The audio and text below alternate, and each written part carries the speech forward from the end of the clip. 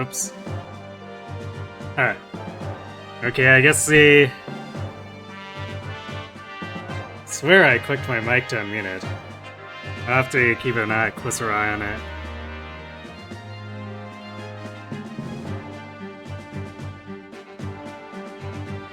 Alright, well, I guess that means that, I missed what I said, so... last time we made it to map 3. This one's chiller, quote-unquote, because there's a lot of dudes. But also, no matter what we do, even if we rush to rout everyone, we can't end this before 10 turns. So we can kind of take our time to try to give kills to some units.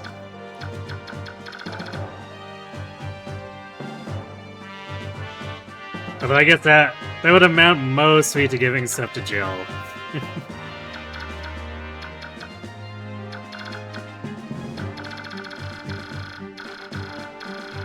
Then after that, we'll have to see about clearing the last section in 10 turns.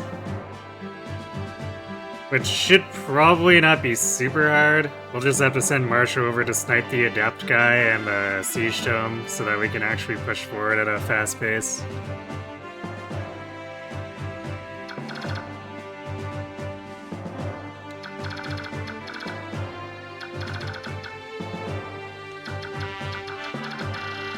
So, let's see. We can call in a few more reinforcements. Question is who?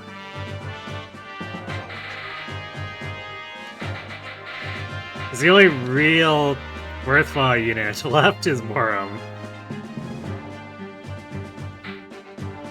And Tormod is sort of less squishy than most of the others we could call in, so I guess there's that.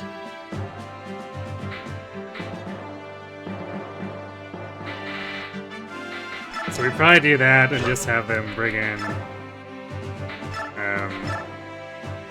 some additional javelins and stuff.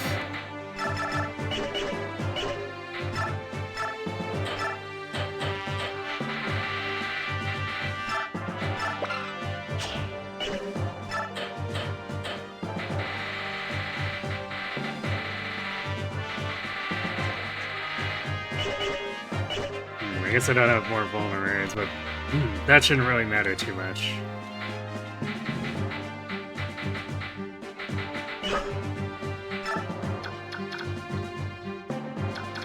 And then next map might not even bring anyone in. We'll see though.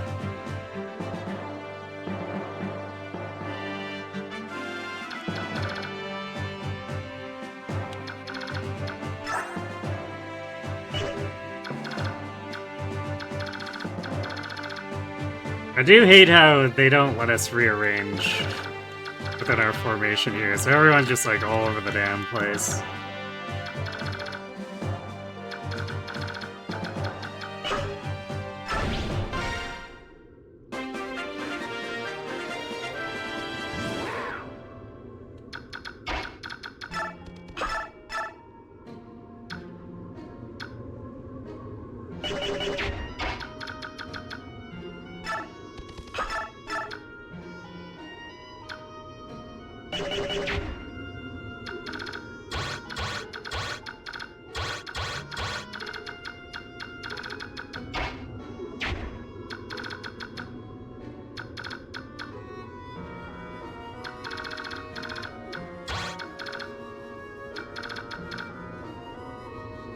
So I guess we'll see if we can clear the way to the back here first. And Chill's not even doubling mages. Chill, why?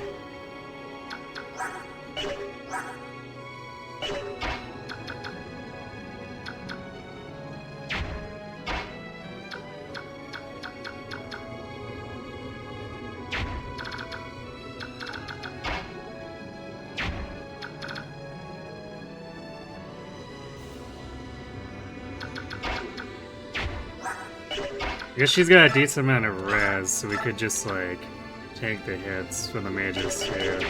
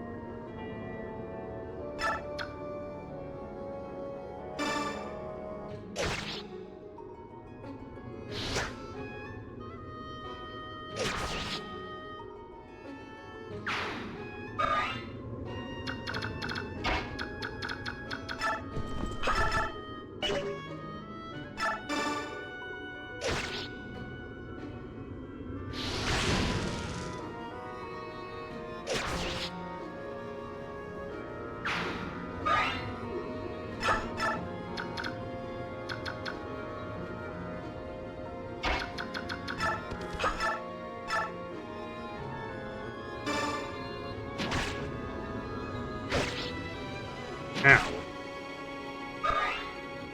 How dare.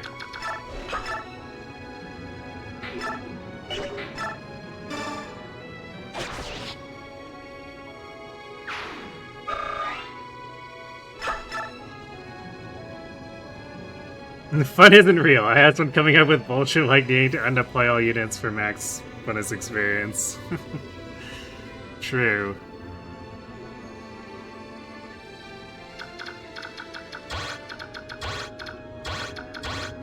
Alright, so that should create a safe space.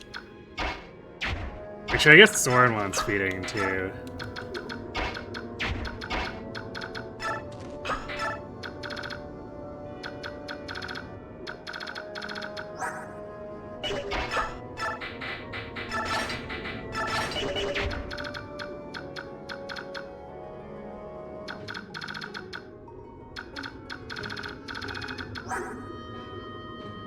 Meanwhile, Marcia hours. Let's see. Probably don't need to be too concerned about the full guard right now, because the bows will all be out of range anyway.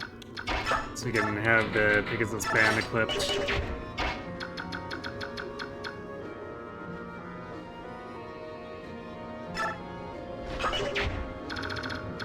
Actually, this bow is also...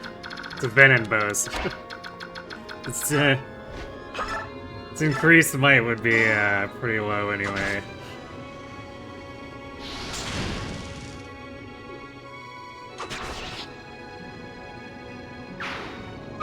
We need to do this though, because we don't want to let them have the bush.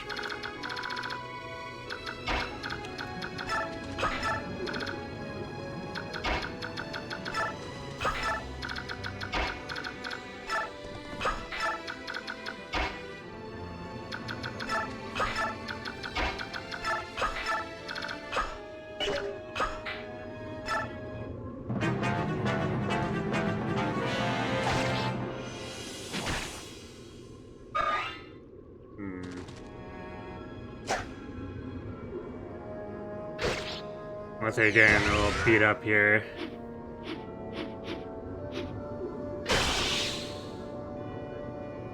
Because the mages will probably go for her now and get her quite low. But I guess that's just missed healing experience fodder.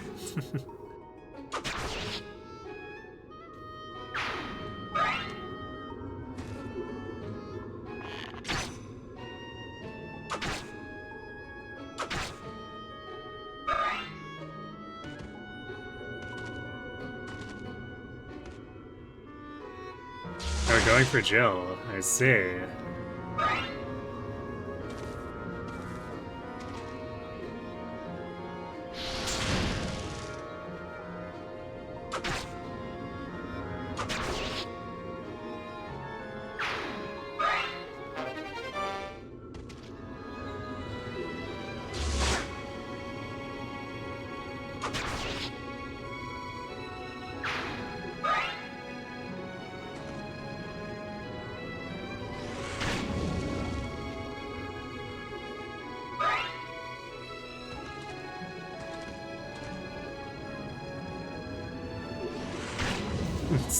Seeing that Sage go into melee, it's like...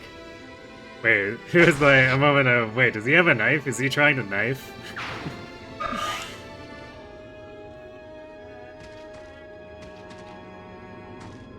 Ah, yes. Spam all Z soldiers.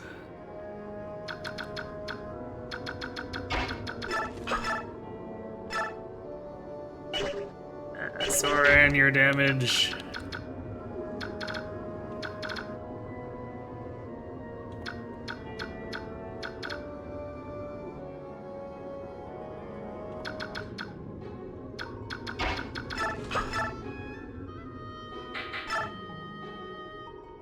Well, pretty much has to adapt if he wants this.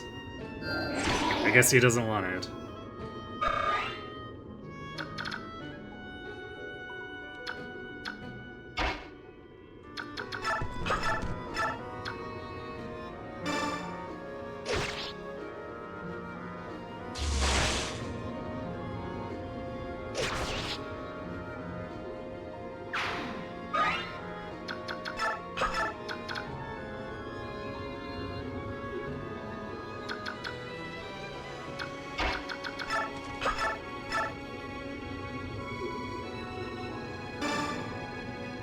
funny bullet kill, I guess.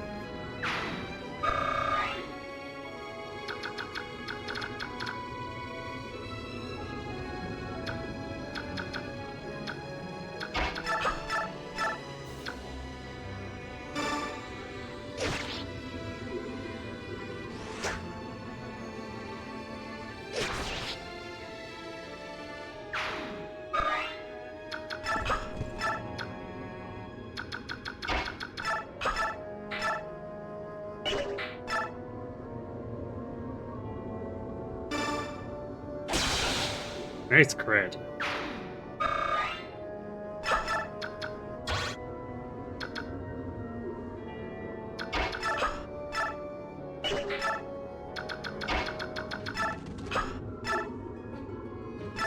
Always be saving that forge durability if we can.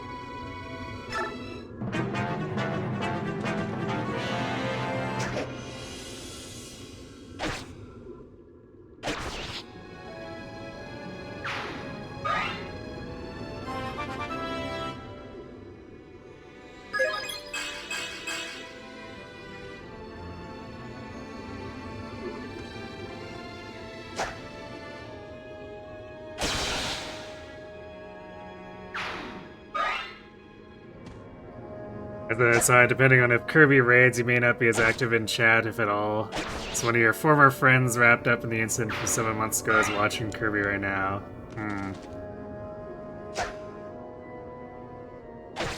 Alright.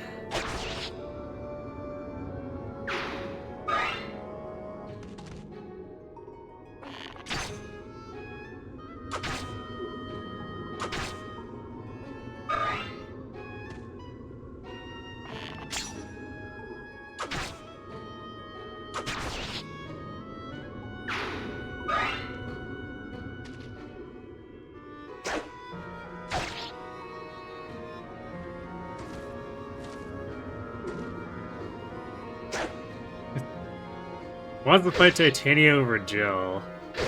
I guess Titania doesn't one round with the hand axe.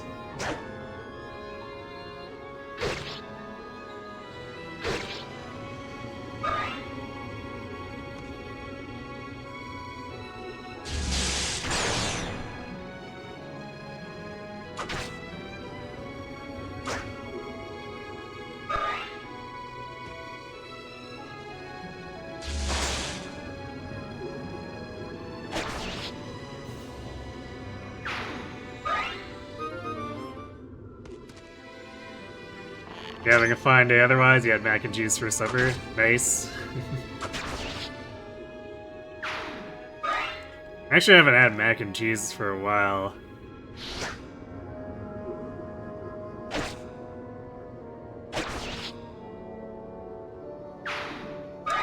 Should probably see if I can find some on sale next time.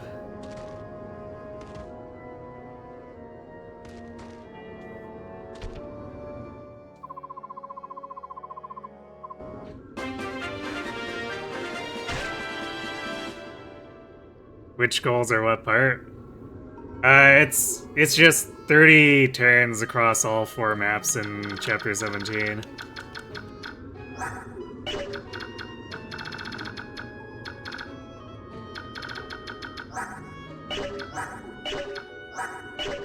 I forgot to look if there was anything else worth getting as drops. 'Cause the free mend is kind of nice, but otherwise... I guess there's... No, I guess there's an Hellfire.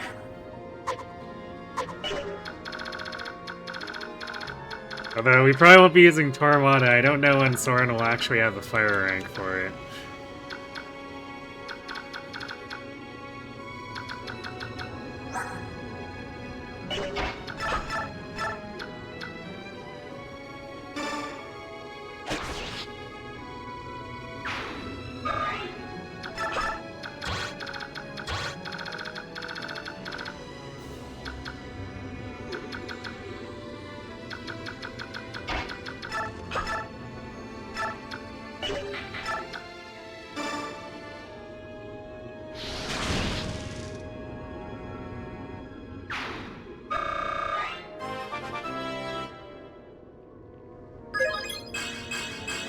Hey, magic and speed on Soren.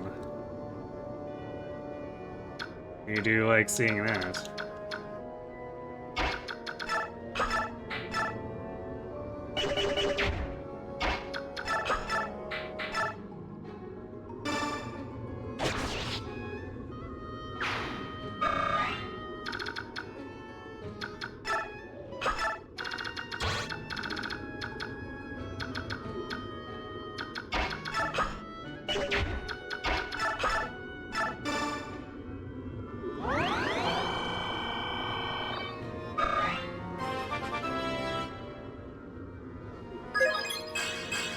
Oh, like the objective of each section? Part 1 was route. Route, then arrive, and then survive for part 3 here.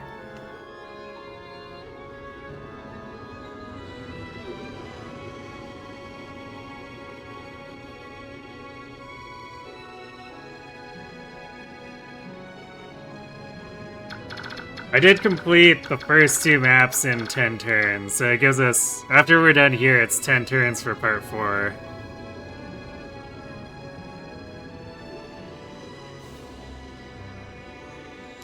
You do like how this game used all non-C's route victory types more than once? Yeah, it did try to be a little more diverse, I guess.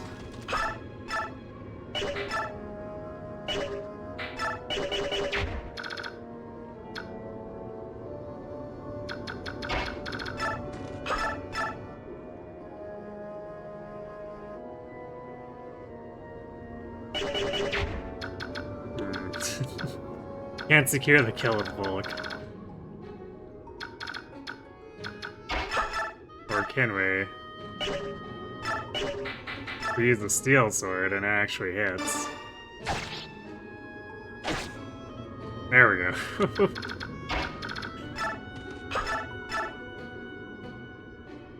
Only slightly goofy.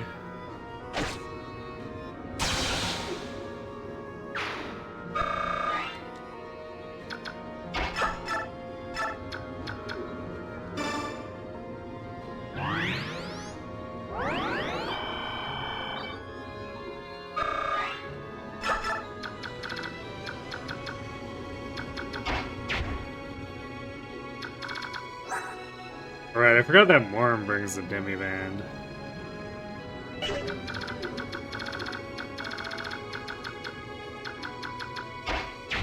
Might trade that to Lethe if I decide I need her to be self-transformed at any point.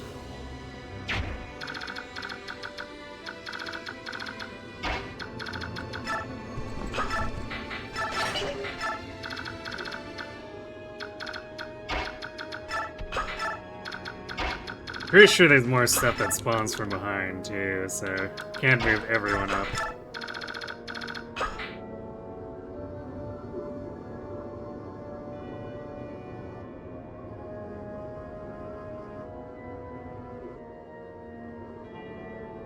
Yeah, I just want to make sure I get the Adept too before I get an Oliver. Oliver is also kind of thick. For whatever reason, Maniac mode super buffed his stats, and he's like the only boss that gets buffed that much compared to hard mode.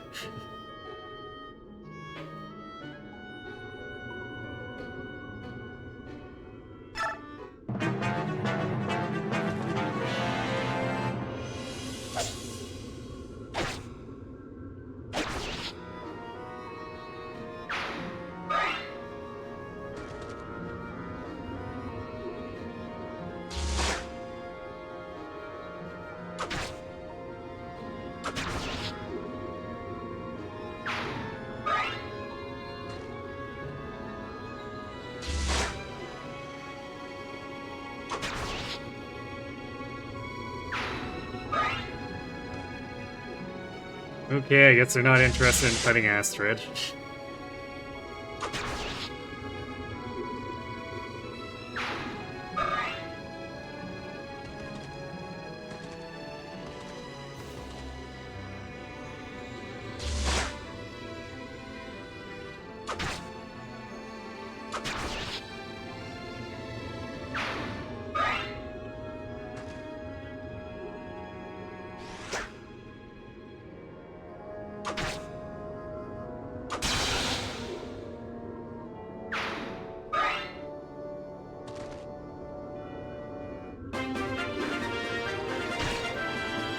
Yeah, I guess it sort of makes sense, but also, like, why is he the only boss who gets buffed? I guess technically speaking, there's like no reason to buff Black Knight. Because his fight's annoying enough as it is, but they could have technically buffed Ashnard more if they wanted to.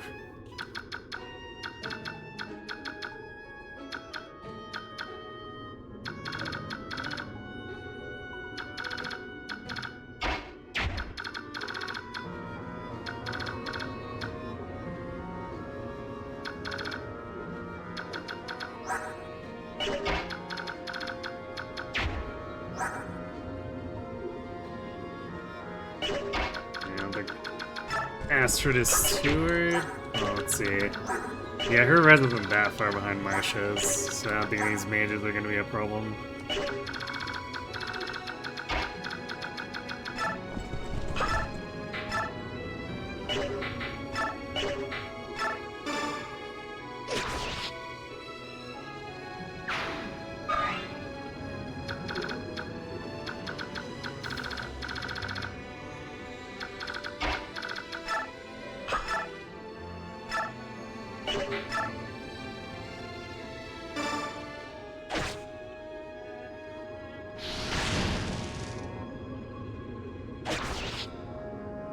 Free food for Jill.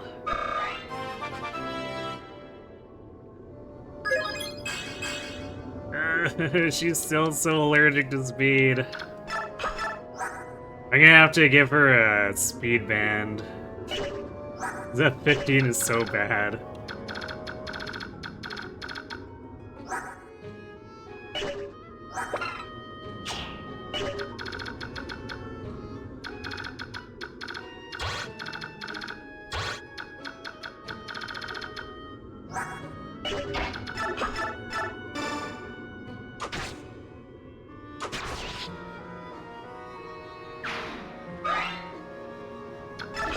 Marsha's other forge is a steel lance. Because her strength cap is starting to become a problem against certain enemies.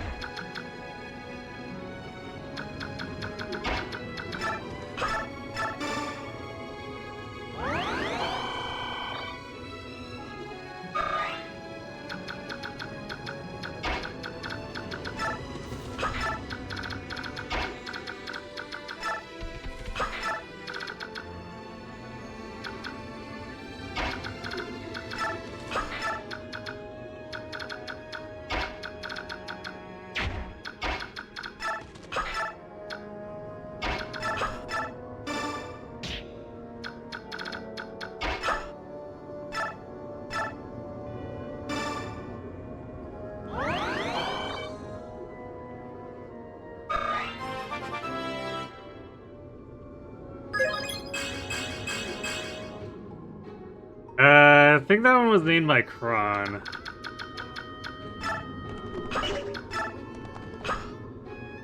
It was named after Jill would just like incessantly not stop gaining magic while we were rigging her.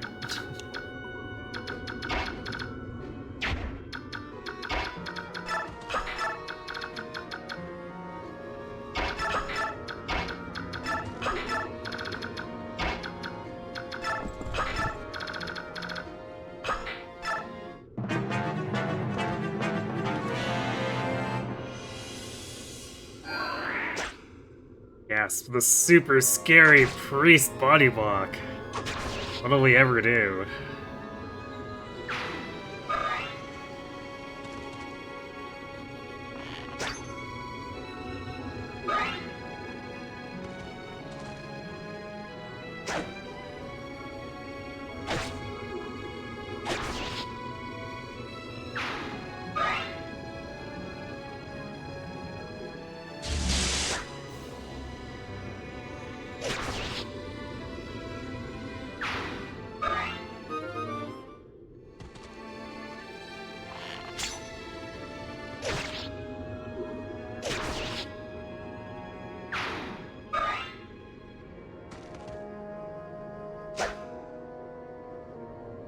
You're always baffled by how all over the place you get your dancers in these games.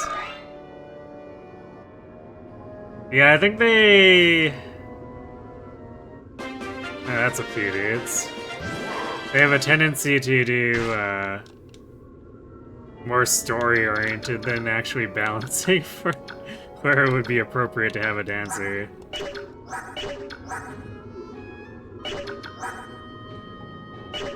I don't think any of these physical guys, like, really threaten Jill, so she could just dive in. Let's see, 29 attack. Yeah, and she one-rounds all these.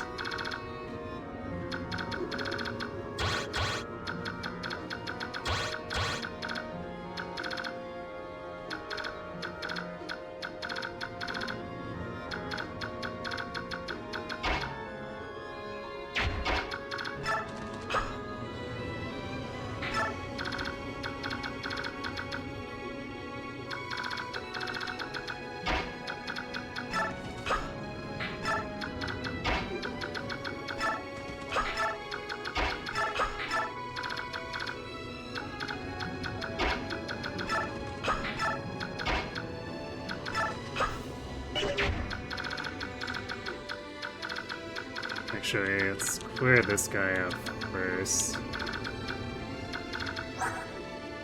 It's almost broken all of my javelins again.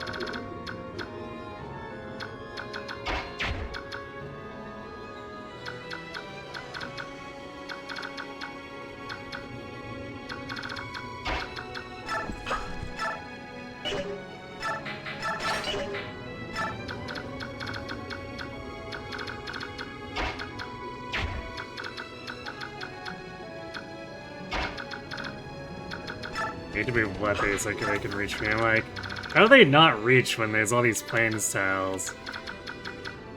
Because this is the swamp, and these are bushes, so it makes it hard for them to actually get around.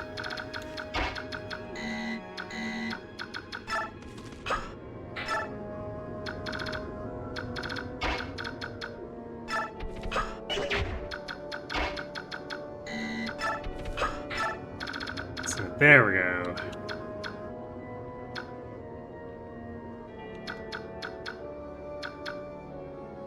There's only 2 reach Jill. Should have had her over here. Oh well, too late. We'll just have to work it out.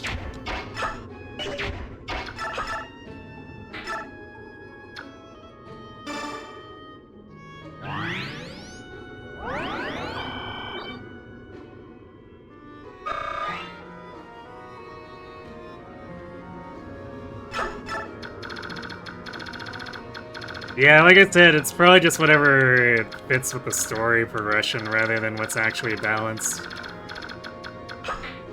in terms of gameplay.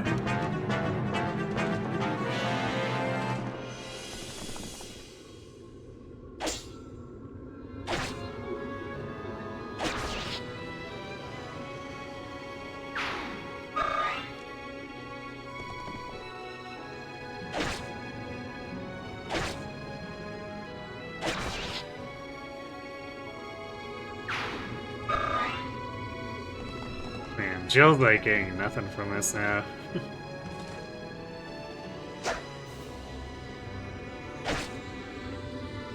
Myrmidon going first is annoying because that's the last of my javelin.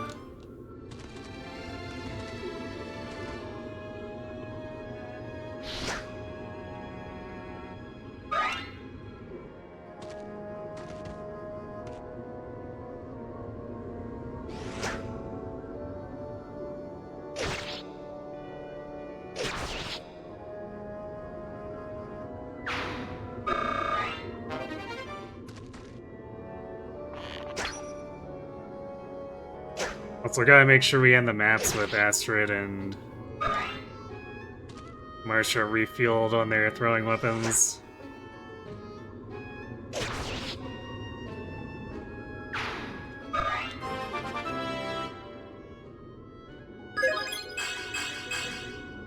Magic, huh? Speed and luck, though.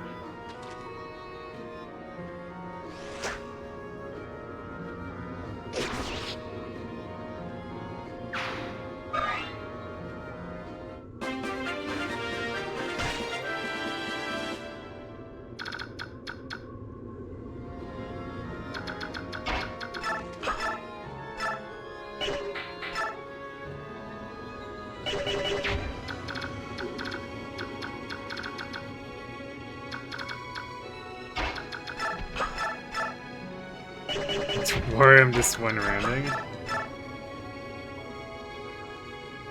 Mordecai doesn't do enough damage.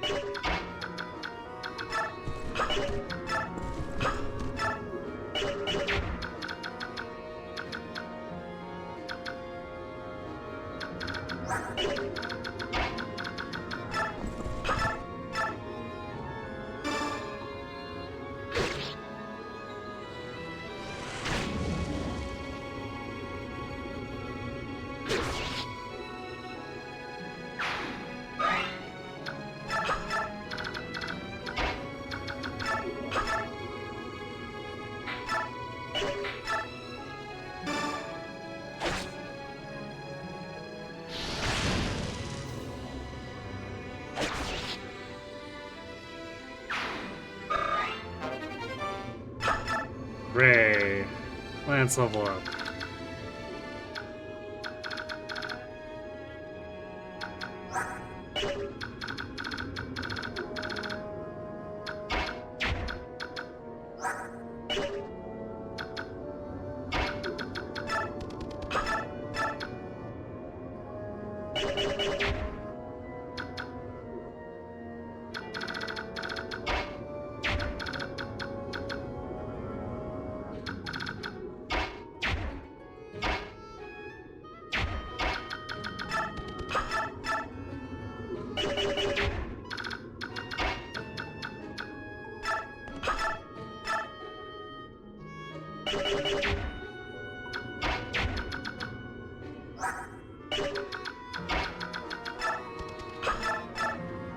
We could tactically set up a kill for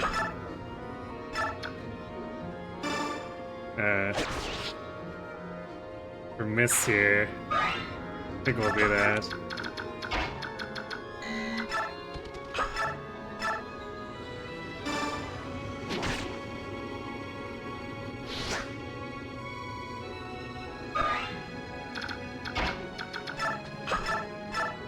Look at that! Miss getting a sword kill?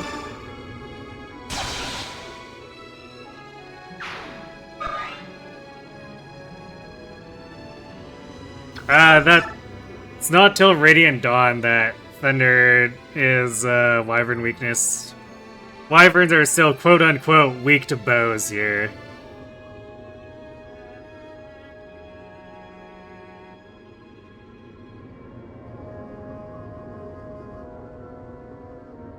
You played through Radiant Dawn first, seeing Path of Radiance Astrid being so good in this game was shocking to you.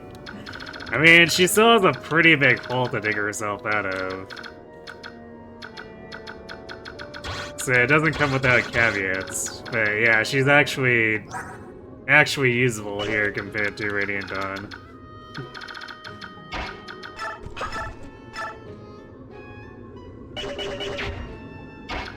Okay, we should have... This is turn 6, so we should have some time to get Astrid over to Tormod to pick up the spare hand axes.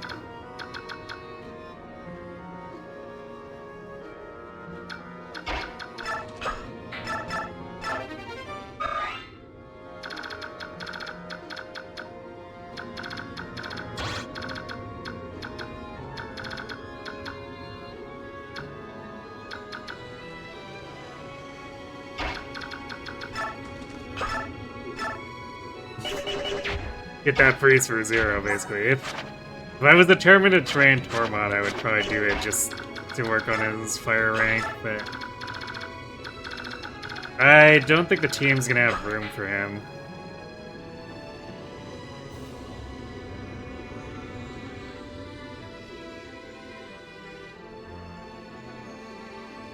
Solandai miss. I mean, yeah, Solandai miss is a thing in Radiant Dawn, but her strength is so bad that it's not like she's gonna damage anything.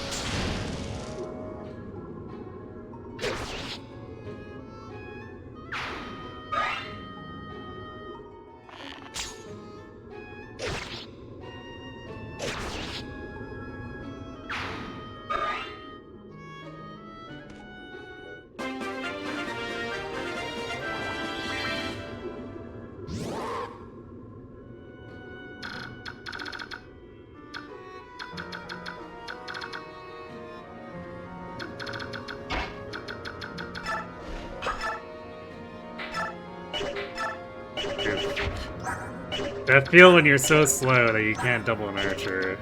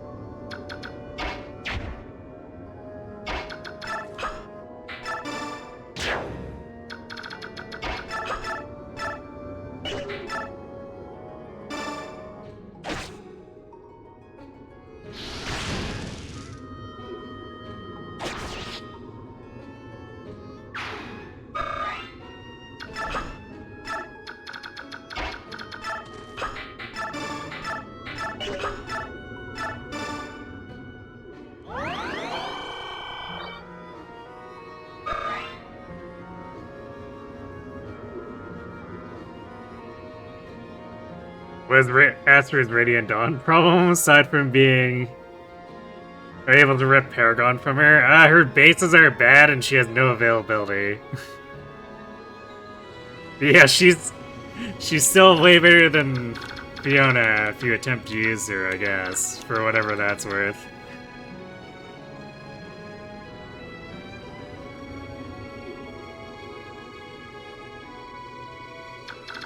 It's like, Astrid is glued to the Crimean Royal Knights for so long that by the time she joins up with the Grail Mercenaries, it's just like, you've already got an established team there, so her terrible bases that have had well, it's more like 2.5 chapters to grow, it's just like,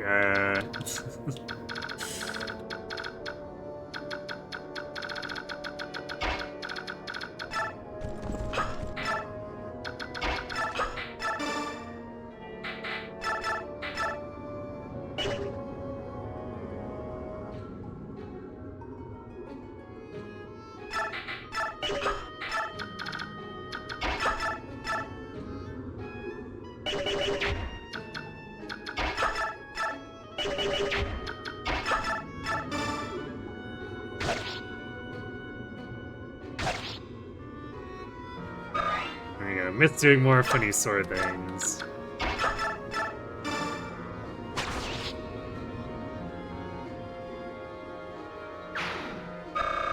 Aha! Level 12 Volk!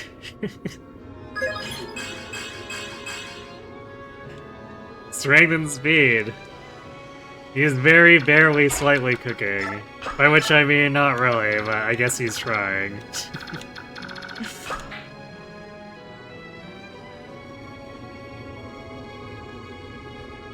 Radiant Dawn's rotating viewpoints made availability even trickier than usual. Yeah, I mean, but the teams being isolated also meant that you could, like, tailor experience gain to them. So it didn't have to be like that for Astrid, but for some reason.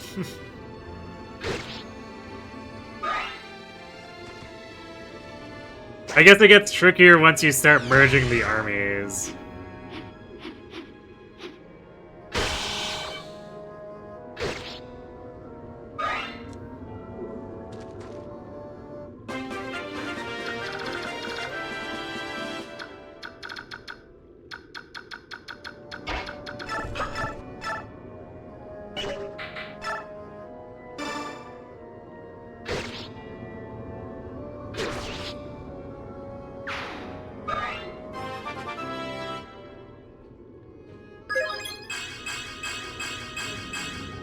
Alright, nice level Titania. Would've liked some strength, but speed defense is always good.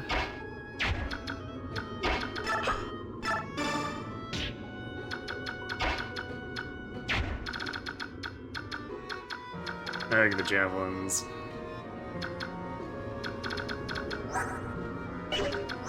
Well, I guess the javelins have 15 and 16 attacks, so we could try to get a kill with Soren and then pick him up with Morum, and Morum's gonna take basically no damage, it's whatever.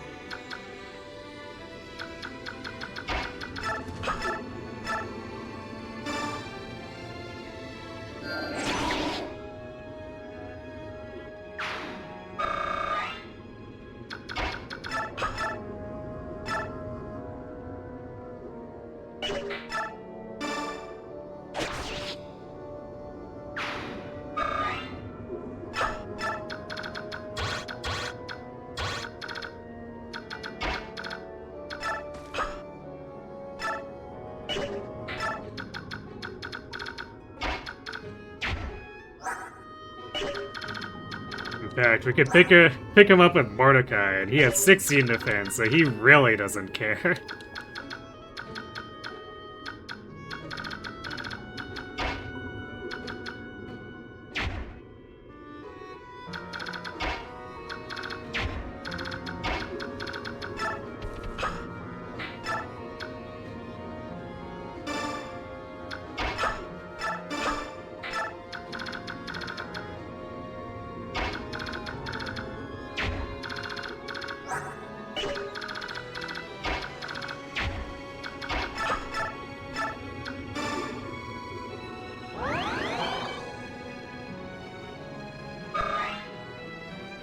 Isn't Juliana Radiant Dawn's real main character? I mean, she has the best availability.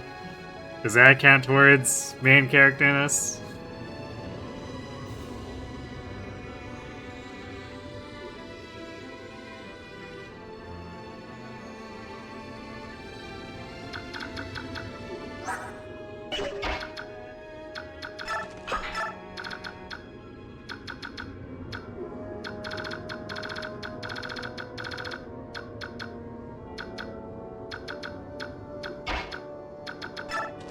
I mean, Ileana can have breakfast. It's called, taking experience away from the Dawn Brigade.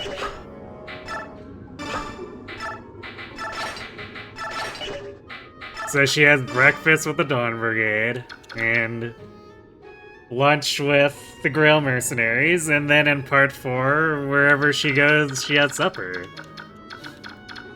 Easy.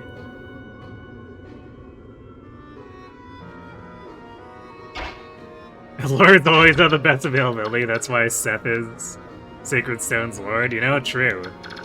It's very true. Completely impeccable logic.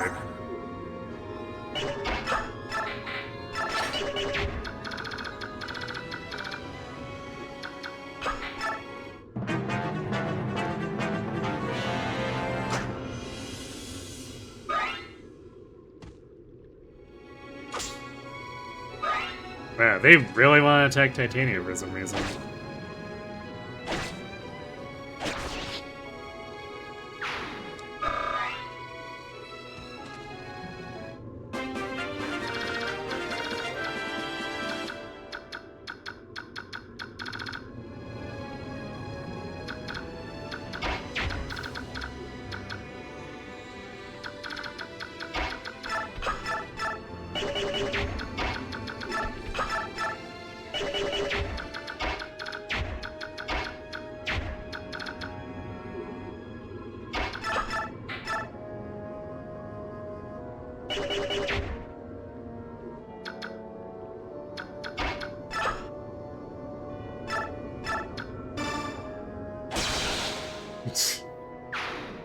Joe chills his violence.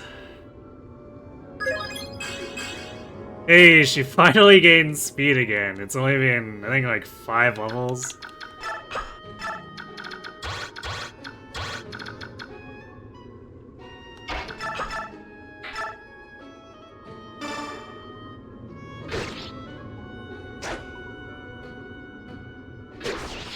I really probably should have rigged more speed for her when we have a chance.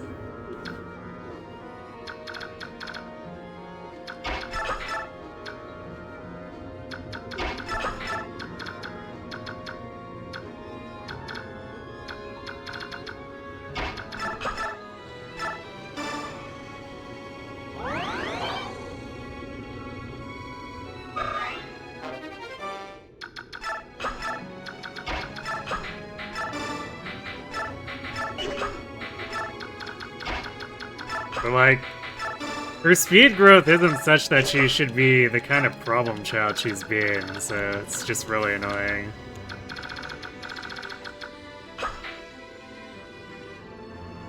You can't believe Jill died of Ligma.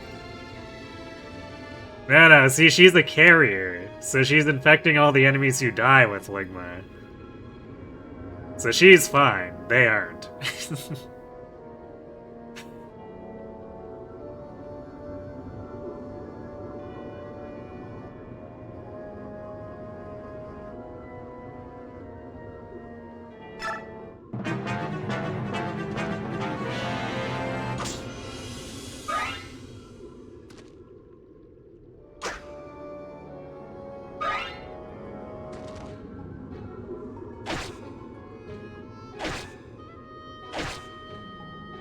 Look at these guys. Very much disrespecting the Ligma. And look where it's getting them. A world of pain.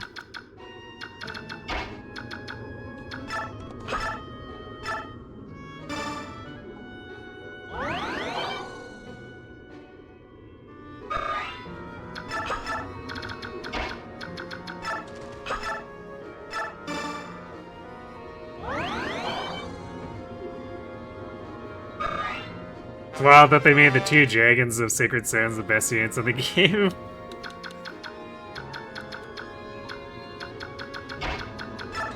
I mean, they were already kind of heading that way with Blazing Blade Marcus, so...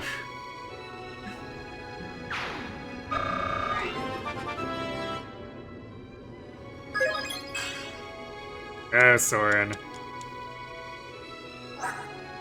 Soren is having problems.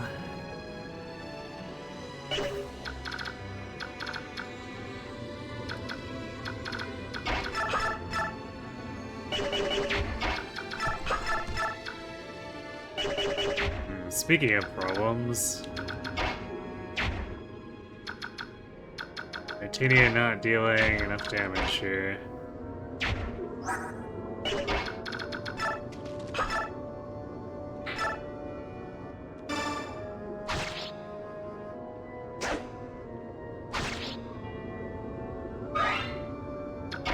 Actually... Right, yeah, because she's not at B support with Miss yet. Otherwise, it would give her the 1 attack she needs, but it doesn't.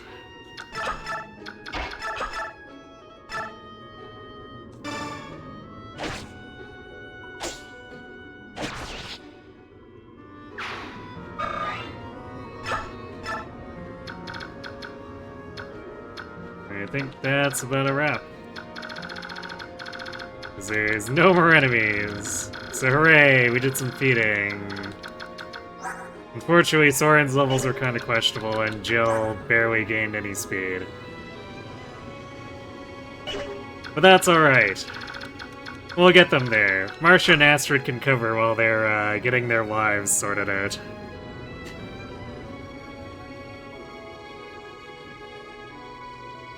Diliana wouldn't be having problems if she was recruited. I don't know about that.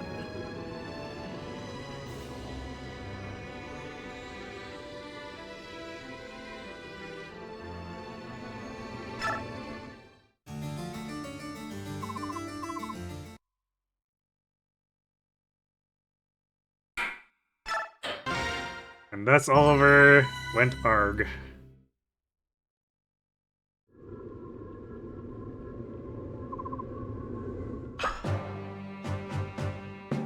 I don't know if I want to reinforce here. Just because it's like... My best candidates would be like Makalov and Oscar, and they have no stats. So they'd be largely just for picking people up, but...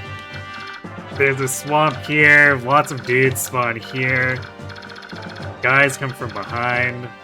So it's just like, do I even want to deploy any? I don't know if I want to. I don't think I want to.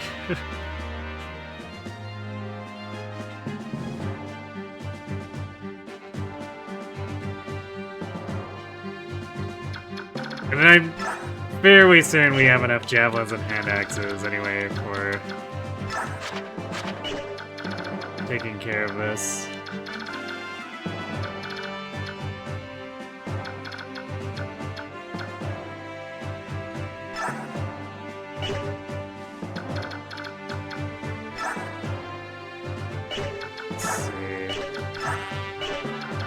Where's he?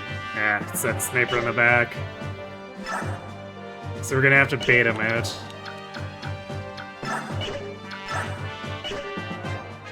Because we have to have this adept. Then we can get Oliver.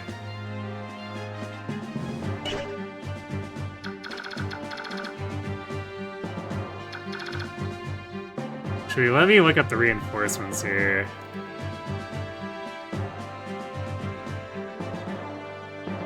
So I think it might be zone-based. At least some of them. I think the ones from behind are turn-based.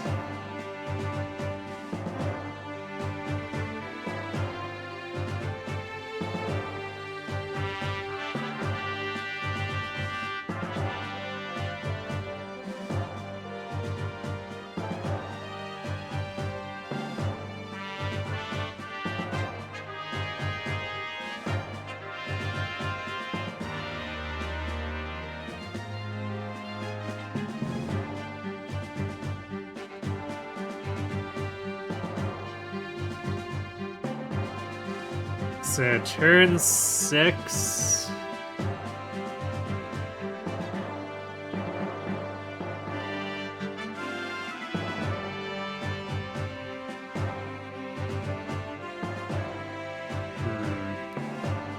This is definitely just hard mode data. Because I'm pretty sure on Maniac stuff comes from behind, so I don't think this data is quite correct.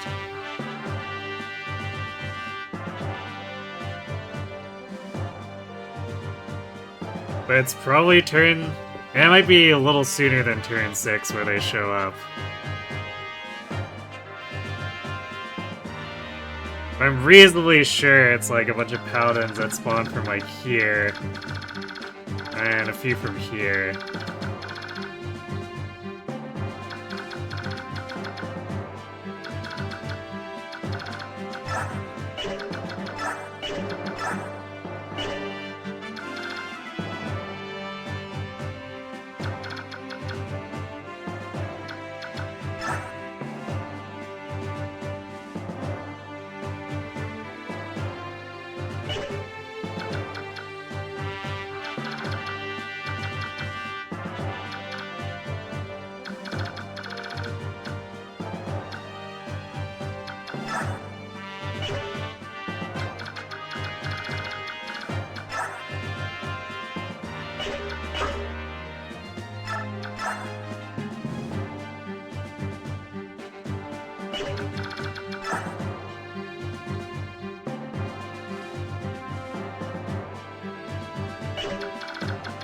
Kill the meteor at the javelin, and then I guess let these guys fight it out with Marsha. And everyone else can deal with this crap. And then Oliver died and was never appeared again. True. Can you rejoin the enemy? Outside of Kidison Black, what would I call a must-have card?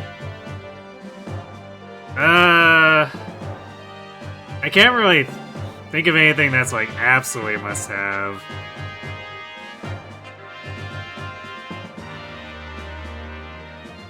Like, there are definitely some that are sort of high tier for their particular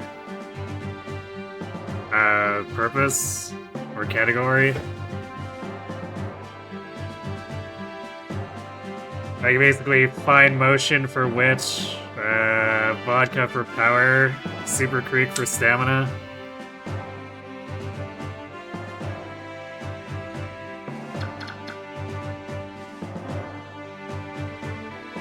But like they're high tier, but definitely not what I think of as must pulls.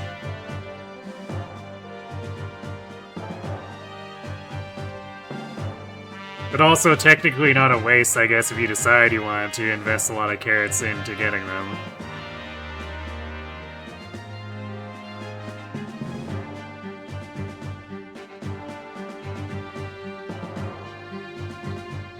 And then if you wanted something that's strong in the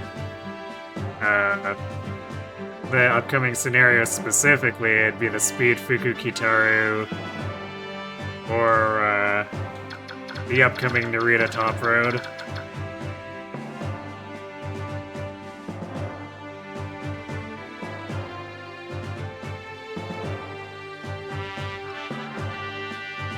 But I guess to my understanding, there won't be a must-have can't skip card until the Speed El Condor Paso, like way down the line. That's gonna be like months out.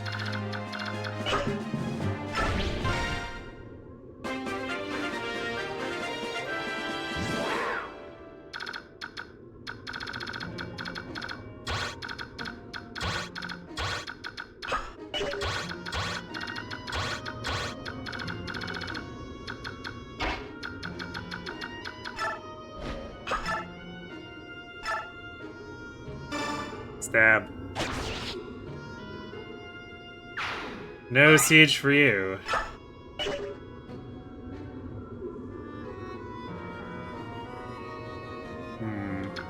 I could canto back over this way. I think I'll leave her here.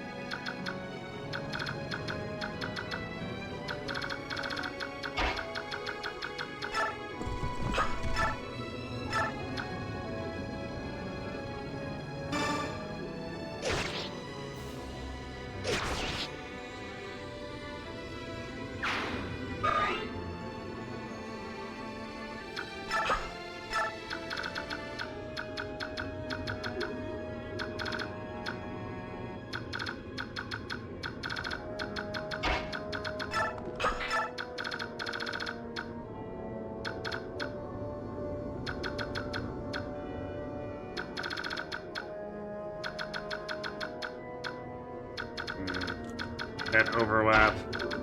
I'd like to bait that fighter out so that someone else can take the kill, but that'll just pull the paladin onto whoever.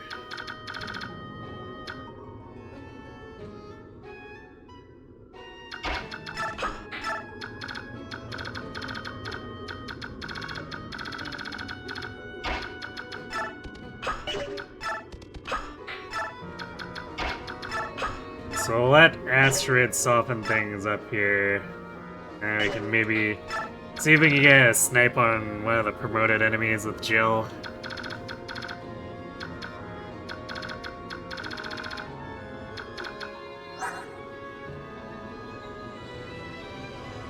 Actually, I guess we could technically pull them into Titania and she'd be fine. Although she wouldn't double the paladin, so I'm kinda not too big on that.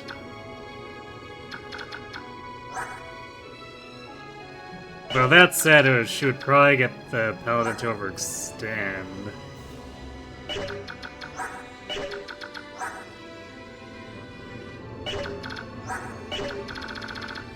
I'm not sure. Let's put Titania in range.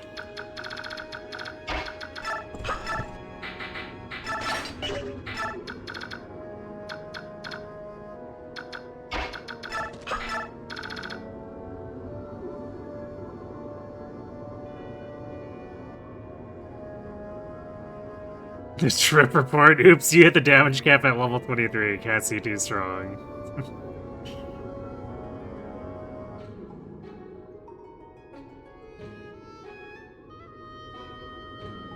That'd just be Octopath optimization in a nutshell, isn't it, though? The bonus experiencing is going fine. The last map had a fixed turn count, so we didn't need to worry too much, so now I guess we see how dicey this turns out. We have 10 turns to meet the turn limit.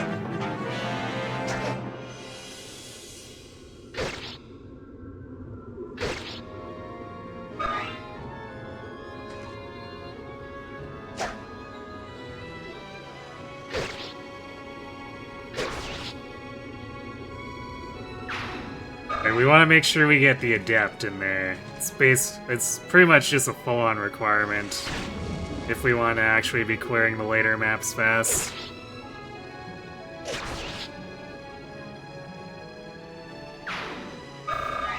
So yeah, get in, give it to Marsha. Because after a point, she's just not going to hit hard enough with only 2 attacks. So we'll be hoping for either crits or Adept procs.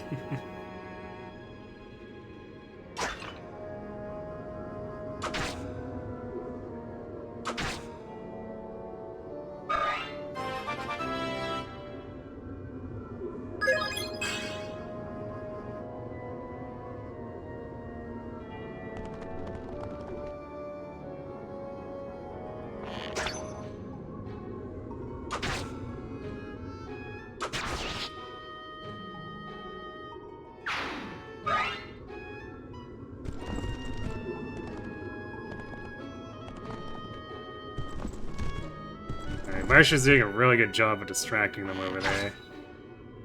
So the main force is in a lot less danger.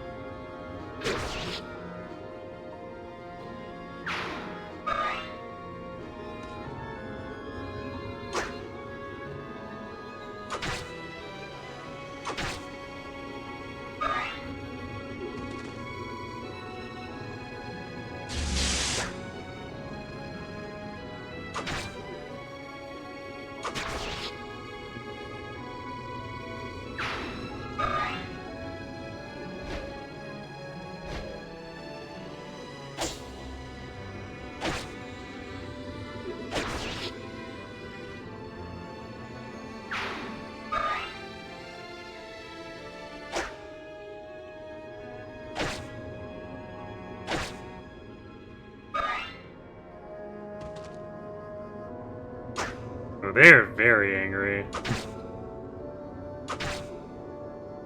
Everything is coming after her. How long have you been standing there? Alright, I guess this is gonna be part of the annoyance, is that Tabaran's gonna be going ham here. We need to make sure we get the Adept before he kills Oliver. Hey Kirby, thanks for the raid.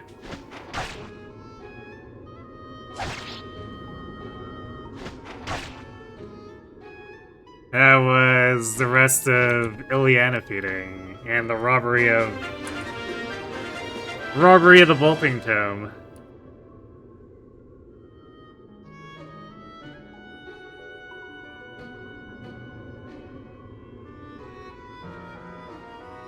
You're both promoted. Nice.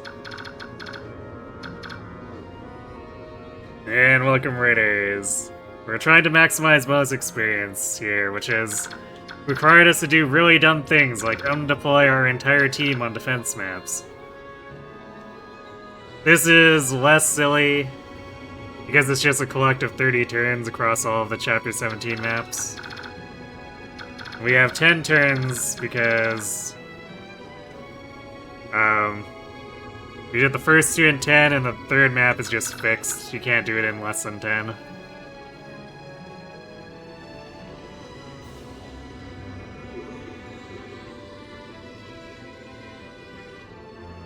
He crowned Ileana with a 3-3 crown at level 18. Makes sense to me.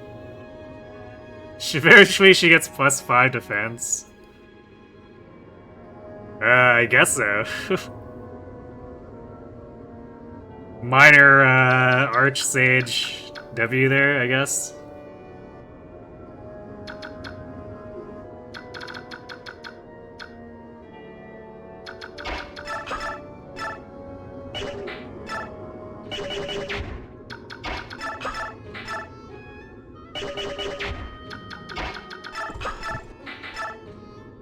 This is the problem with having pulled this paladin away, though. The rest of the team actually doesn't deal as much damage as I'd like.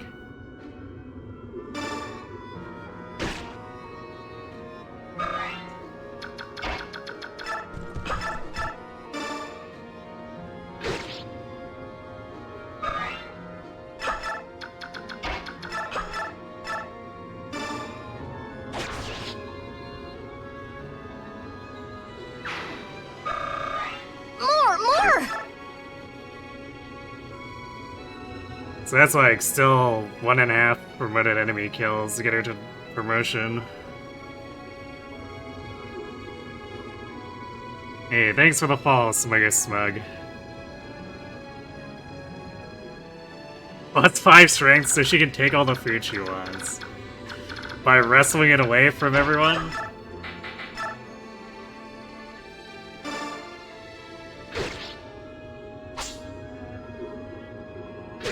Is Ileana going full violence?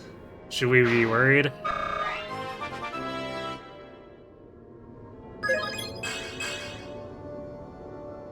Alright, more speed. Asteroid go zoom.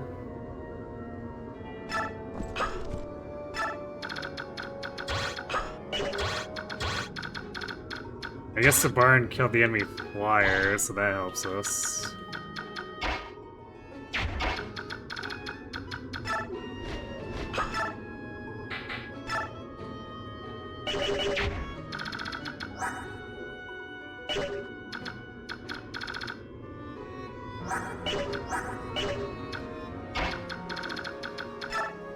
I guess easy kill for the Adept.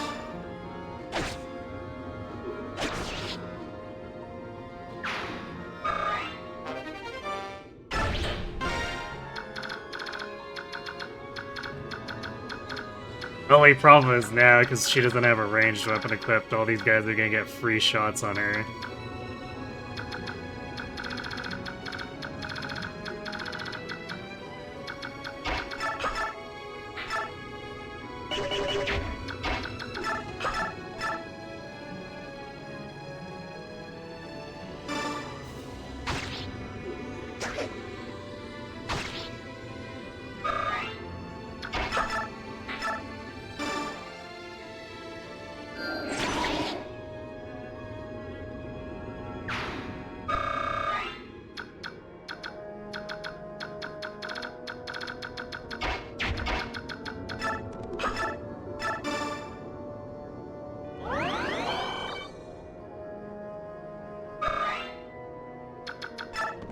It just means earning it. So we try to get as much as we can. And I say as much as we can because the prison chapter is technically impossible to get everything on. So we just had to choose what combination we could to actually maximize the gain. And then once we gain it, we're free to spend it as we see fit.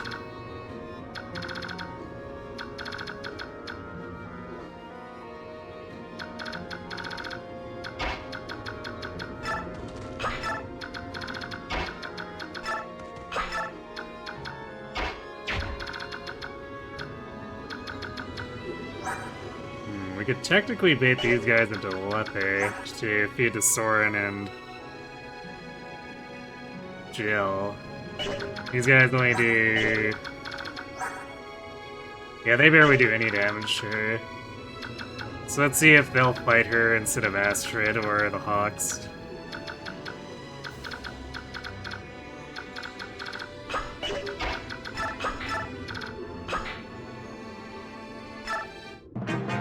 Although, I guess Alki's untransformed, so they're probably gonna beat the snot out of him.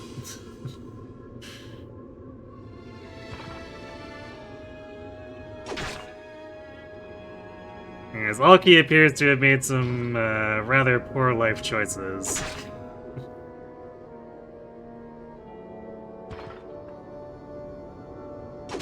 Thankfully, they don't actually die.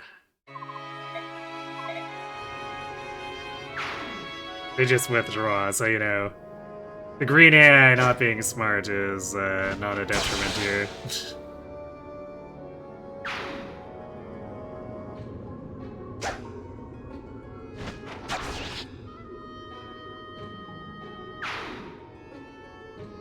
Sniper probably goes for Janeth.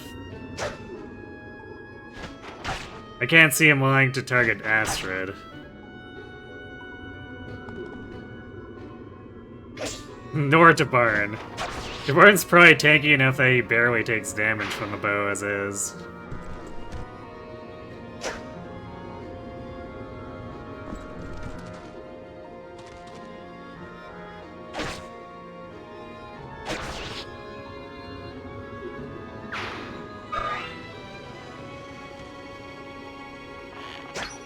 Yep, there's Janeth getting shot at.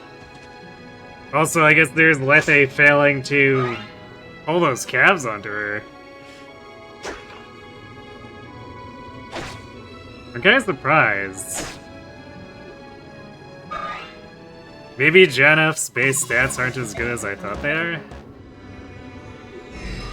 Because I just assumed they'd be full-on better than... what Lethe's stats are at, since we've barely given her any investment.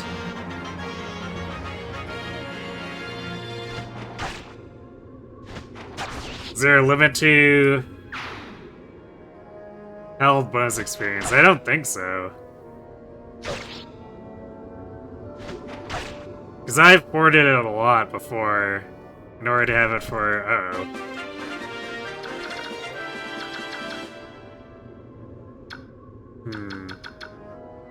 I've hoarded it a lot in order to have it for spending on Ike for Black Knight, or Mist for Black Knight.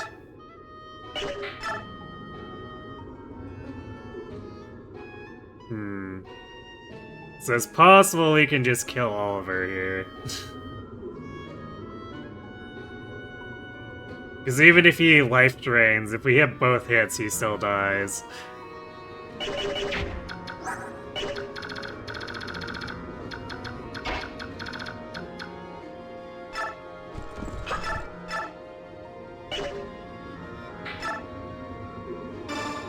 We'll see what we can do to...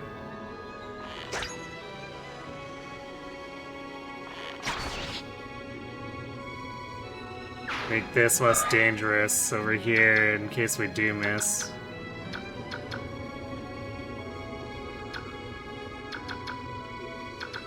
Actually, we could just surround.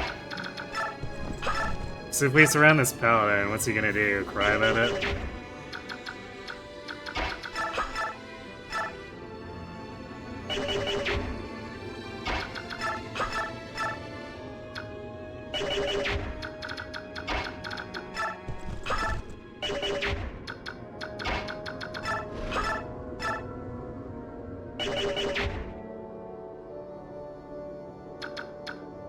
My problem is this guy has a lot of attack speed, since this bow doesn't weigh much.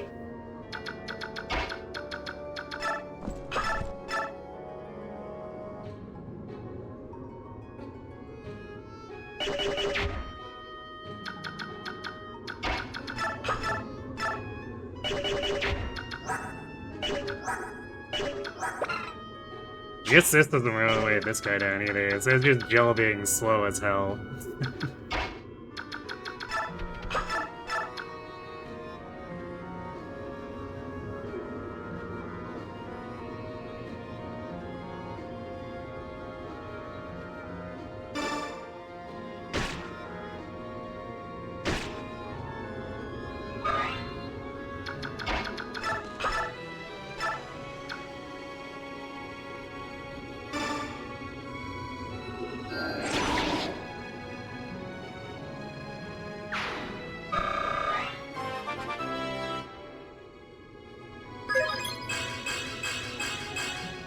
Ooh, defense. Soren's so tanky. Look out.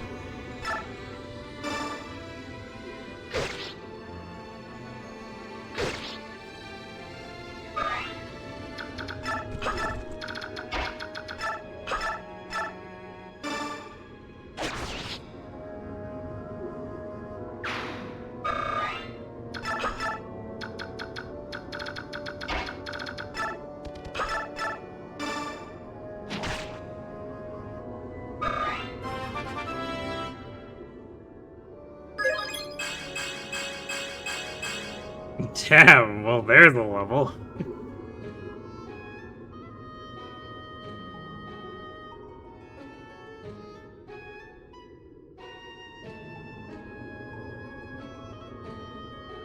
Training Project Soren, yep.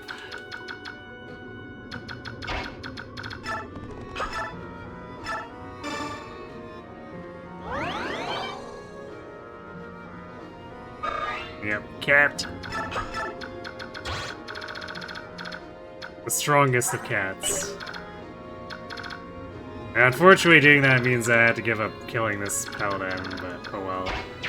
So it goes. Alright, Oliver, how about you?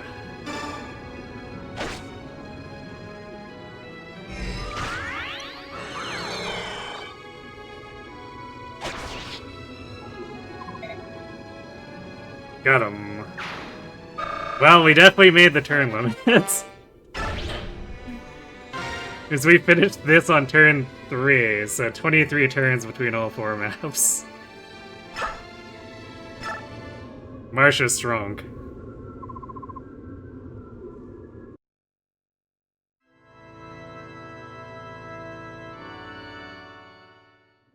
I got him.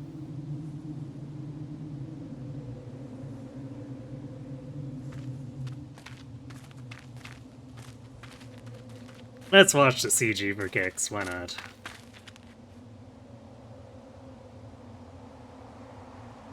Make sure to stab the body again, just to be sure. Look, Fire Emblem Lords don't believe in double tapping.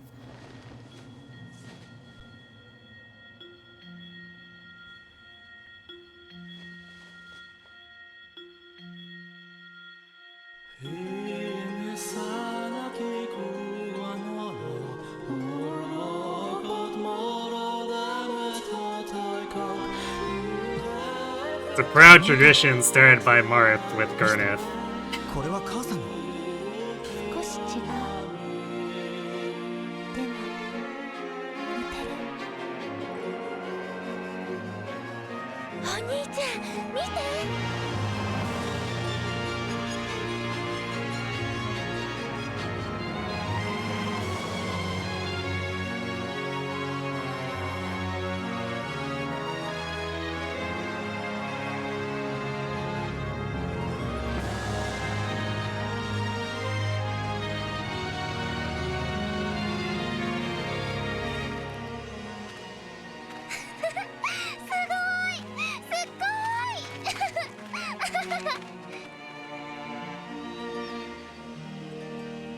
森の主の帰還か。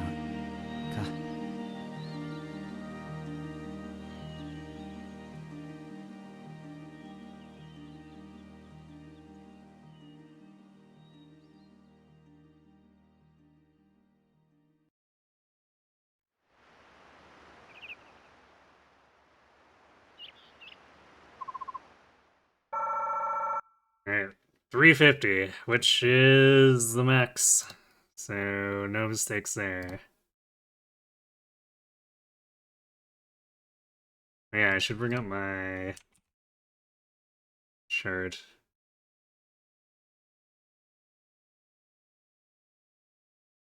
Although I don't know if we're gonna be doing too much or if any bonus experience crawling right away here. I'll probably try to hold it, so help Ike out for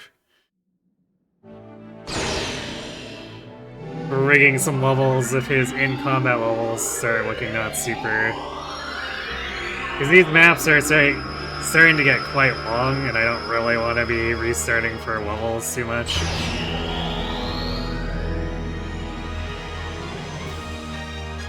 Yeah, Big Ike!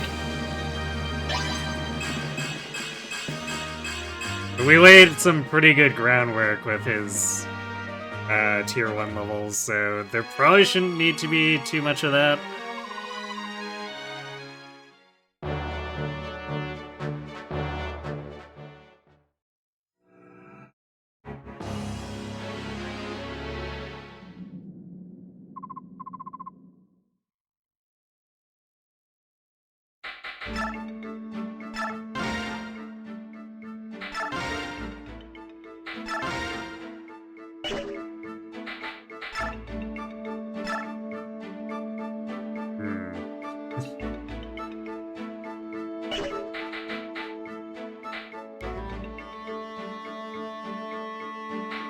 Wait, no, we do have B with Mist. Okay, I guess maybe it was just Titania was falling short with the Mist boost. Feels bad, man. I might have to actually... Yeah, I'm probably gonna have to make a Steel Axe, because at this point Titania doesn't do enough damage with a stronger Forge.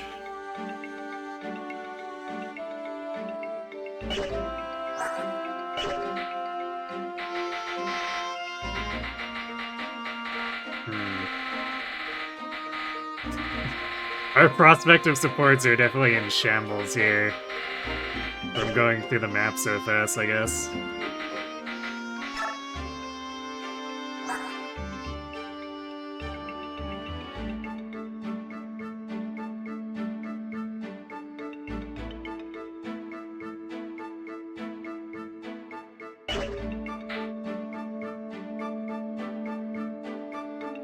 What was the final turn count for 17? 23 in total.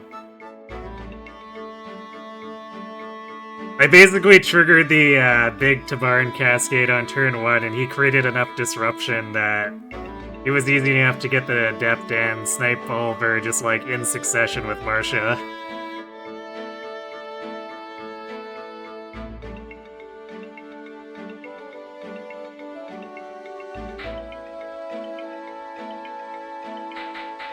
I guess we'll...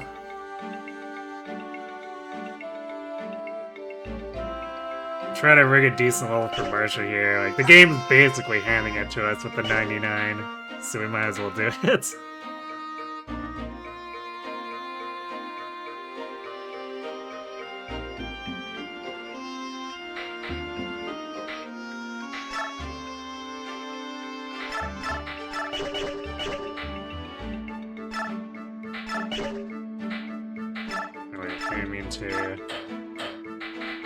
Didn't mean to deposit these.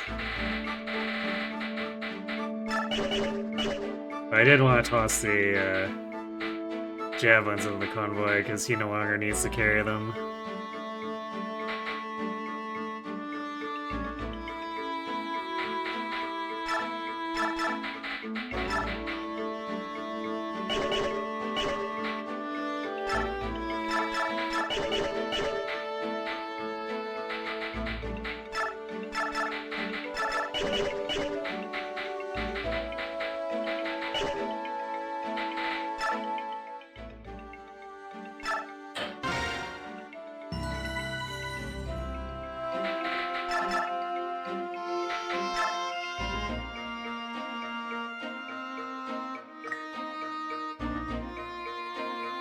Probably would be too greedy to ask for all 5. I guess we skill, speed, luck. If we could get some res on the side, that'd be nice, but...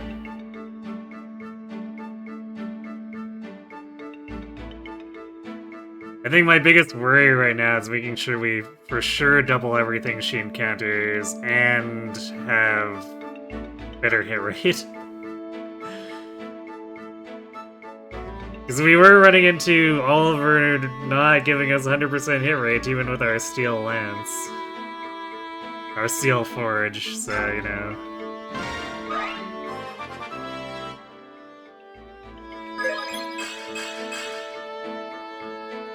Almost.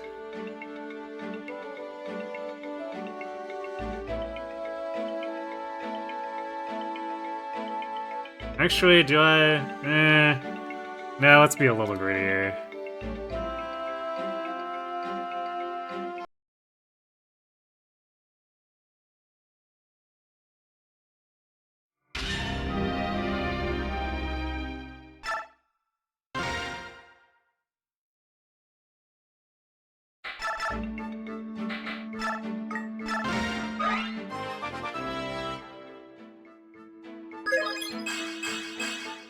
Magic.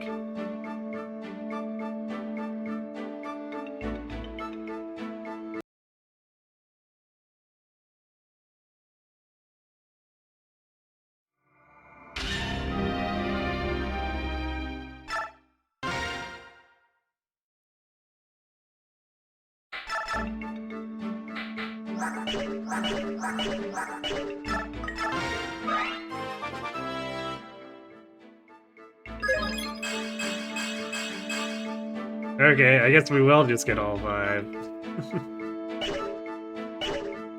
Sure, game. We'll take that.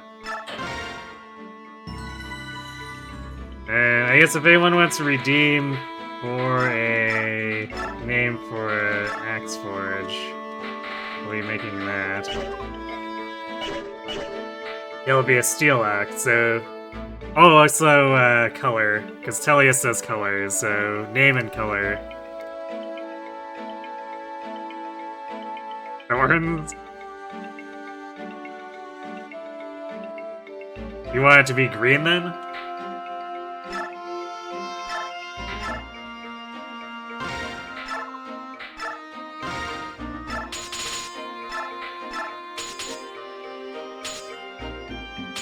No, it doesn't cost that much more to do 15 hits, so we'll do that. Yellow, okay. We can do that.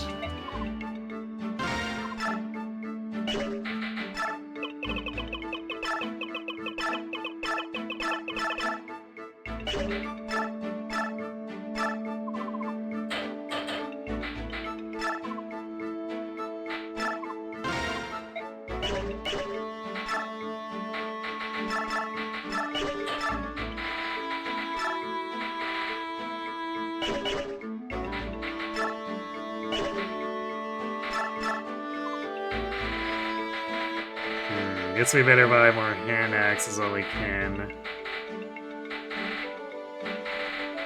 Let's buy another wind tome. Soren's basically just pretty much just about destroyed his.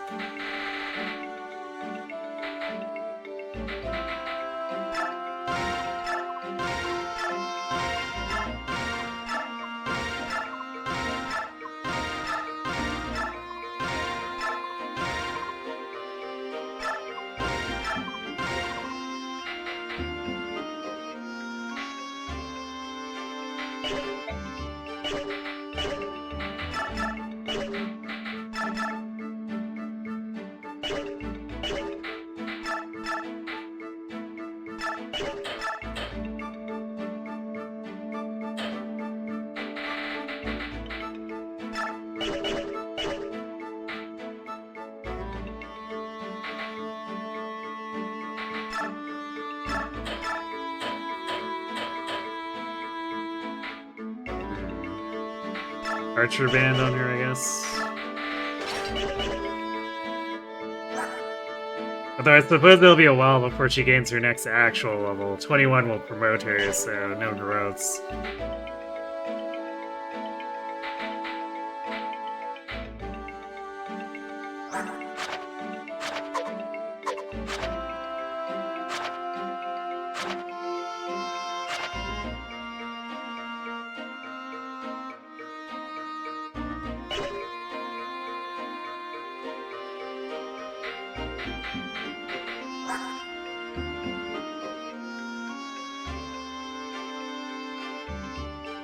I guess there's the possibility I look at doing some rigging on Soren.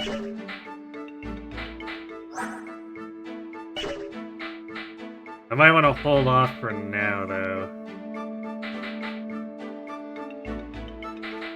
We'll see how he looks after this chapter, then...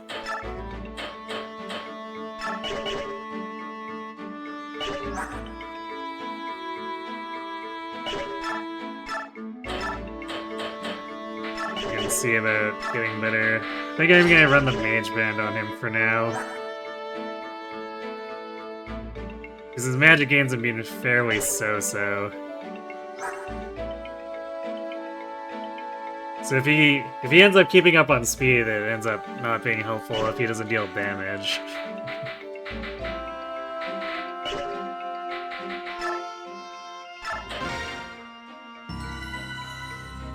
You heard forging a max stat wind tome is very economic. I mean, why wind?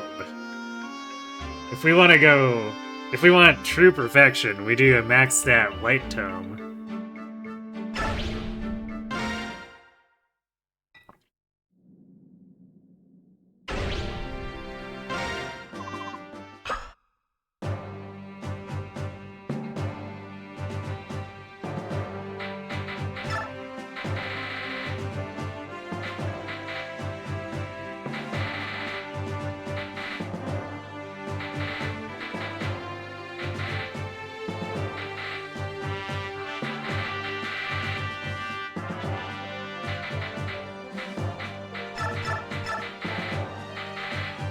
Well, Getsu gets to come along for a bit, I guess.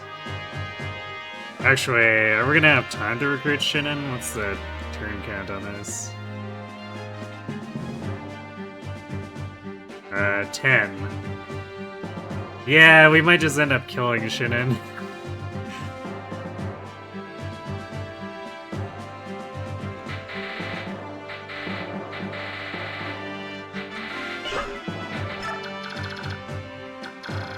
He's all the way over here.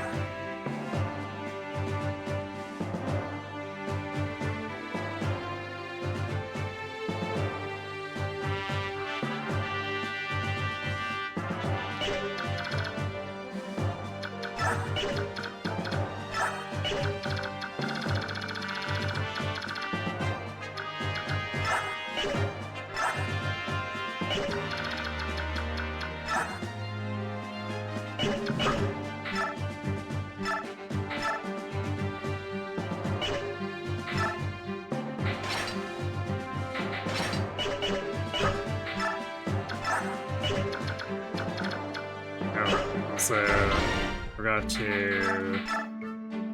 I went through all that trouble to get the depth scroll. This one.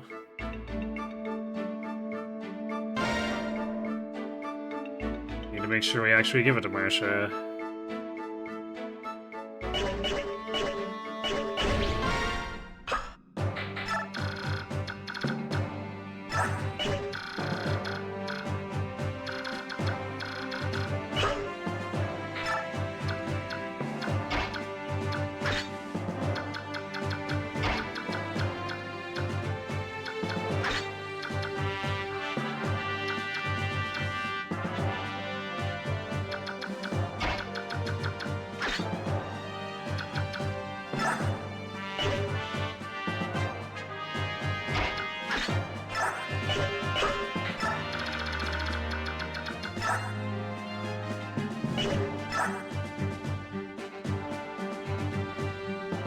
I guess Jill can go pick on these guys.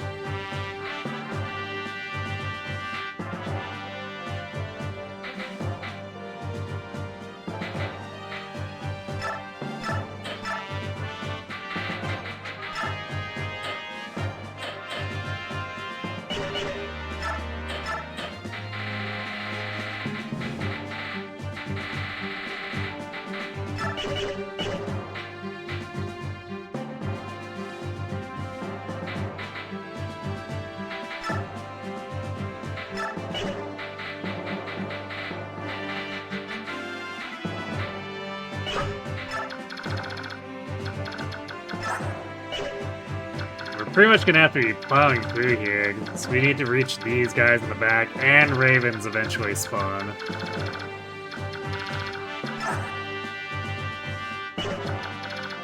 So yeah, this might just be shit and eats shit and actually dies.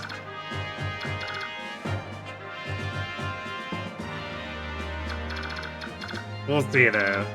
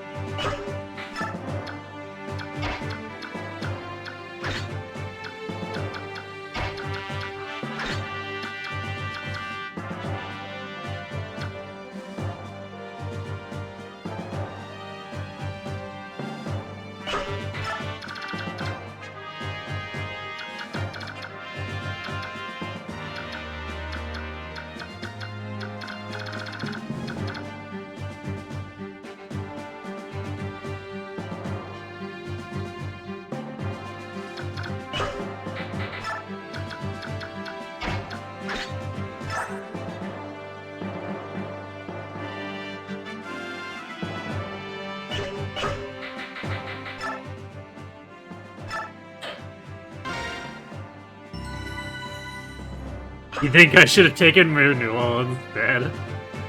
Perhaps.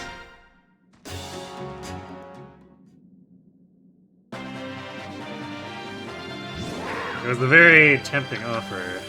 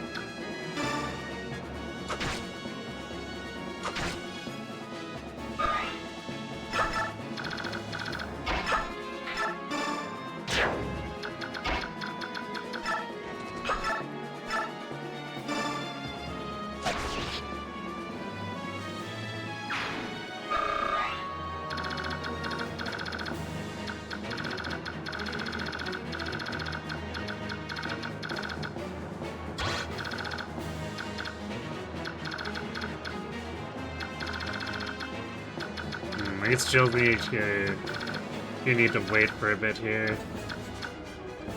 It's that siege tome, or I guess multiple siege tomes over here.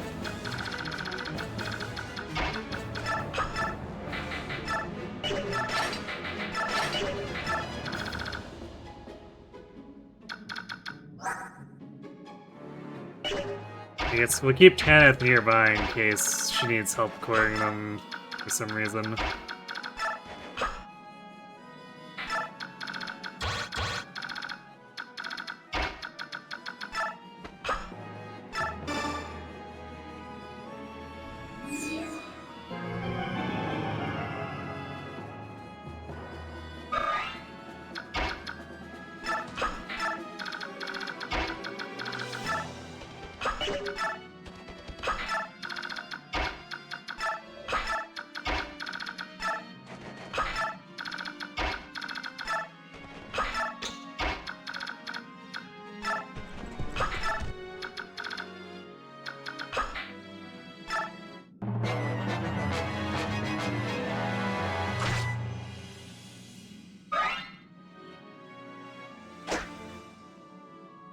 Oops.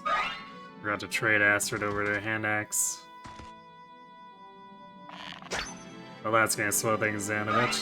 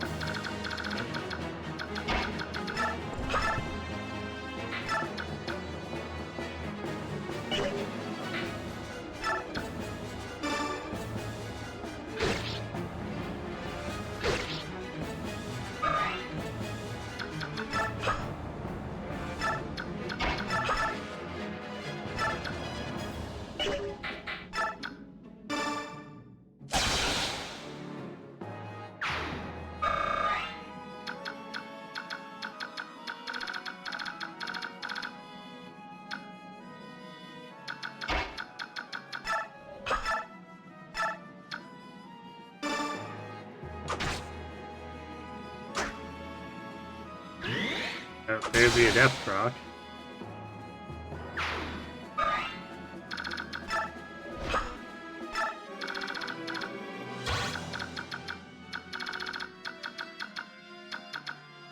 Which means Soren is free to get some shots in over here. Speaking of Adept,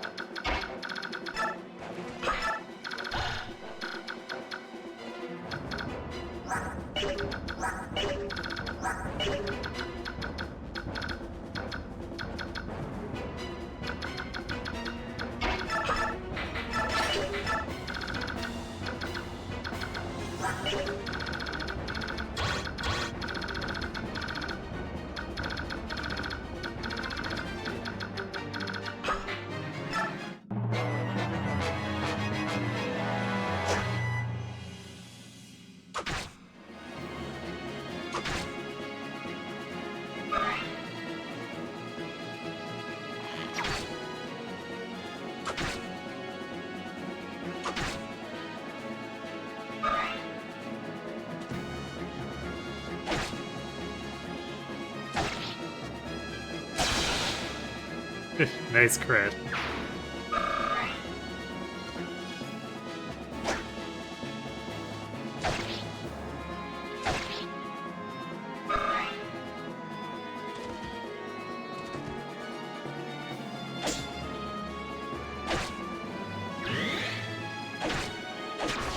Yeah, we're even against these guys, we're needing the adept procs.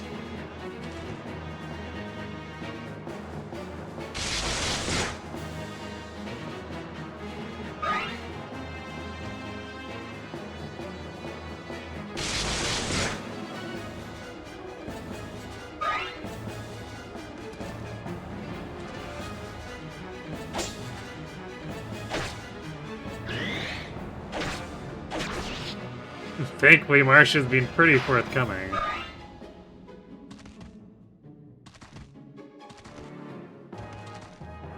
That's annoying. Because now if I kill the bow guy...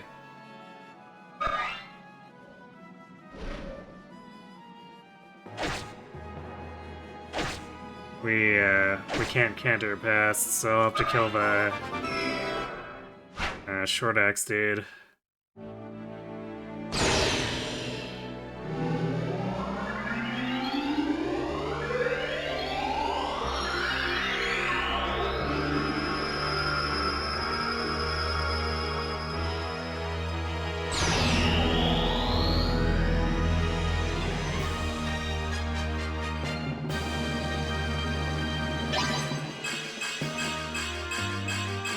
Whoa, 18 speed now.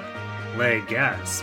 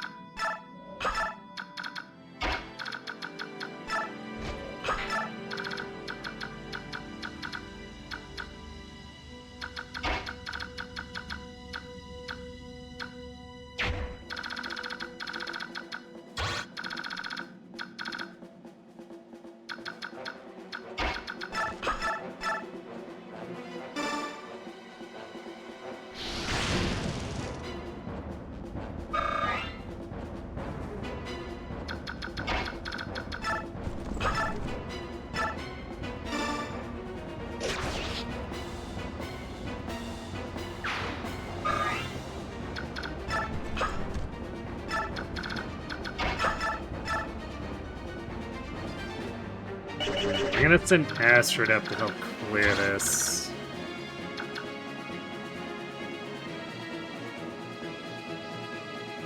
Because I don't want Marsha missing here and then just getting body blocked for another turn.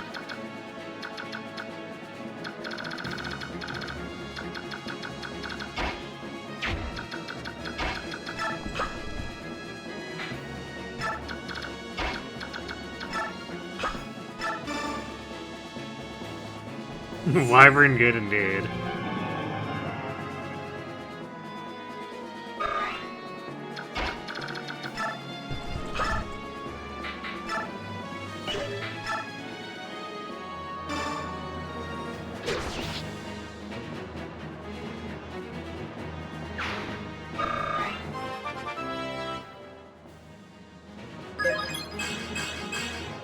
Alright.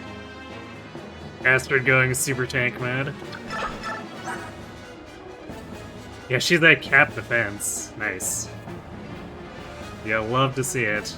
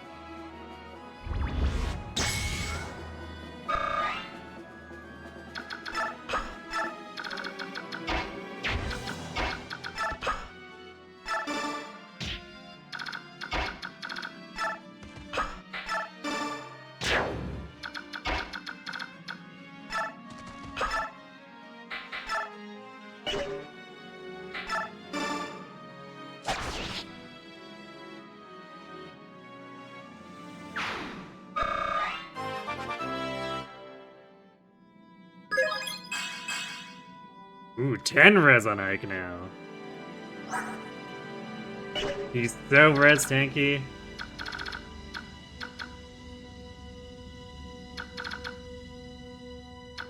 Oh wait, that guy can move forward. That might actually be a problem. Probably not for racing, but let's see. Might be a problem for Soren.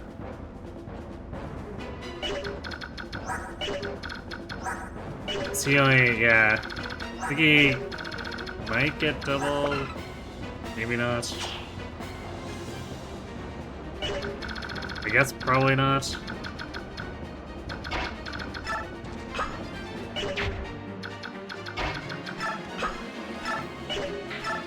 Still do that.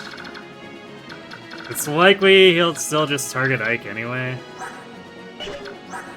Since Racing has more res than either here. We'll see.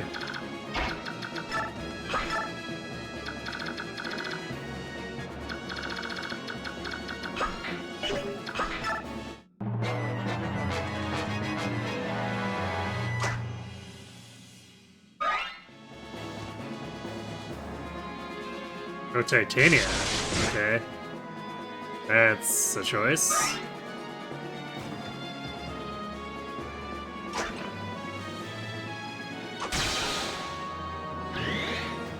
Nice. Really putting that adept to work here.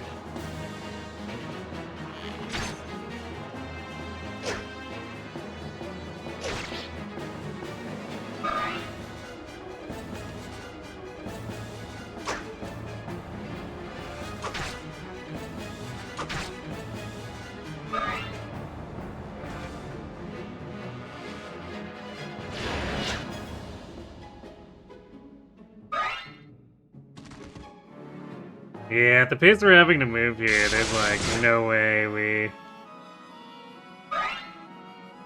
get shit to live through this. Because he's just gonna attack Marsha and get owned.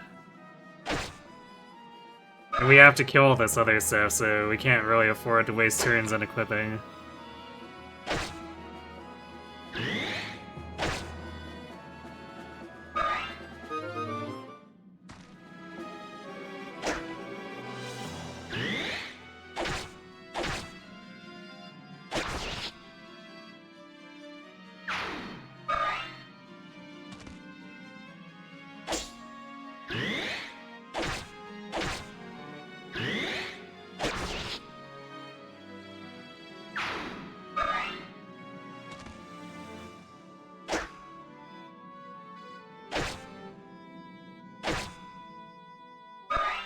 So much body blocking.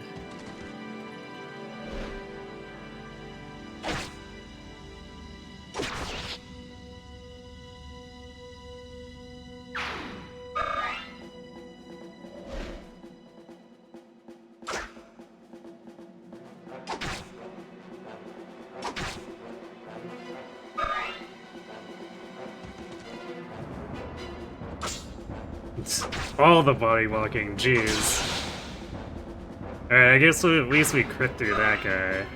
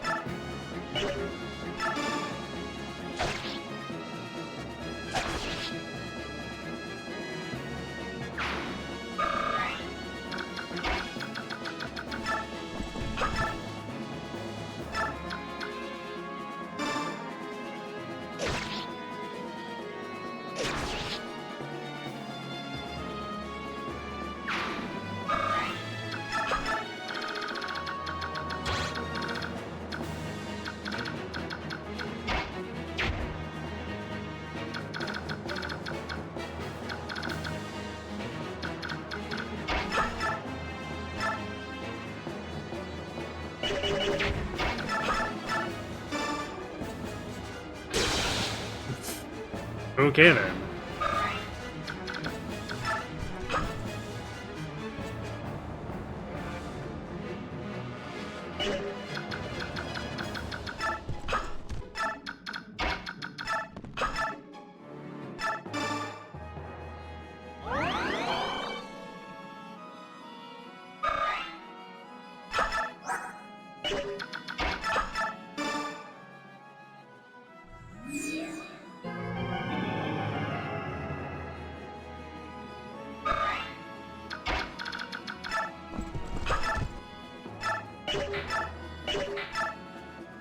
Thorns is still not enough.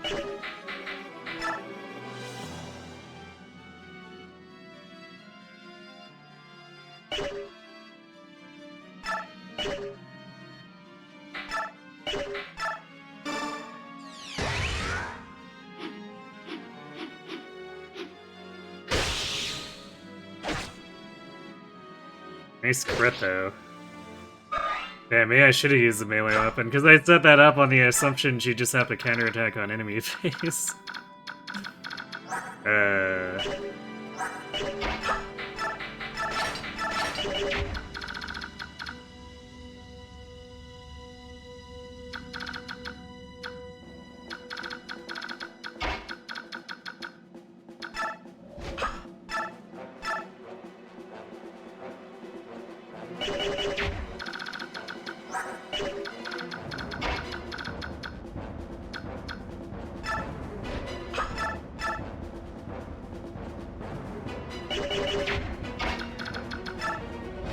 Sure, I guess we do this.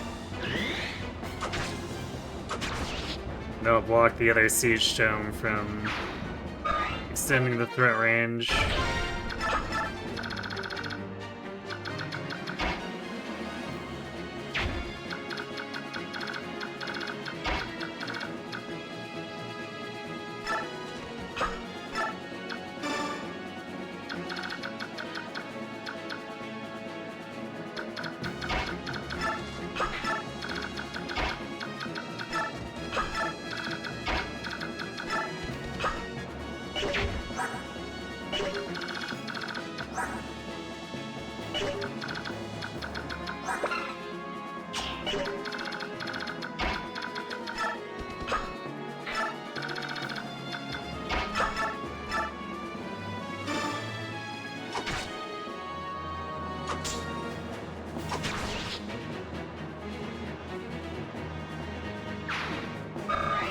I do know that some stuff spawns from behind, so Jill and Kenneth can handle it, I guess.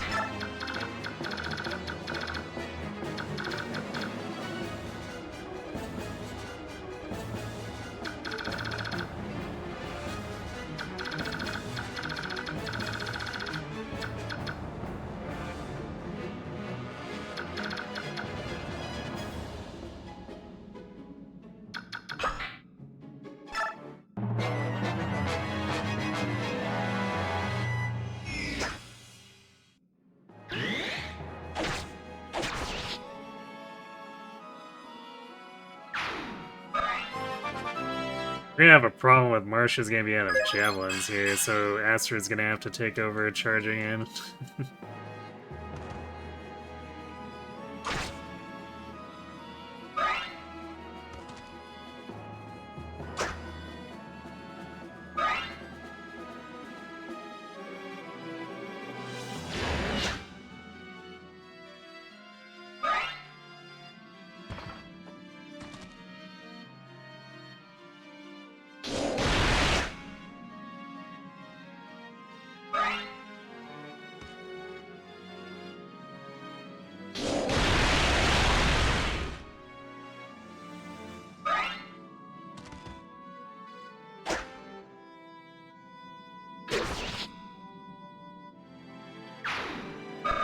Interesting enemy arrangement.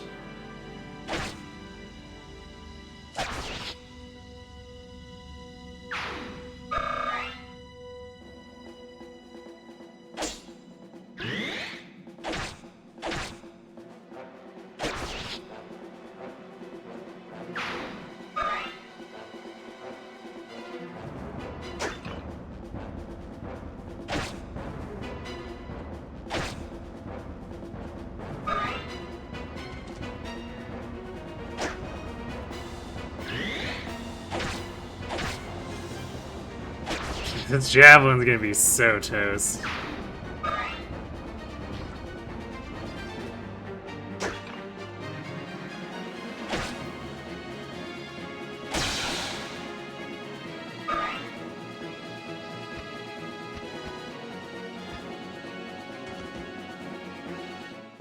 Speaking of toast.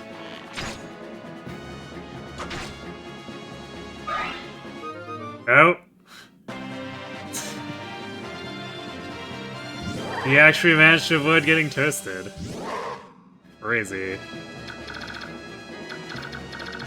Maybe Shiden doesn't die yet. We'll see. It's gonna be hard to get Rolf here safely, though. There's still 2 siege stones up.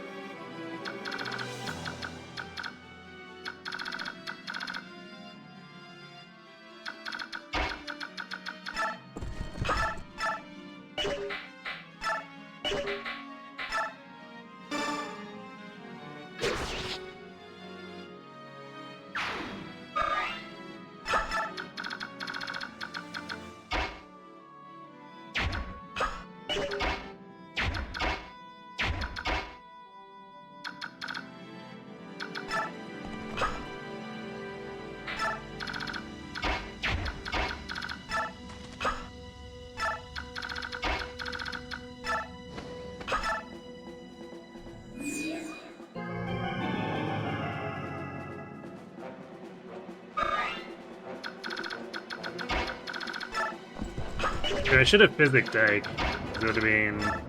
Might as well. We have enough where we can just use it for experience and miss. That's okay, I guess I'll just use a Vulnerary.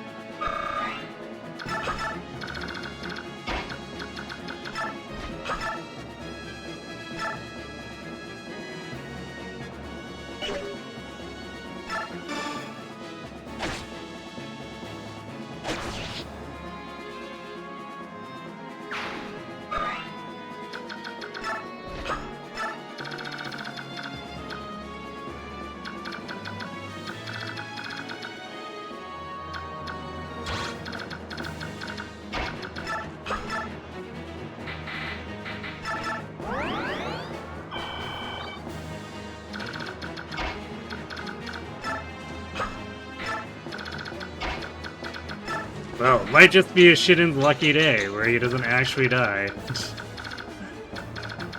Unless he decides to chase Marsha, then he probably does die.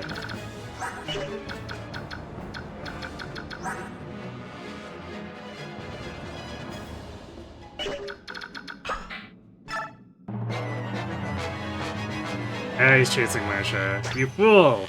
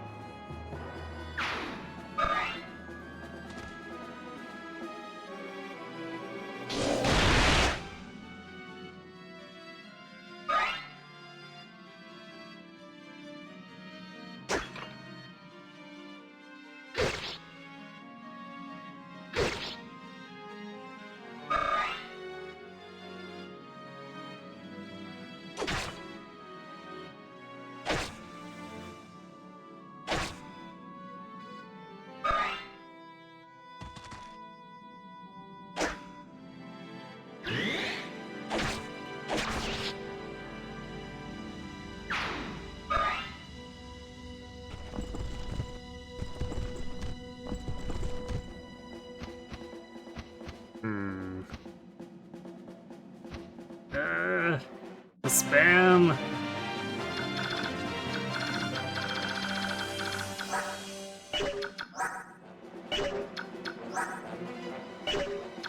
These guys aren't even gonna transform until, like... Man.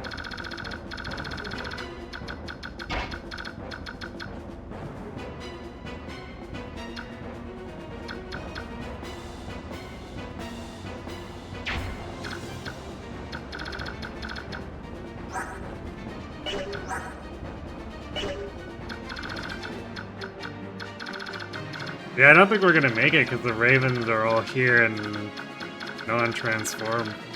Either this one's gonna transform on like the last turn, on the 10th turn.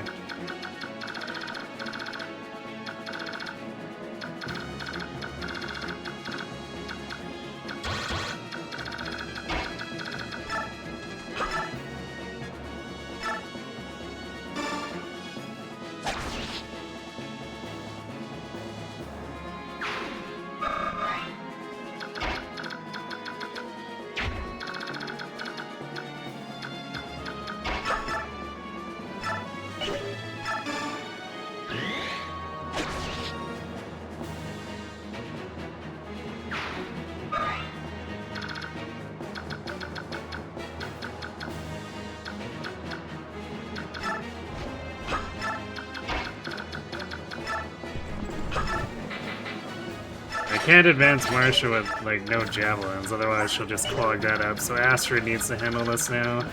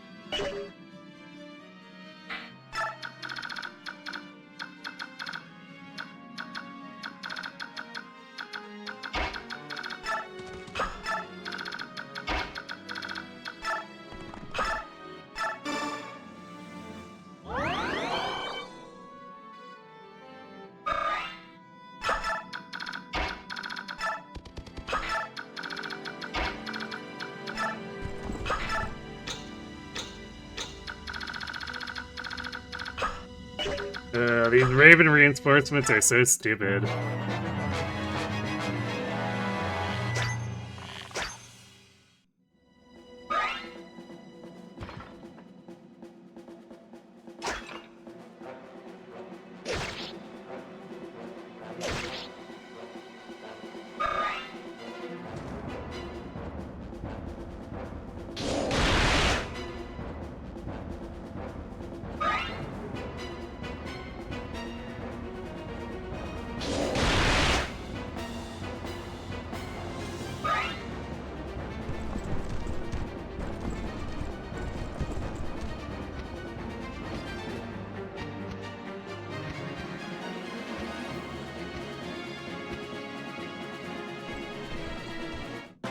Those are the paladins from behind we were expecting.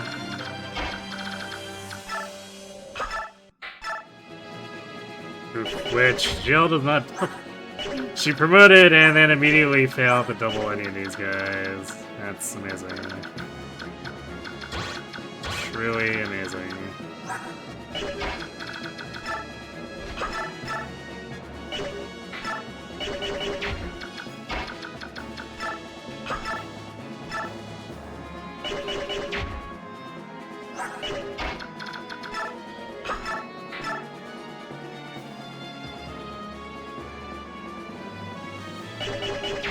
I guess on the plus side, she takes basically no damage.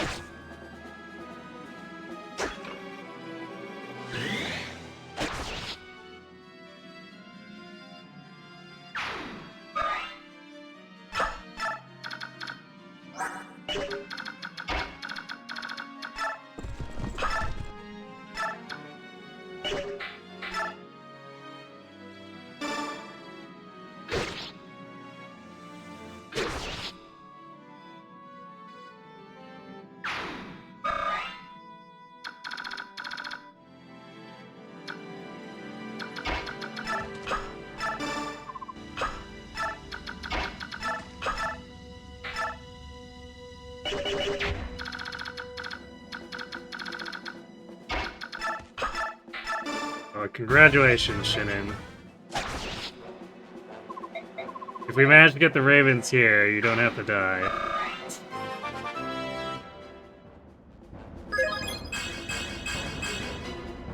Damn, good level too. Hopefully you get to keep that.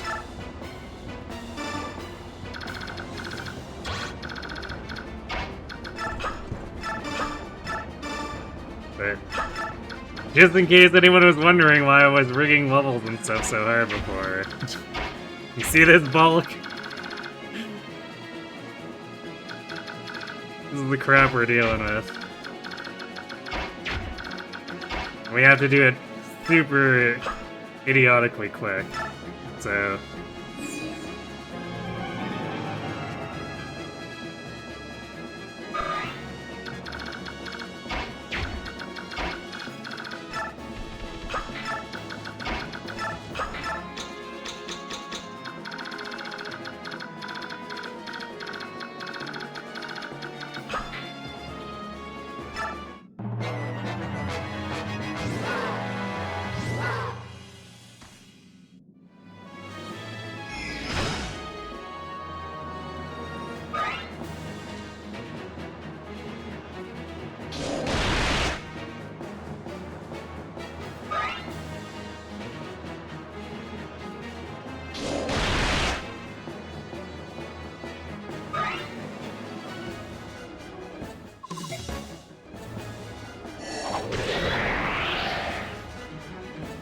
It's definitely taking a beating here.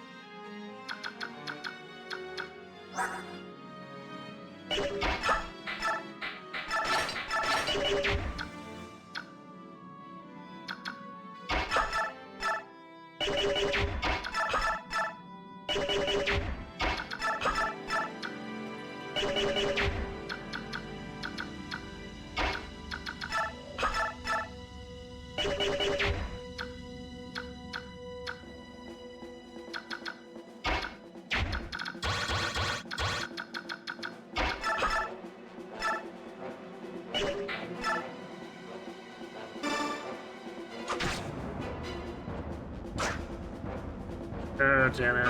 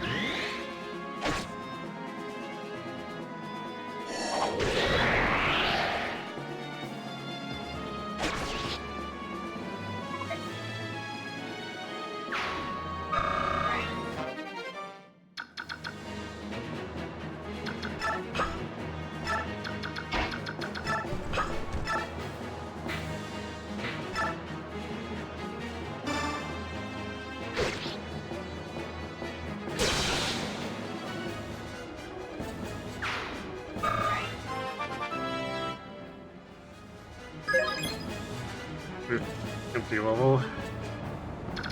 Although she is, yeah, she has 3 max stats, so are we really surprised?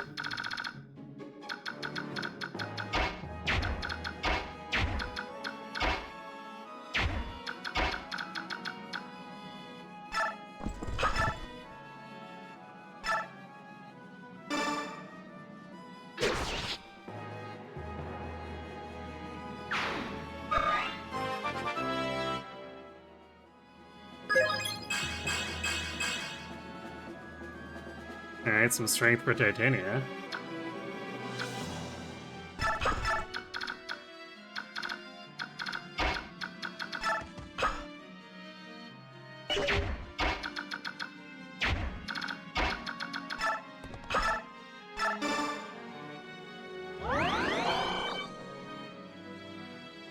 Also, poor Soren just like getting nothing out of this.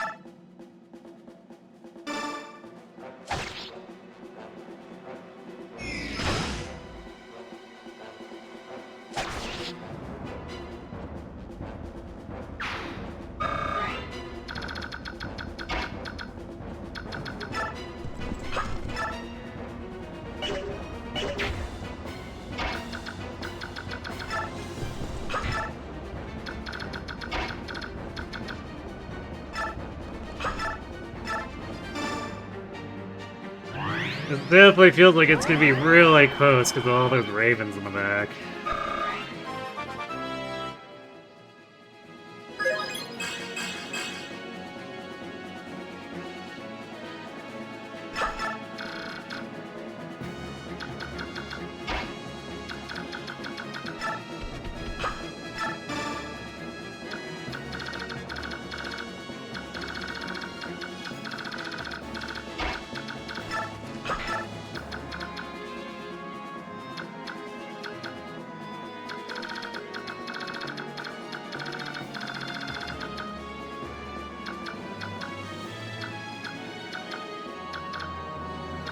I hope this is the last wave.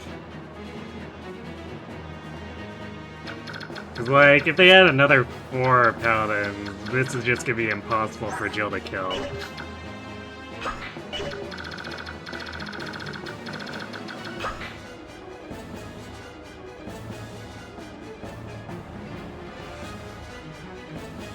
Do you vaguely remember Typhoon Carter's 100% growth LTC using a Lagusto and Racing? Just because you need to make so much distance with so many units ASAP to catch the ravens? Yeah, we might have problems with that. To have the reinforcements is probably just gonna cause problems, because they'll just go for the unpromoted ones. You probably won't do as much damage as Jill. The Falcon Knight will probably be real strong, but the unpromoted Pegasus Knights will be kind of meh.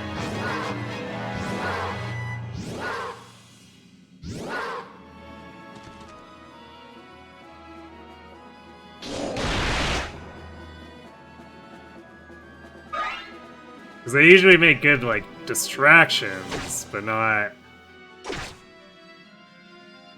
really the kind of things that actually do too much damage.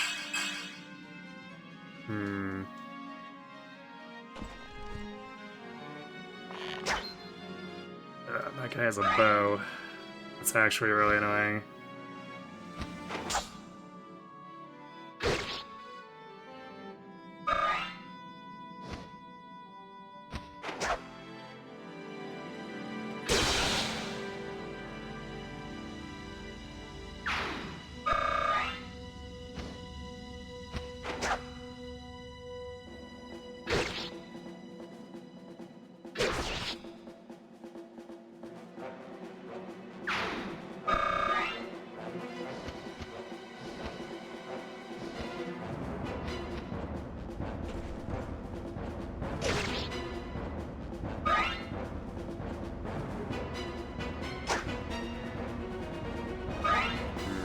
Yeah, all the ranged weapons.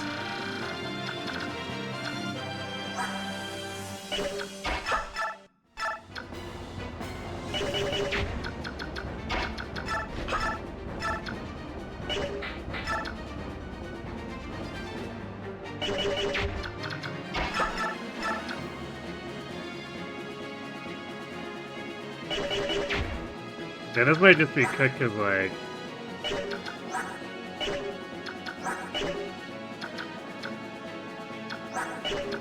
there's too much bulk here on these guys.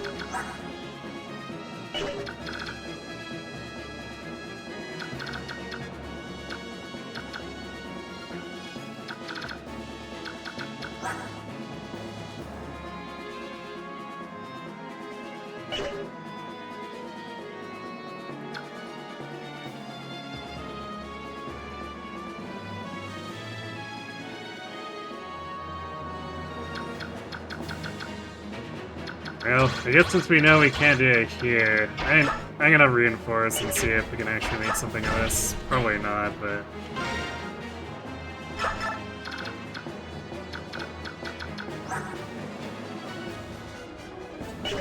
yeah, these tickets are really weak. Maybe the Falcon Knight gets enough kills on her own.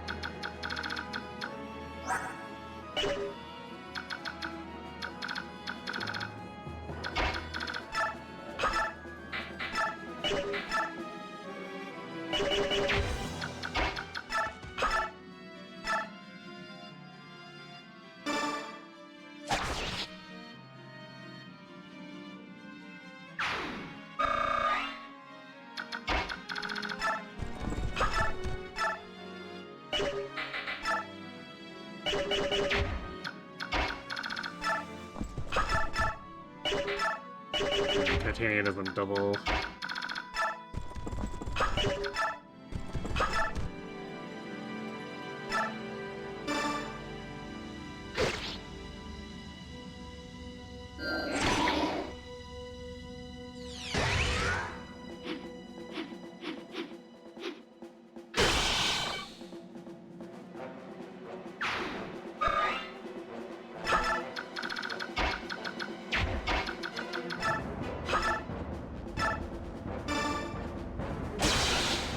Nice crit, at least.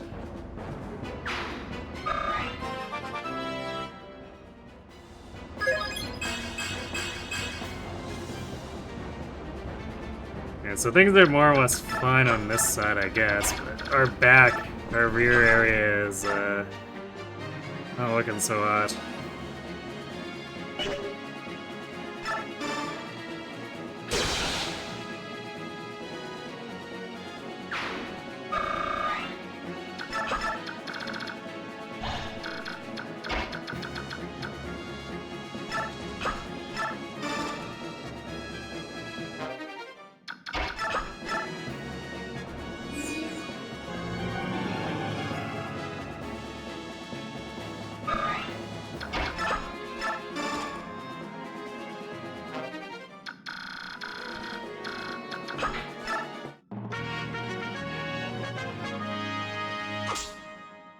Yeah, not doing any damage there, that's gonna cause problems.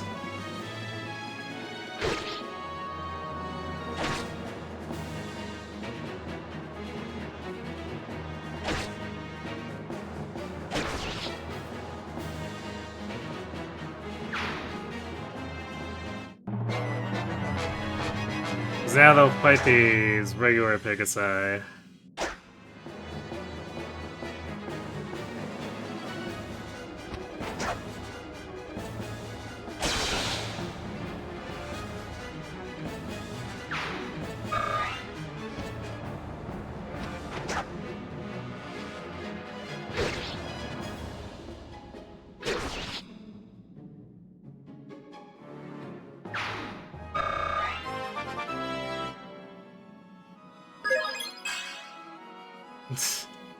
Man, Asteroid is not doing so well on those levels.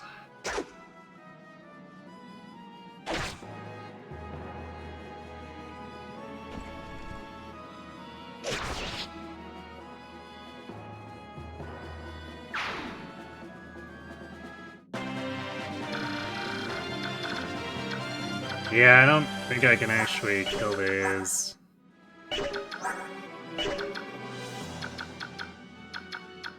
Let's see, because the Falcon Knight does 34. But I don't think...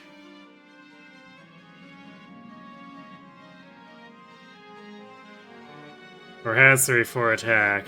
But that's only 15 damage times 2 to these. So yeah, these guys have too much bulk, we're just not killing them.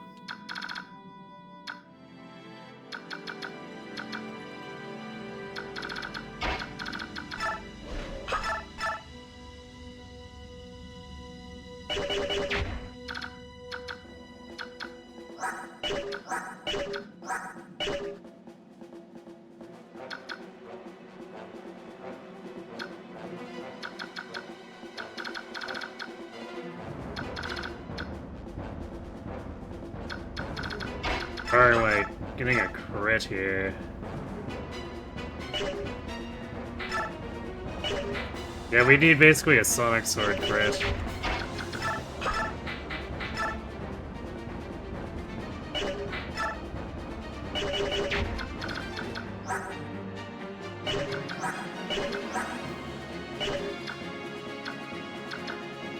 So if we do that, then...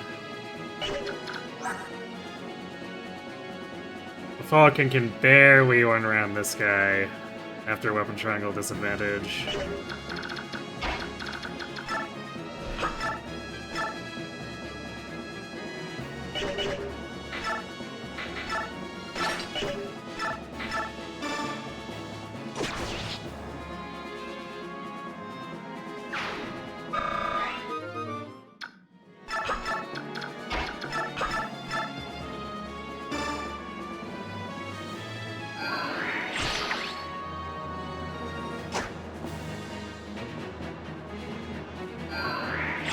Nope, no crit. That's a rip.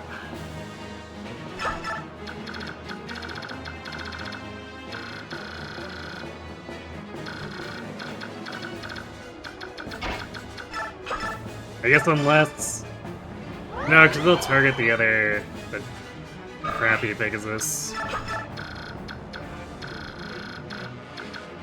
Because we won't even get a chance to counter crit.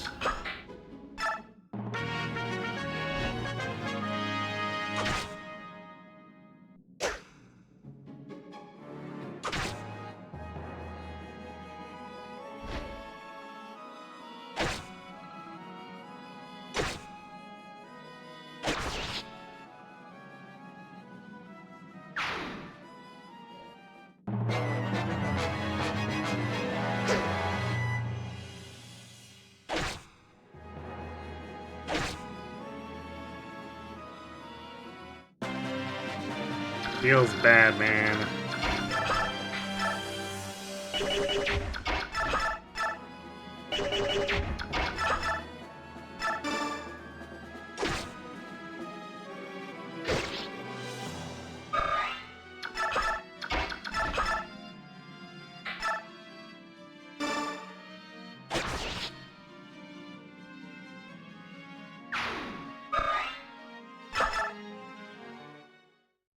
So I'll just do a quick confirm here. Yeah, so we lost 15.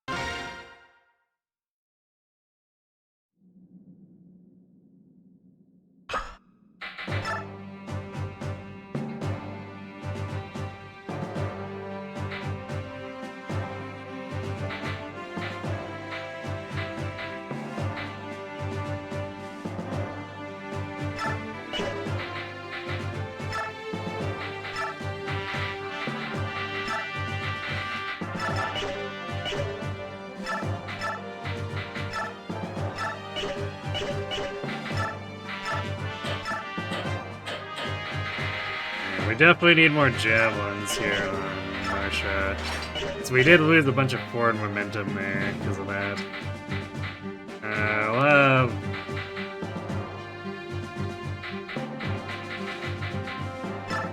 Lethe carry some spare javelins in case we need to trade them to her.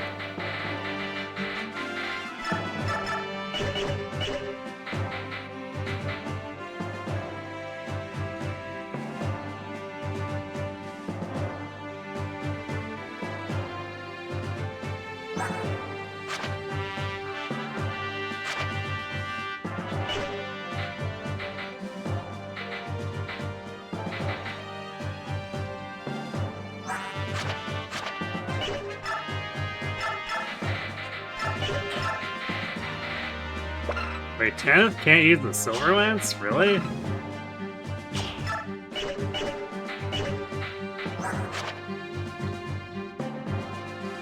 Huh. Well, okay.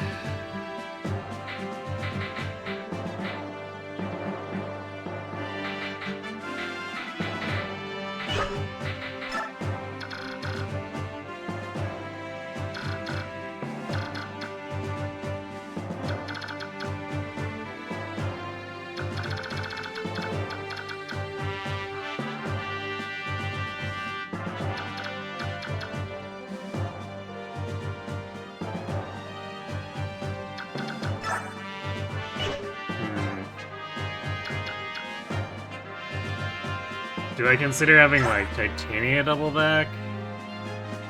But she helps push through, so...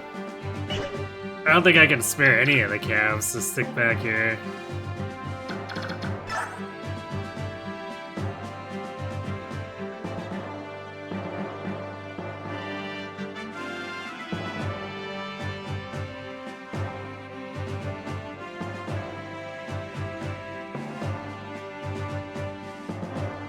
We could put some experience into Jill. We'd have to rig like 4 levels of speed though.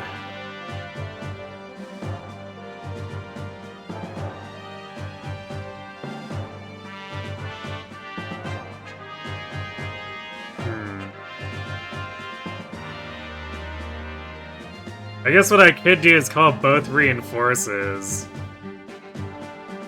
And just pull those dudes as soon as they spawn.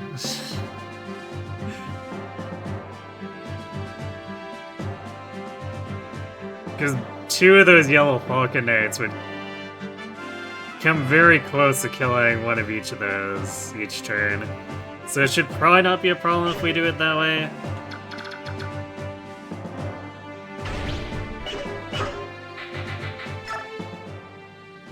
If that ends up still not working, then I guess we'll rig Jill levels, but I really don't want to rig any more levels right now.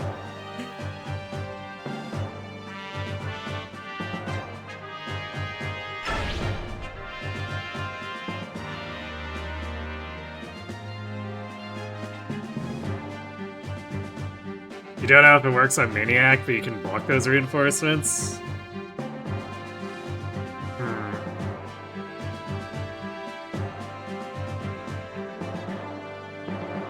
I guess we'll see.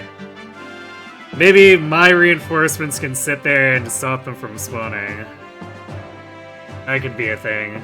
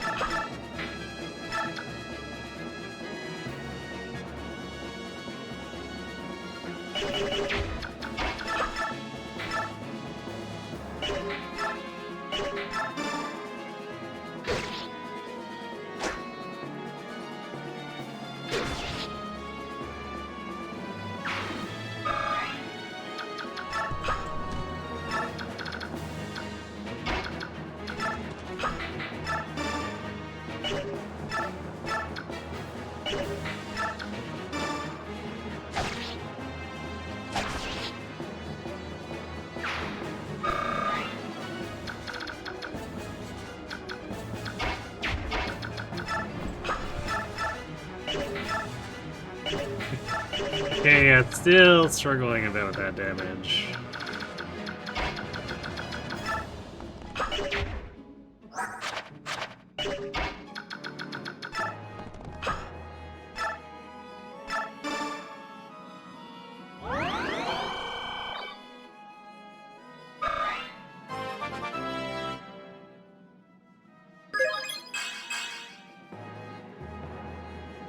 Strength magic. Hyper aggressive misses go.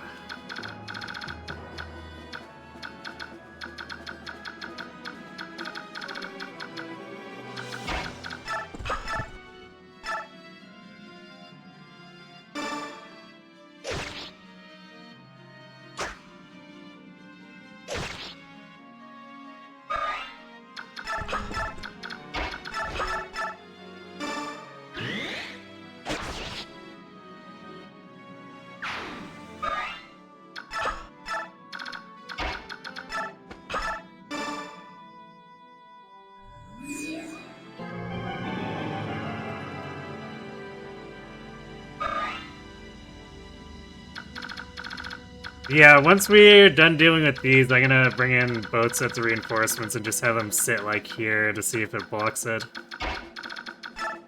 And if not, well, I guess the enemies will spawn in surrounded by two really cracked out Falcon Knights.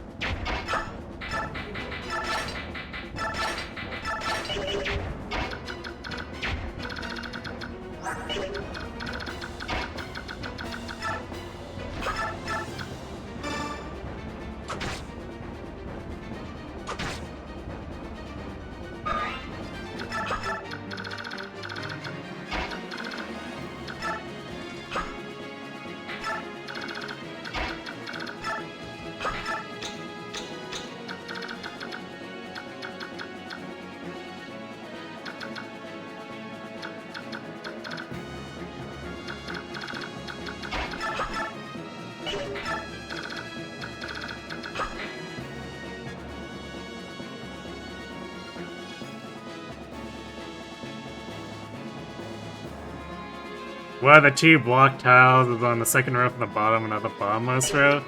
Well, if I make the summons, I'll just like have them sitting here clumped up, and the yellows are just gonna do what they'll do. So I'll have to see if the positioning actually works.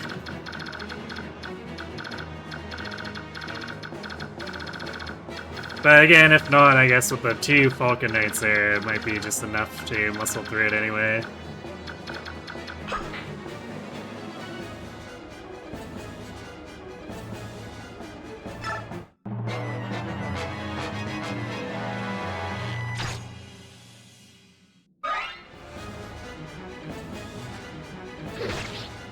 Ow. That's just rude. How dare you.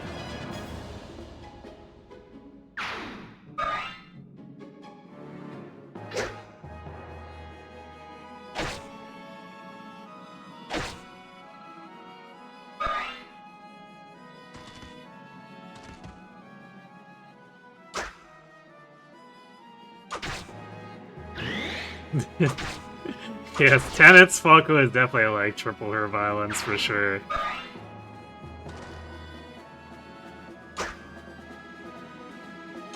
Three, 4 attack ain't no joke.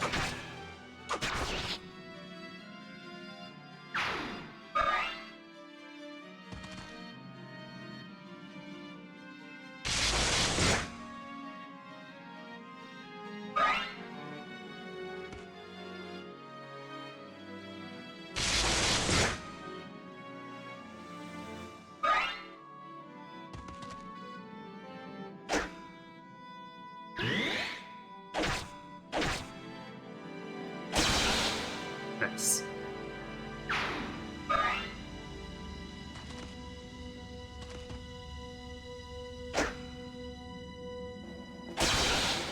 Damn, Marsha angry. Marsha, smash!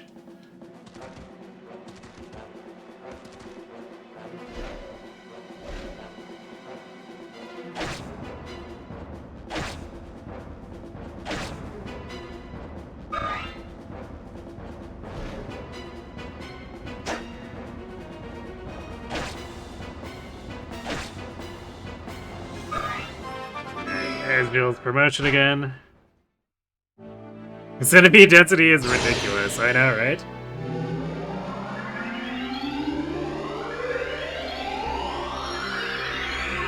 Like I said, there was a reason I was rigging these stats, because I looked at those turn counts and went, yep, we sure require max stats on every carry for this.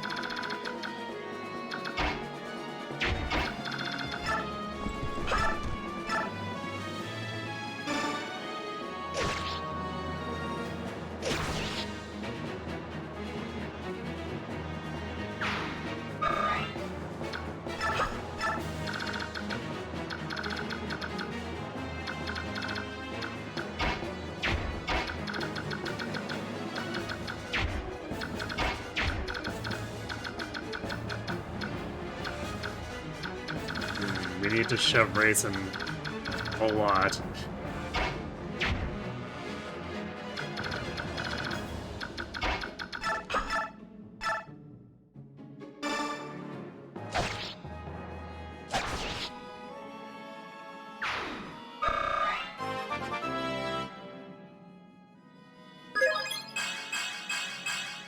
Alright, good level for Reich. He got the reds again, too. Nice.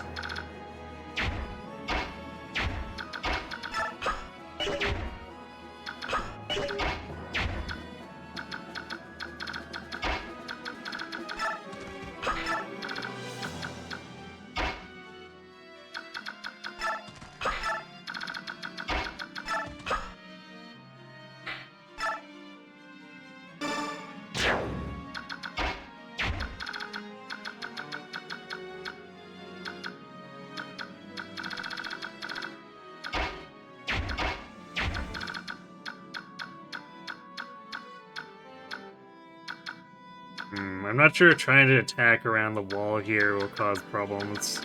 So I think we're still gonna push Raisin a little further.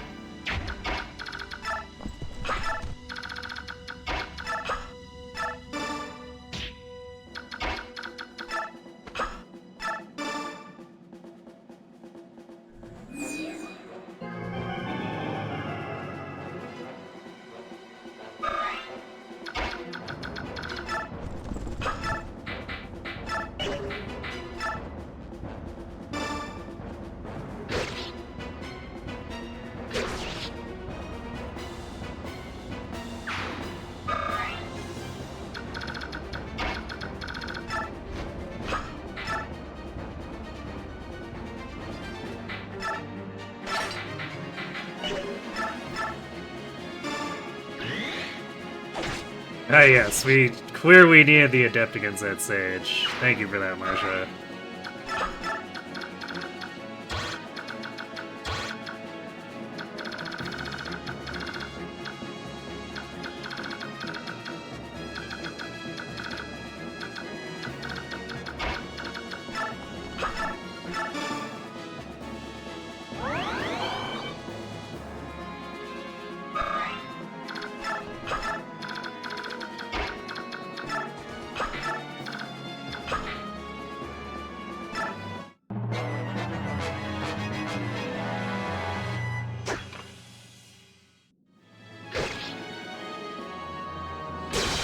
Ooh, nice crit.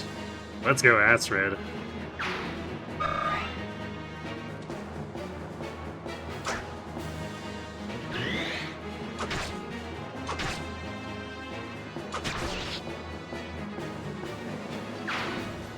I like how these guys would also mostly rather... Well, I guess that knight would rather fight Astrid, which is kind of weird.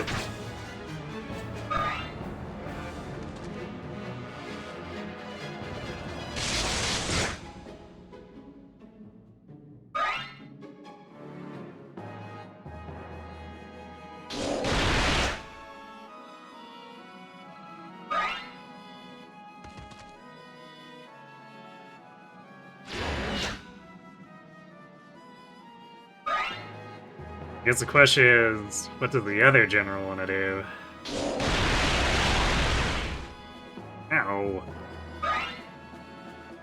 Stop picking on my Pegasus.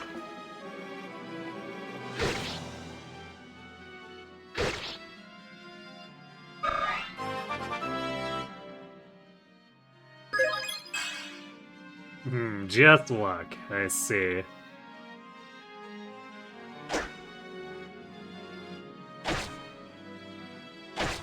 No adept. It's not good. Because now all that's jamming up like that.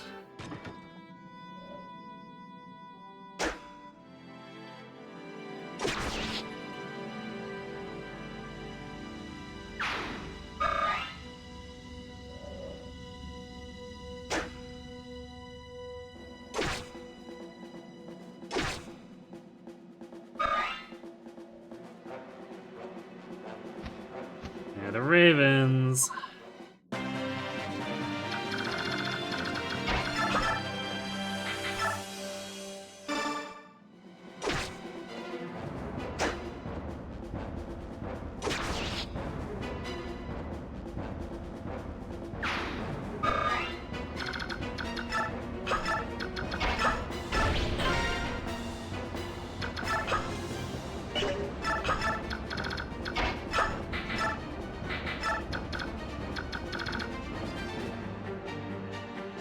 Actually,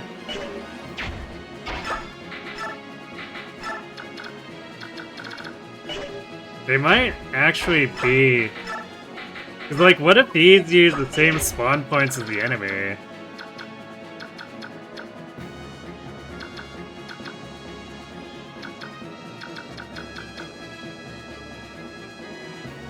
It's otherwise guesswork, unless... does World of Dragons show it?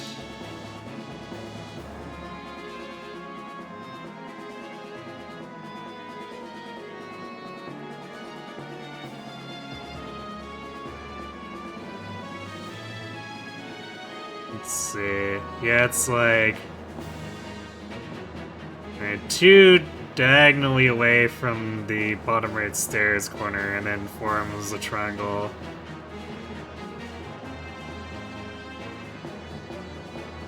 So if we look at it like that,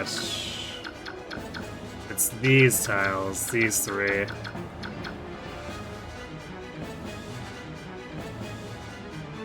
So I guess we clump them up around this one.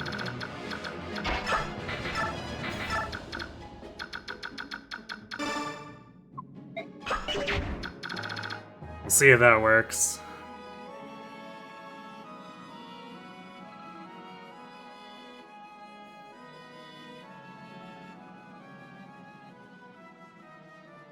Yeah, we get 2, I think it's 2 enemies and then 3 enemies. So 5 paladins in total, which is a huge pain.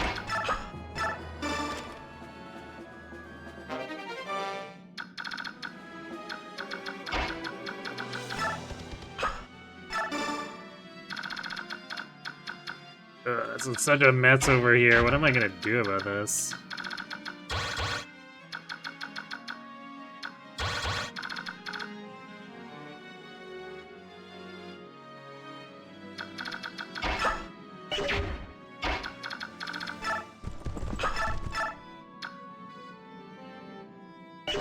We might be able to break through. If we kill like this.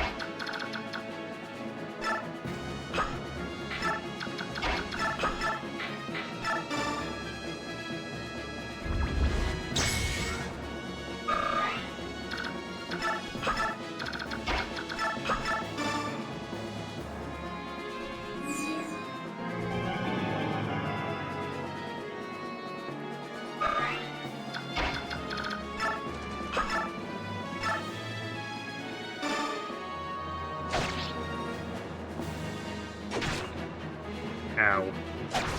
How dare.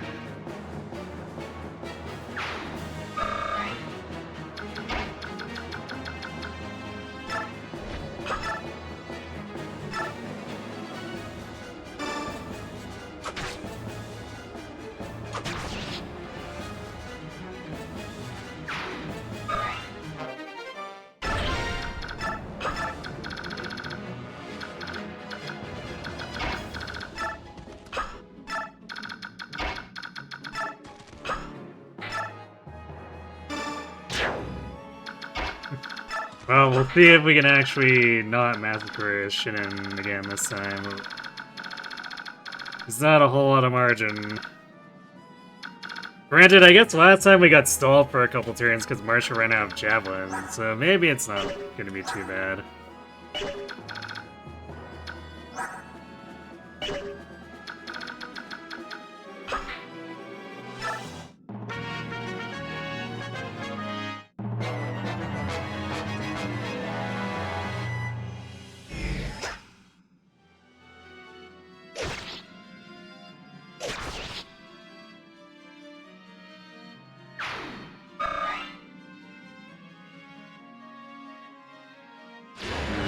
Titania getting targeted.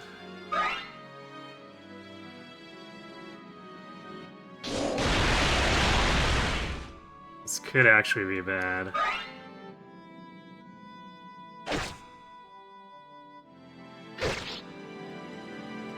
No soul procs either.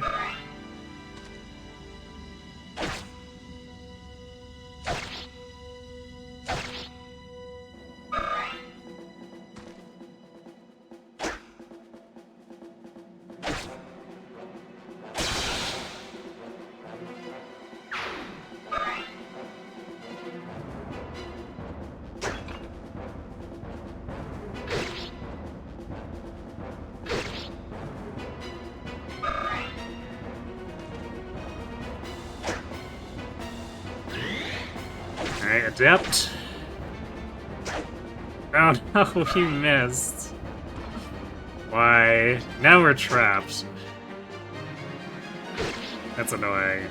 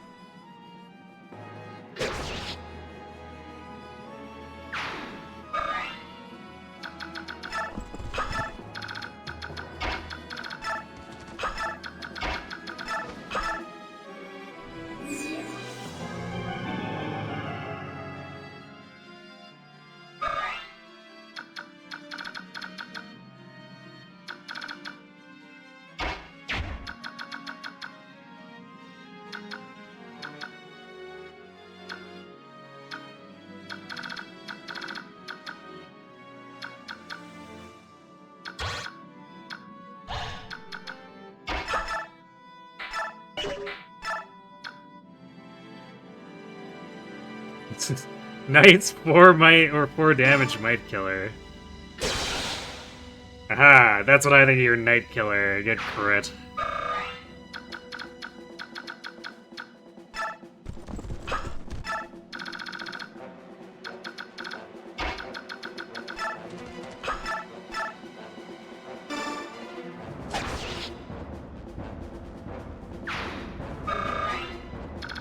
So this should get Shiden to attack Ike, since otherwise he'll get counterattacked.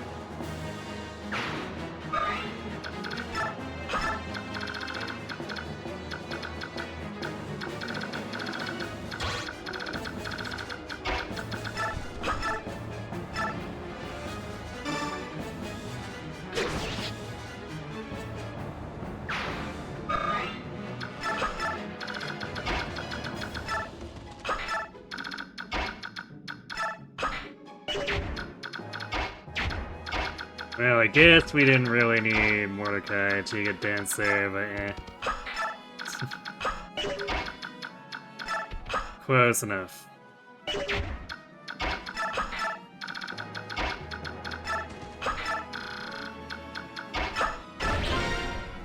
So what if we just had a small armada?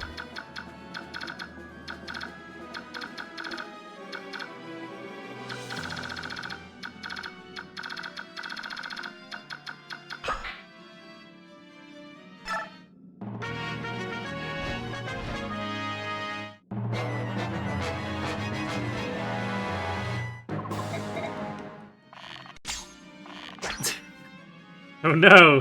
0 damage to Ike! How will Ike ever survive?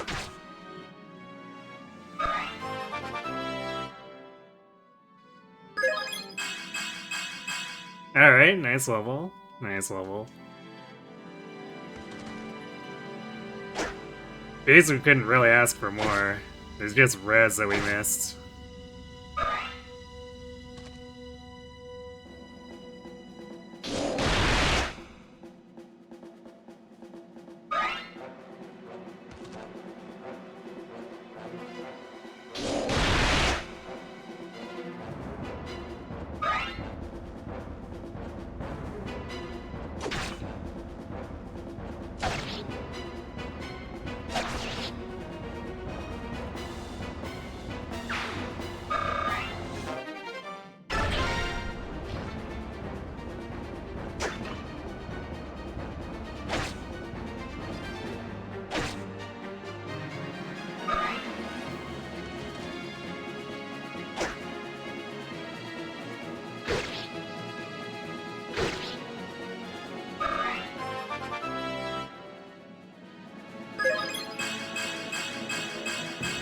Nice, there we go. There's a great Astrid level.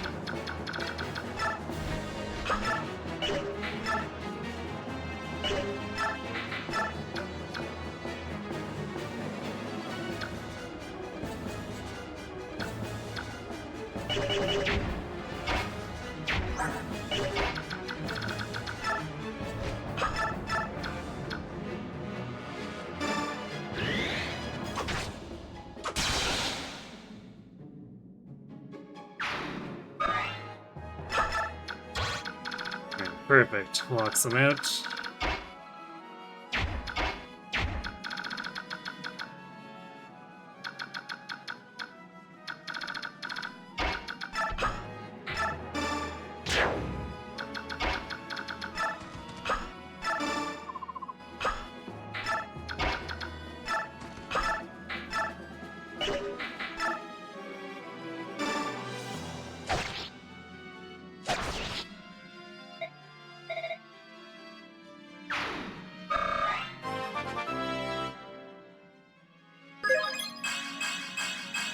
Alright. Definitely need more speed for him, but boy, the rest of the stats on Ike are looking pretty hot.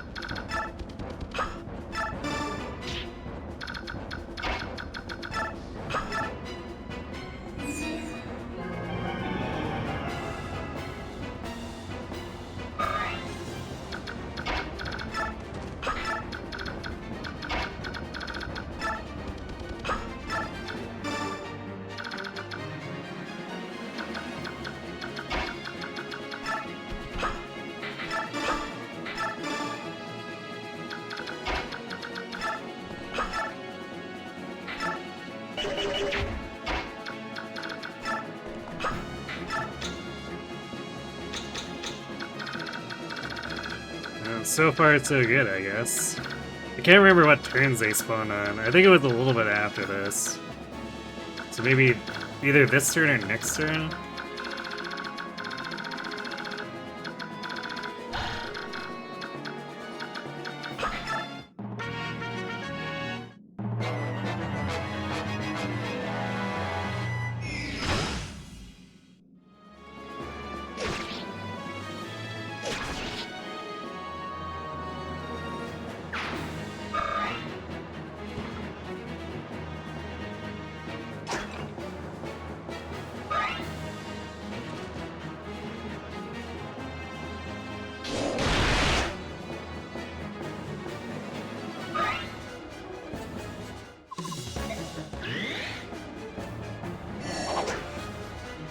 True power of Dan is missing and then getting javelin twice. Wow, impressive.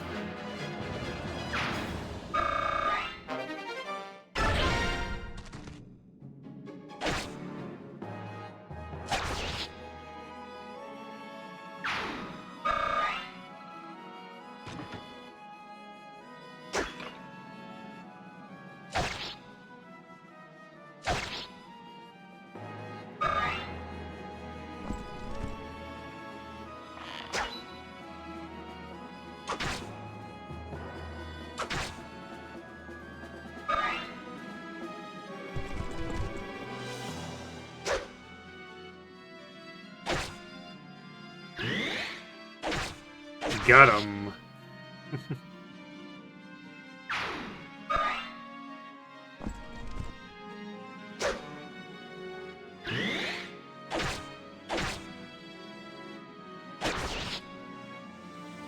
You burn through javelins so fast this way, though. I'm gonna have to have a stock of like 30, since we can't buy them after every chapter.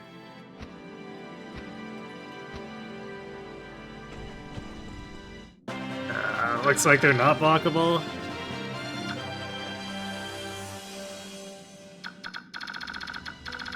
Well, you know what to do, girls. Begin the murder.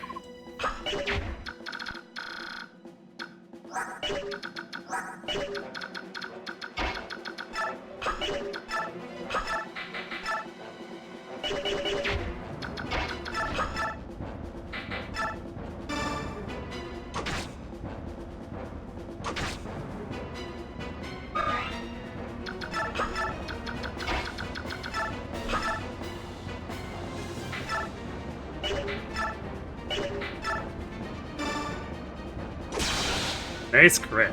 There we go. Jill shows him who's boss.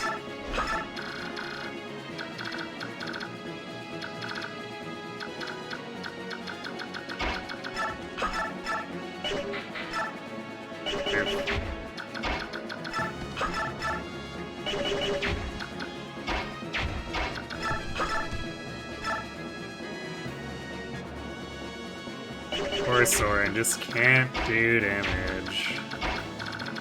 We're probably gonna have to actually rig him up so that he can at least be some level of useful. Although technically his purpose is largely to be Ike's support bot, still.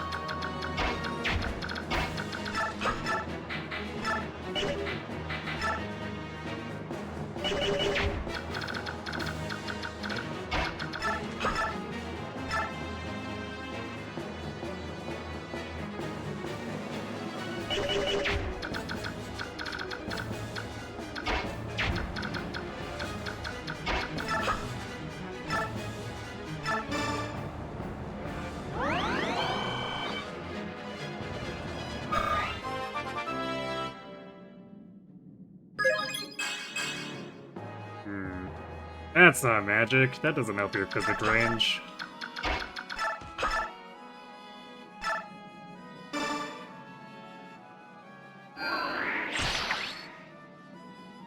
No adept.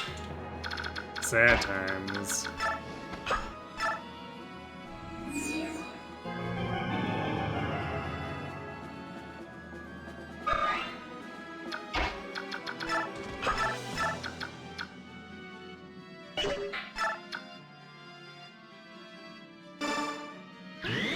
There it is. There we go. We just had to shame him by saying no adept.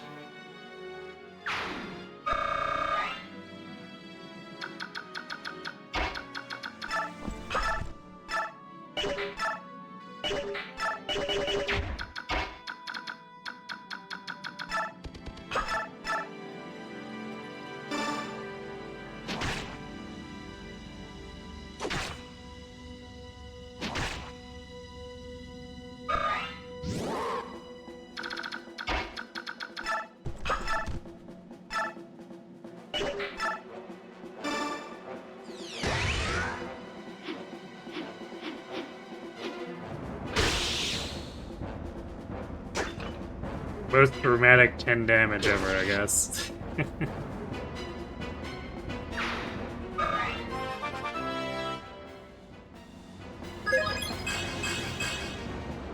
Not as good as the last time, but she still got strength and speed, which is pretty important.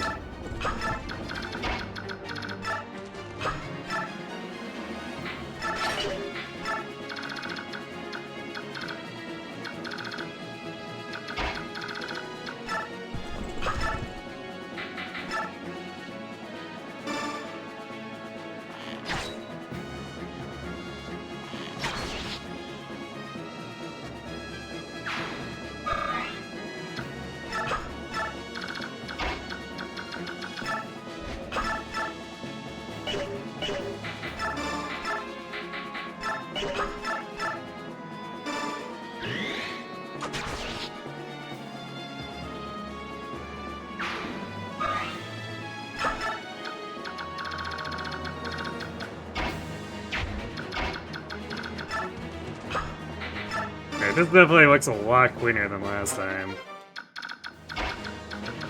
We're kind of too fast because the Ravens aren't transforming, so now we're having to player phase each and every one of them.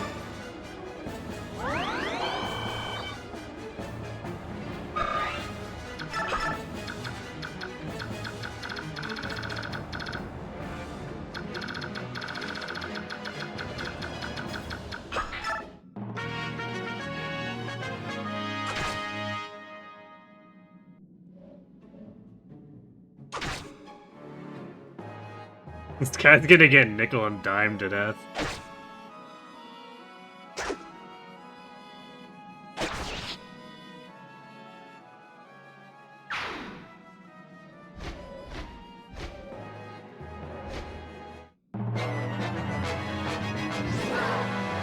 some of them are transforming.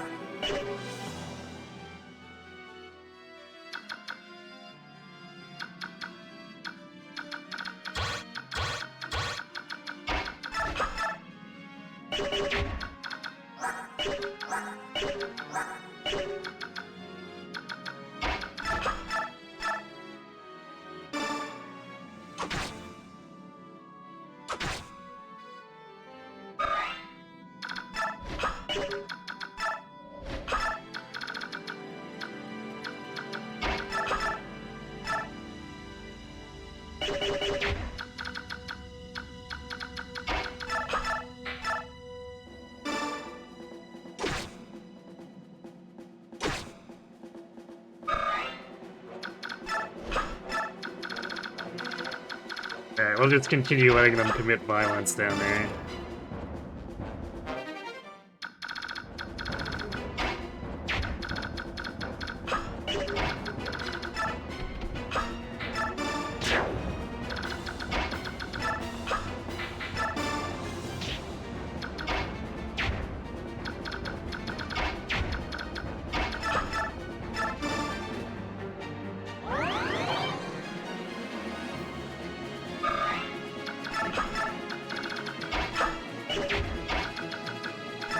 I don't think Soren's big enough to shove. Definitely not.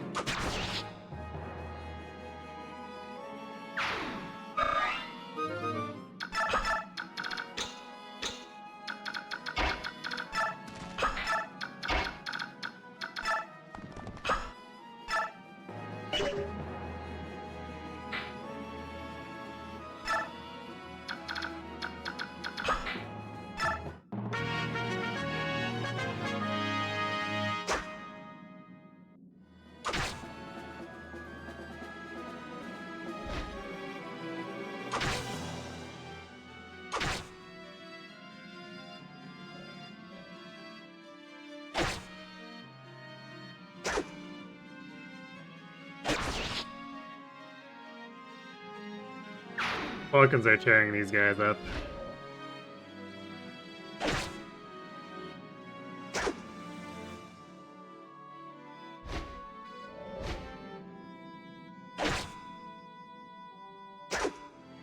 I bet the Falcon goes for the one hit point kill. Yep. What is action economy?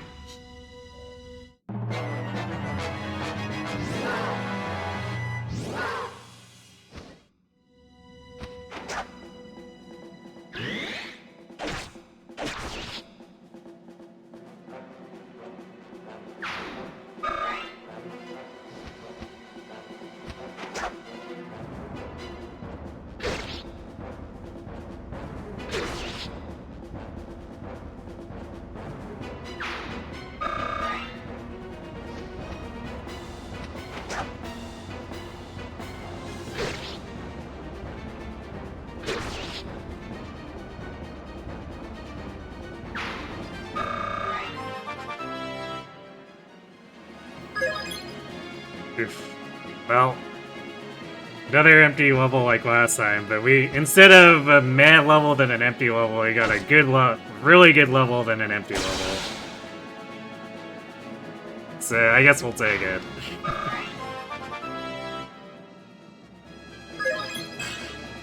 Oof. I mean, she needs the hit lines, but would have liked something a little bit better.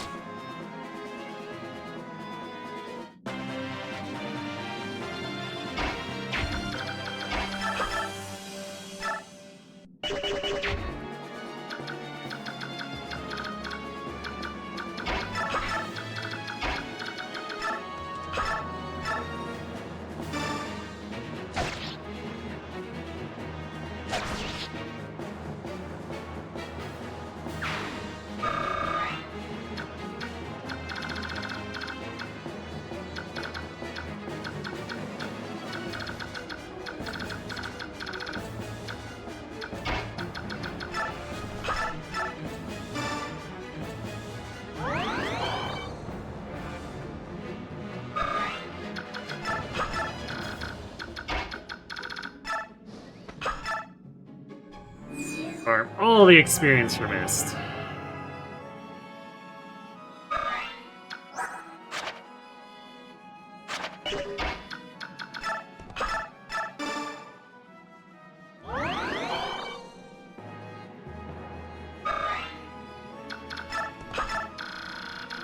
Alright, that covers it up here, so now we just gotta finish this last paladin off.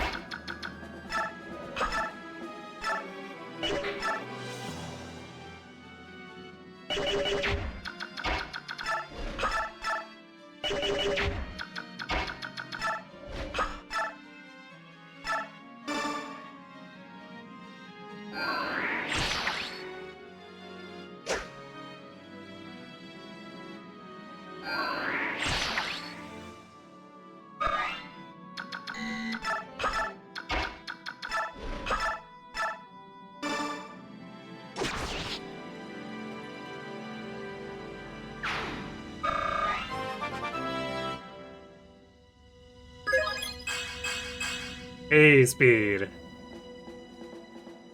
We are in desperate need of speed, so I'll take it.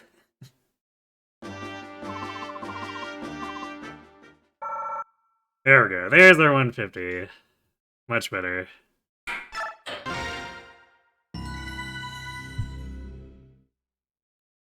What else do we need to do the next one? 9 turns on the next one. And we need to have all the ravens escape. That's not gonna suck.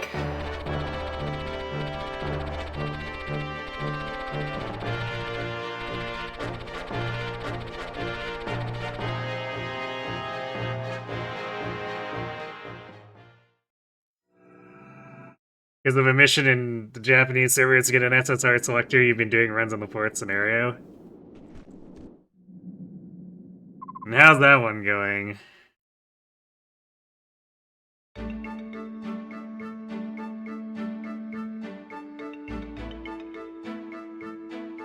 Wait, let me see. Yeah, I think they need to live, and it might just be listed as escape. I mean, we can easily check if we clear it. Let's see.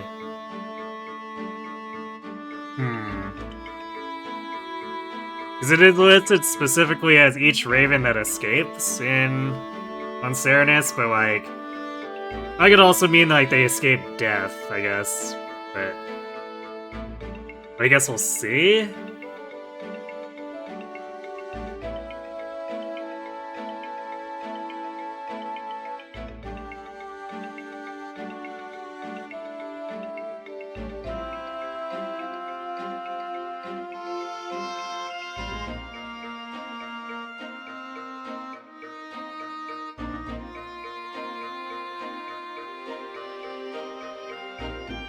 Yeah, I guess that's true if we get in the map super fast after that. I guess if it looks like I'm in a position to just let them all fly off the side, then we'll delay to try to allow for that. Just in case, I guess.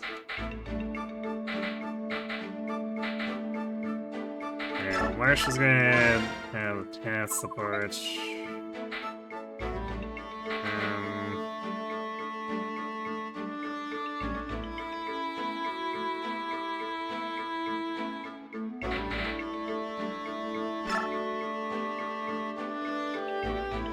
Jill with the miss support.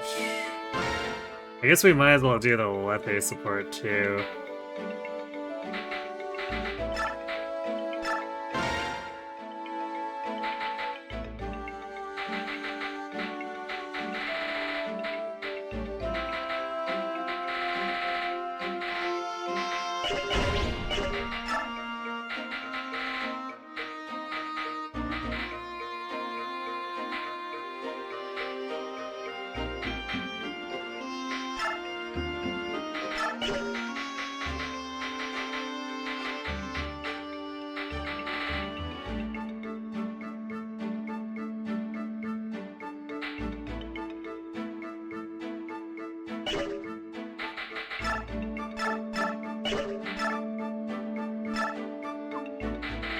I probably need to make a new forge from... Well, do I? I guess we didn't really burn through it on this second run. But we were definitely chewing through a bunch of it on that first attempt.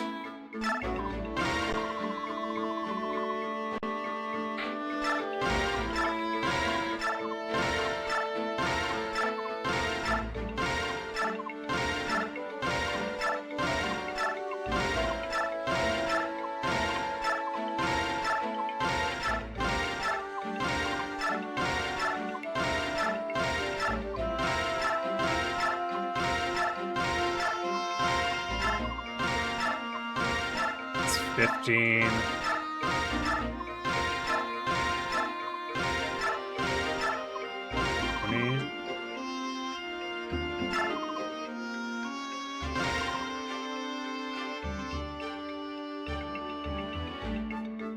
So it gives us a suck of 3. Let's do 25 more. Like the buying up from 25, so because we're not going to be able to necessarily buy these between chapters, and Marsha just like demolishes them. And Jill's going to be using a bunch too. Tanith. So yeah, we got like 3 Lance users. And that's discounting Titania from using them. Hey, Miss Blackthorn, nice streak.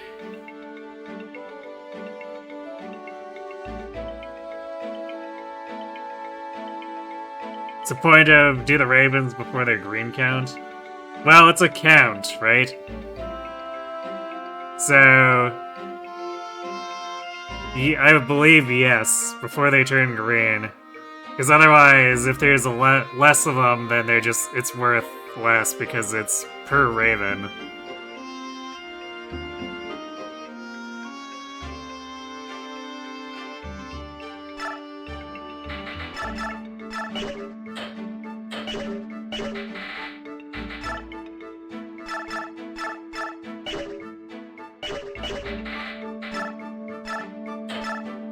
So presumably, whether they're red or green, what matters is that they get out after. So killing them is, or having them get killed by Dane is probably a no-no.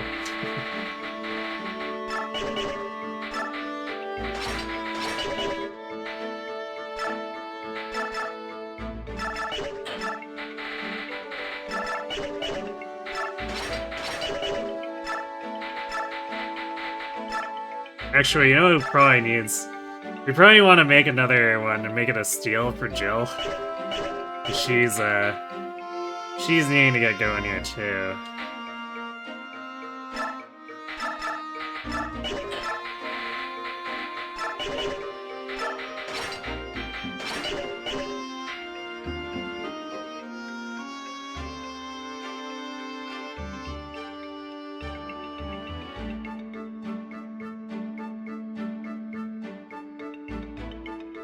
I just realized there was a name in the queue too, so we'll use that for... I guess we'll use that for Jill's new one here.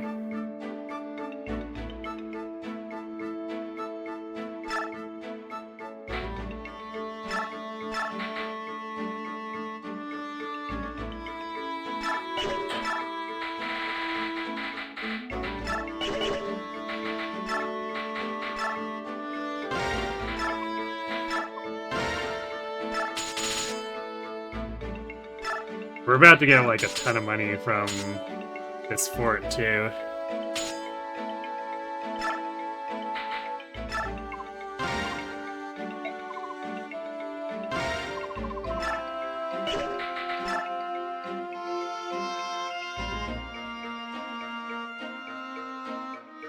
I guess the color wasn't specified.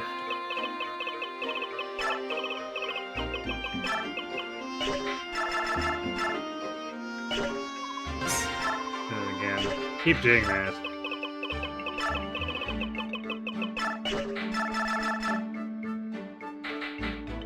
Let's put it wrong arrow. There we go.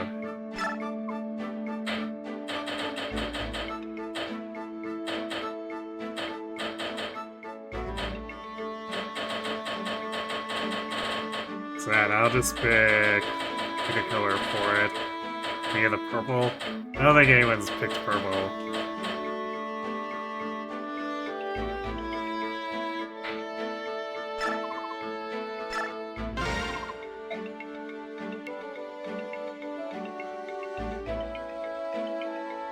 Focus is on the idle side. Let's see.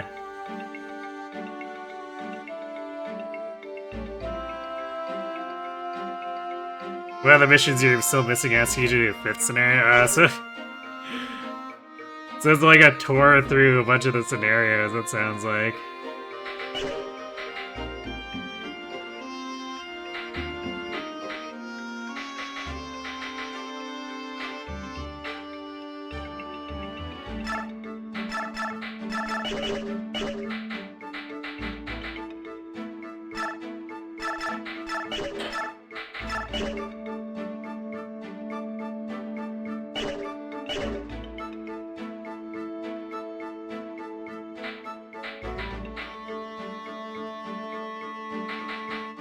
Alright, so I guess we'll rig a level on Soren and then...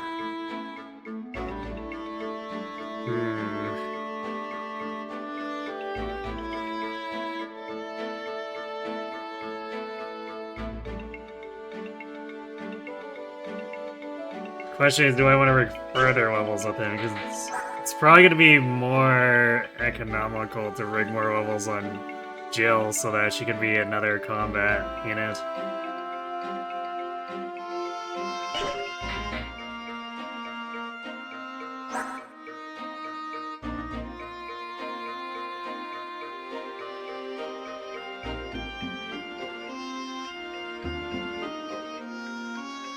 Soren definitely has issues even, like, keeping up with Ike with his movement.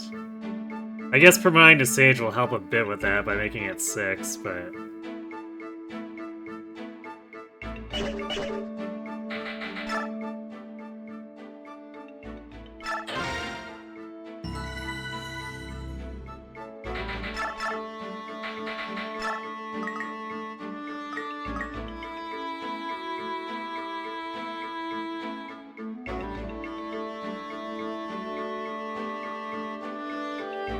I could just push him to 11 and Master Seal him. Because we're at a point where I think I really need to rig core stats on Jill so she can contribute so that we can have her, Astrid, and Marcia in different places. Especially since Titania is, starting to feel a bit noodle-armed. She's fast, but noodle-armed.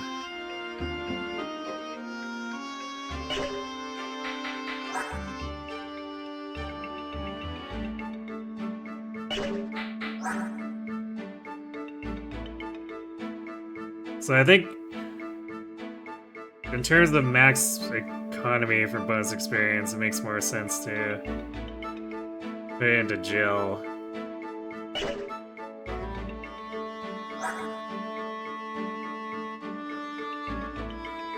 I guess if Soren can't keep up, too, then Ike doesn't get his port bonus. That's gonna be a problem. You have Titania sandwich.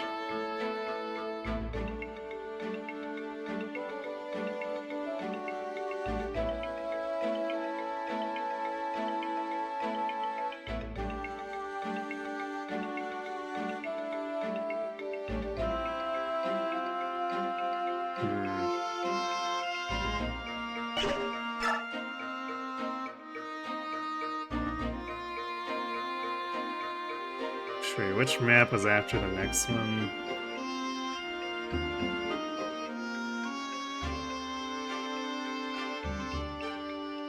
Oh, that's a Shihara map, isn't it?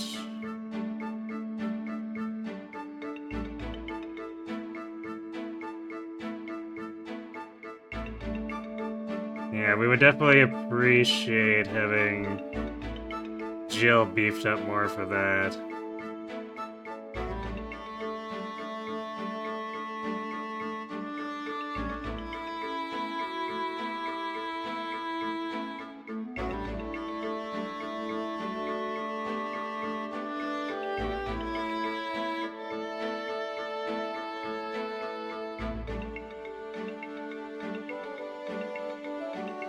I guess since this map is probably going to be relatively quick, maybe we don't do too much aside from just rigging this current level for Soren.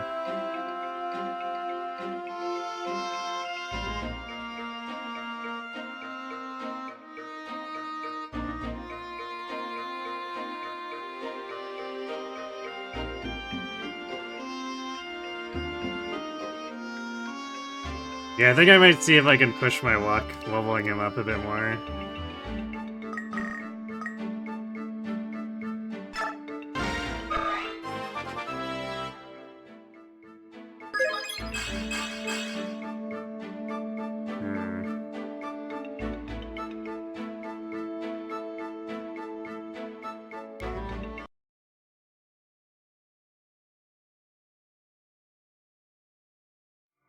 I think magic speed is the main thing to see here. I don't think I'd really care to rig for defense. If it happens, cool, but...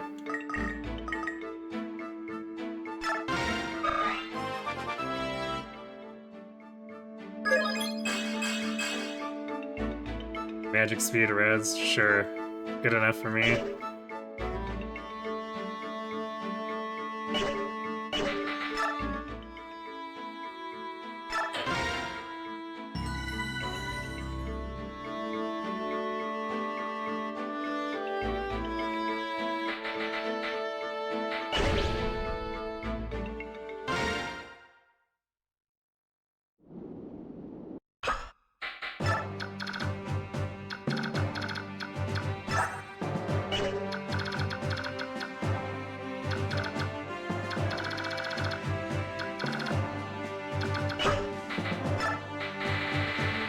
Get out of here, roll. That'll bring Janet.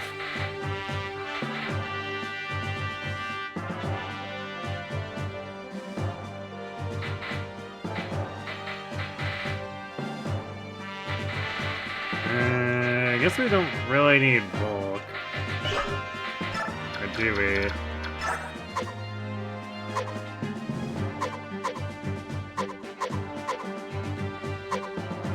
The only thing Steel are really her Vulnerays, which is kind of whatever. I guess there's the bend if we wanted to steal that.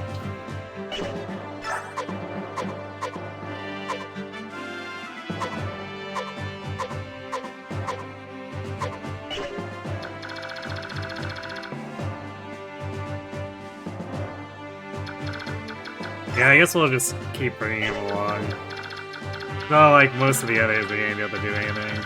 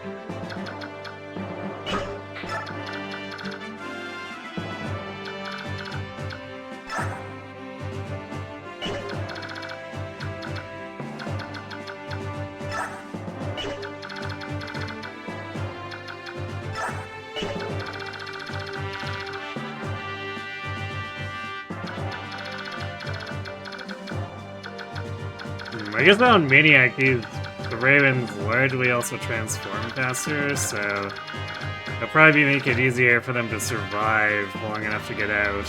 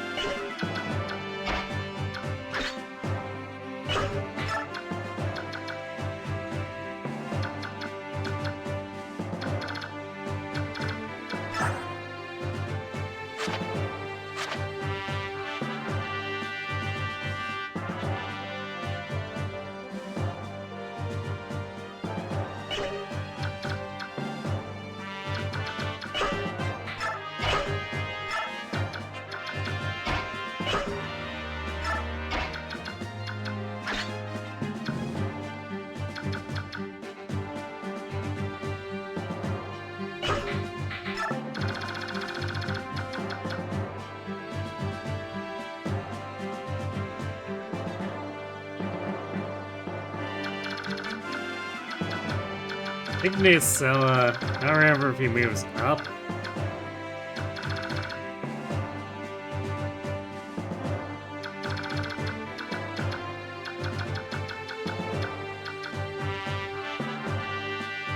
Although I guess even if he does stay back there, like it's very easy to have a positioning that baits him.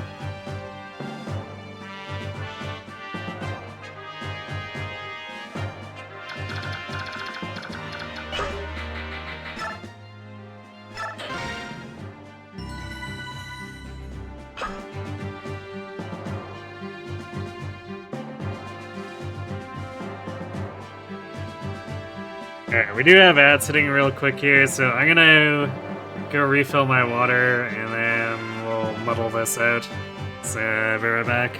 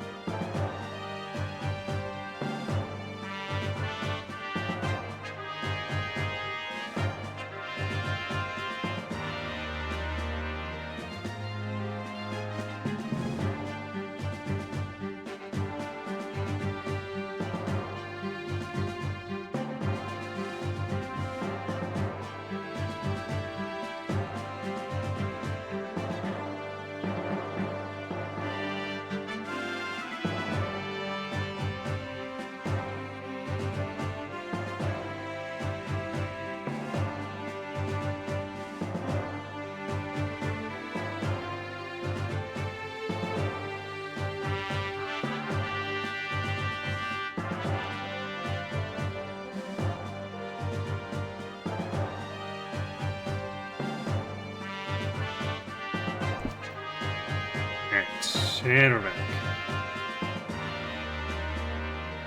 Beat another epic ROM hack, Curse of Wagdo. You give it a 6 out of 10, rip.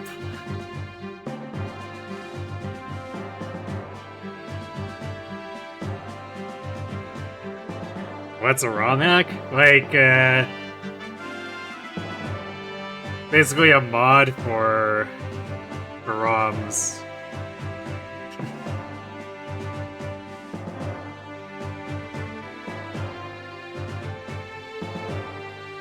Some pretty sophisticated tools around, like, FE8 now.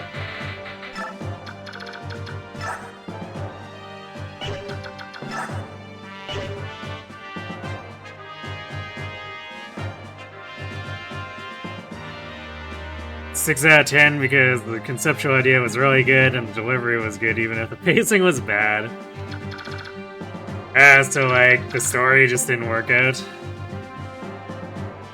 The map design you describe is 4 out of 10? Oof. Yikes.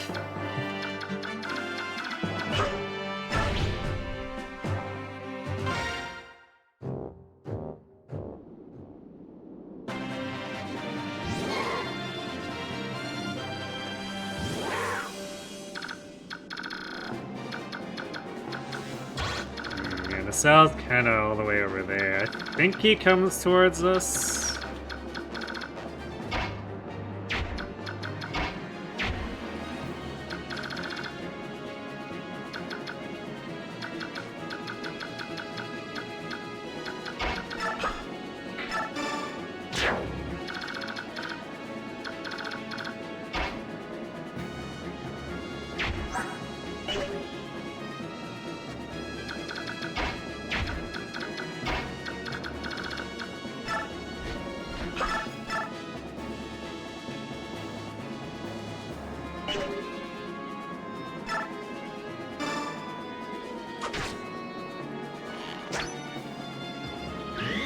Oh, the adept.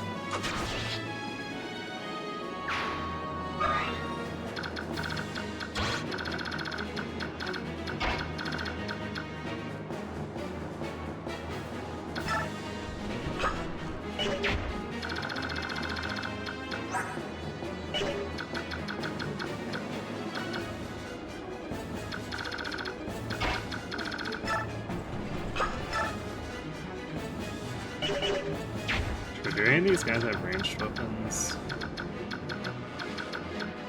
Yeah, this steel bow. Yeah, there's some hand axe in there too. Alright.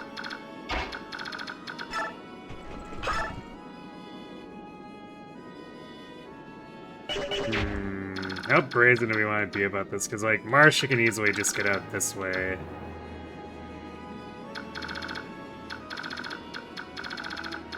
It becomes a problem for Astrid if she gets surrounded.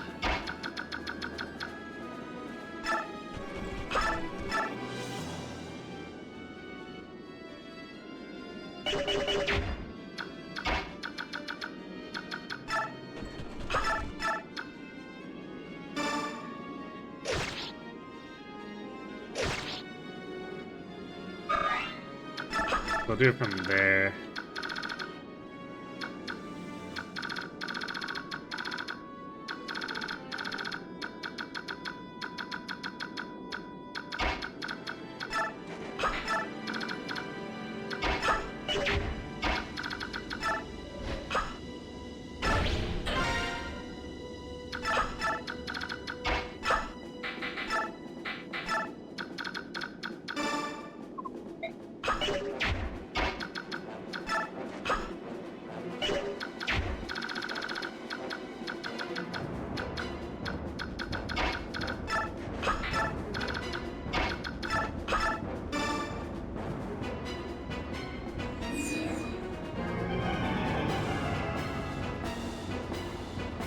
Early game is riddled with overlapping enemy ranges and low walls to allow flyers to cross over.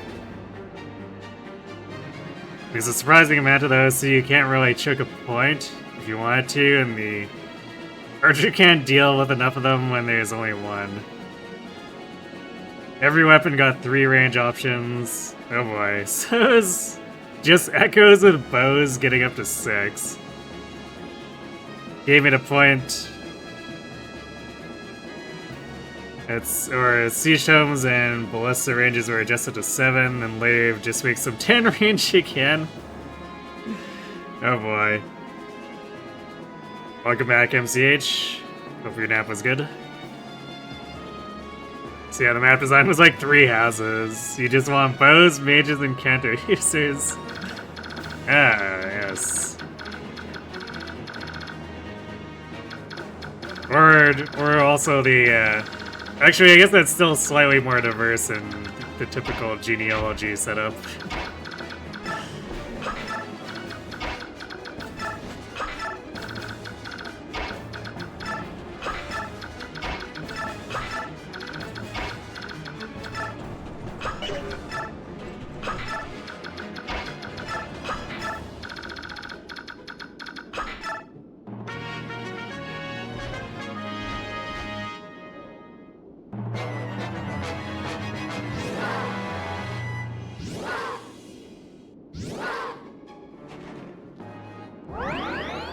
Nate's vulnerary trading.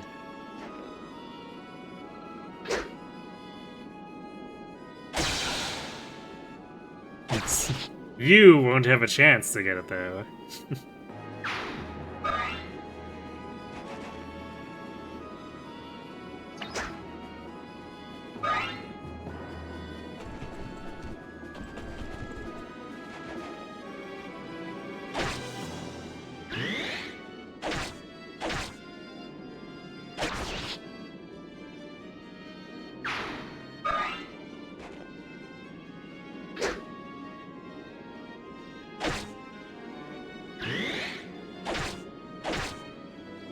Close, but no cigar.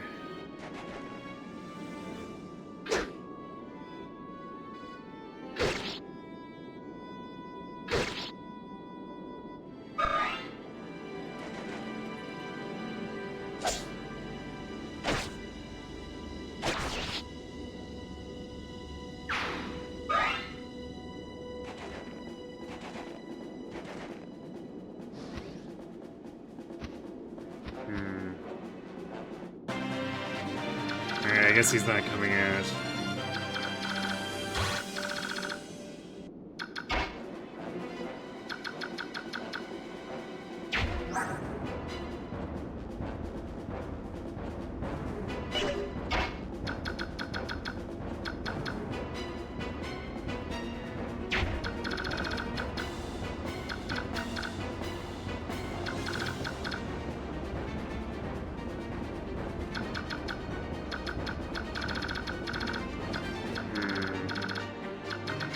I guess maybe we want to take these out first.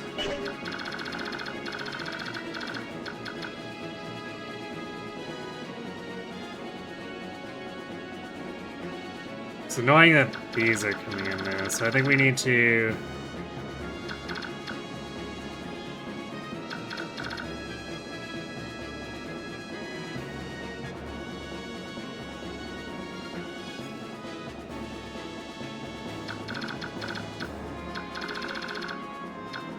Need to get him to come in here.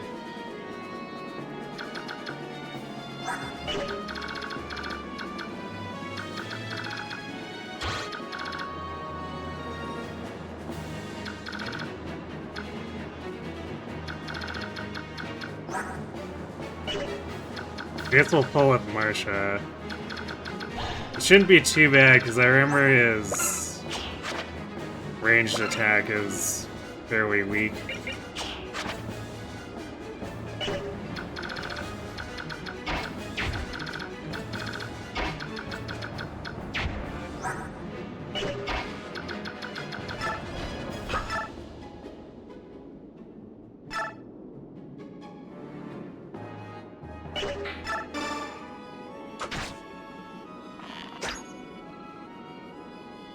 Yeah, no adept.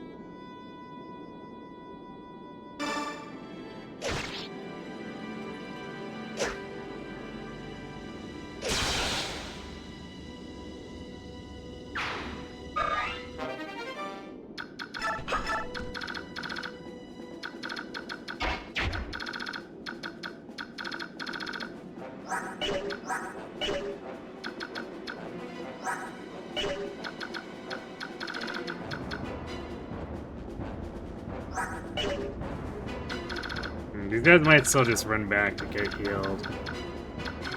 Let's see.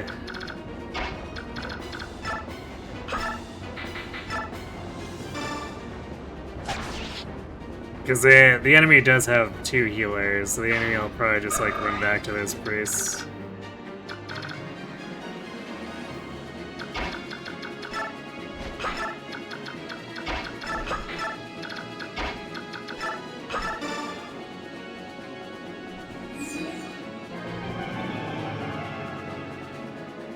Good things conceptually were character flaws. Most snipers got death critical, where instead of doubling damage, it's double the hack. They add skill to the additional damage that skill crit does. Which you honestly wish all archers, including enemies, got. I see. Divine weapons were infinite use, but at max use per map, basically between 5 and 10. Now that that's done, you're ready to move on to the next project, and you're going to try your best not to skimp out on this time. Conquest Arthur's Justice reigns? I see.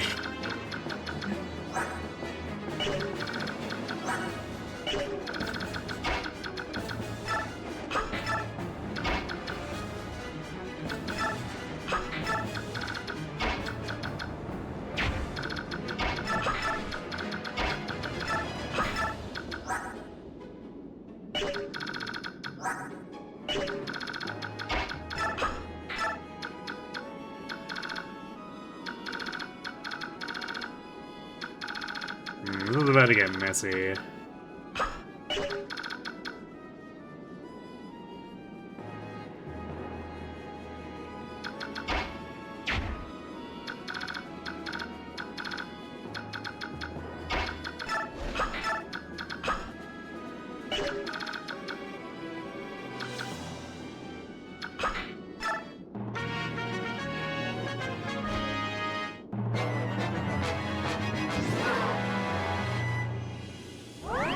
No, they're still playing past the vulnerary.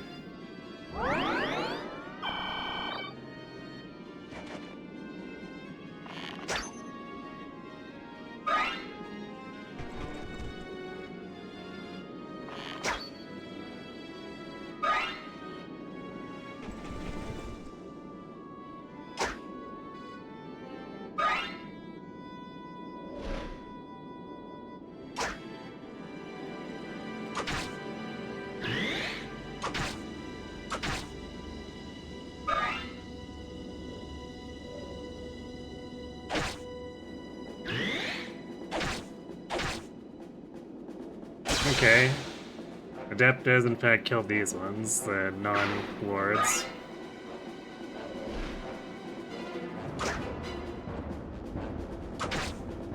Well, it won't kill this one if we Adept. Yay for random enemy stats. No, they're body blocking. Not cool, man. Okay, good.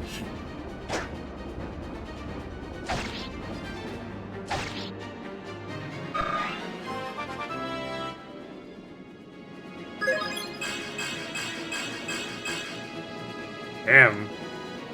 Ike really doesn't want to get speed, but he's getting everything else.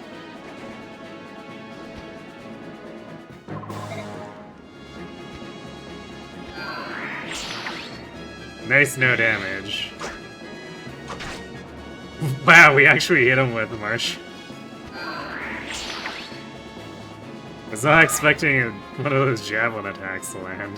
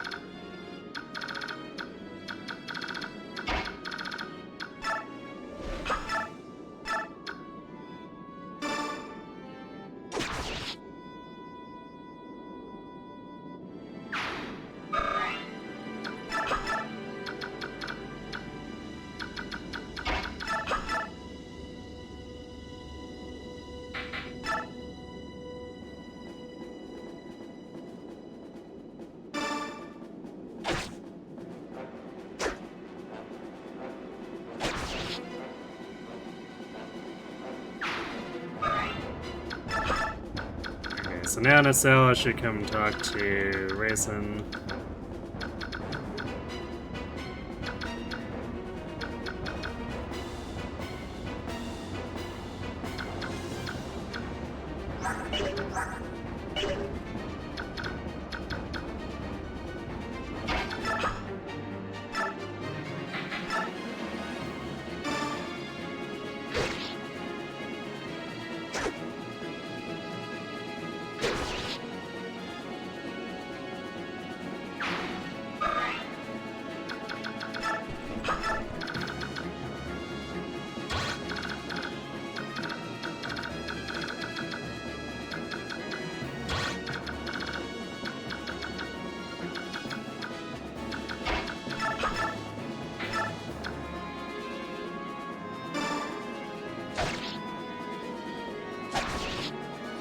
Get your dumb paladins out of here.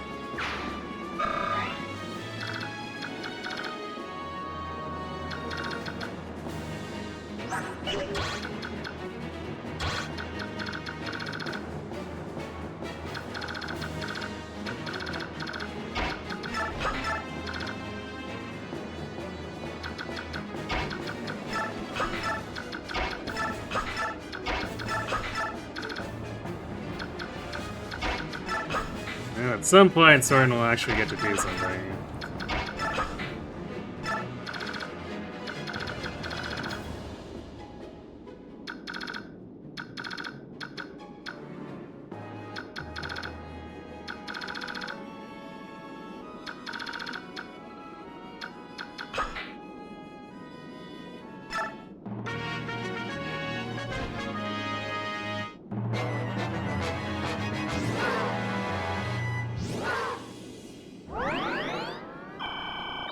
Aha, nice fauna ring.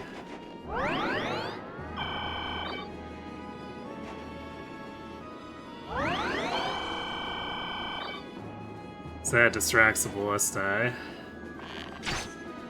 Although I guess Nacella was talking like last year.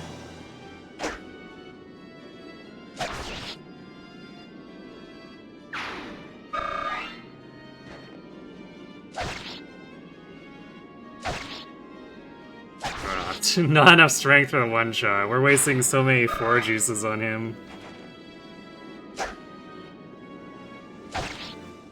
Okay, well that completely misses the one shot.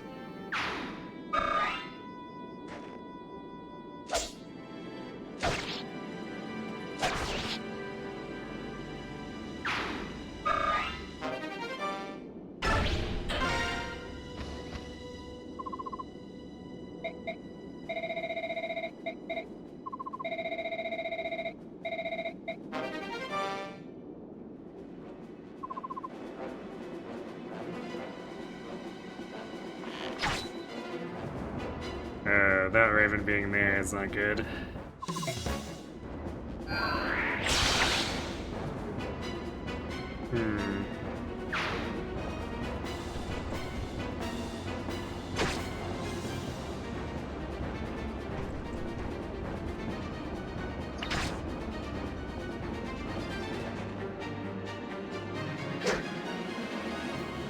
This is definitely going to be a bit RNG.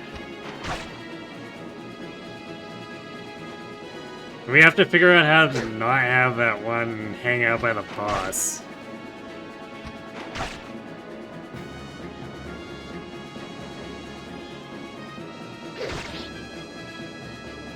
When you did this chapter, you knew how to talk to, or how to talk to Nacella, but you didn't know about the big reward.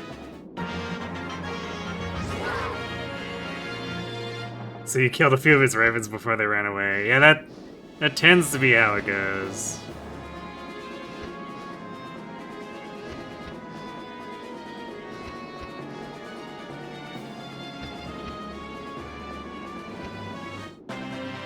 Man, so like just that one that was hanging out by the boss is a problem.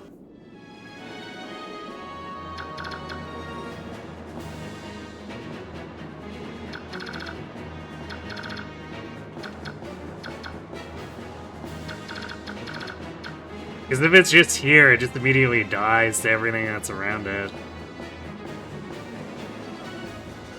Yeah, that's a reset. We need to have all of his ravens escape.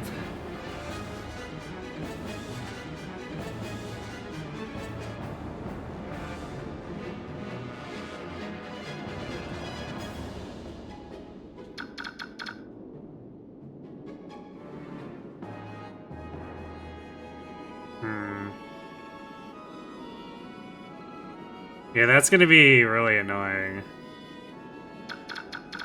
Because we have to somehow manipulate the movement so that the ravens don't just like immediately die to red team after they convert.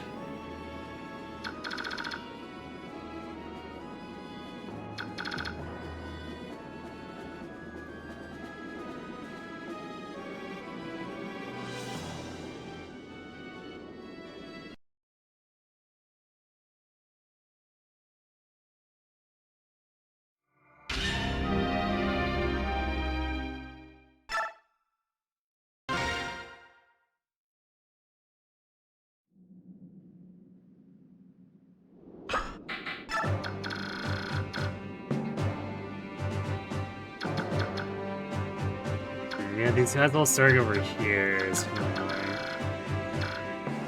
So I guess we have to try to...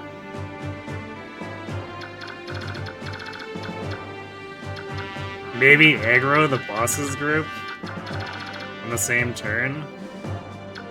Or even just like, I guess aggro the paladins to get them to come to us instead of hanging out and shooting up the ravens.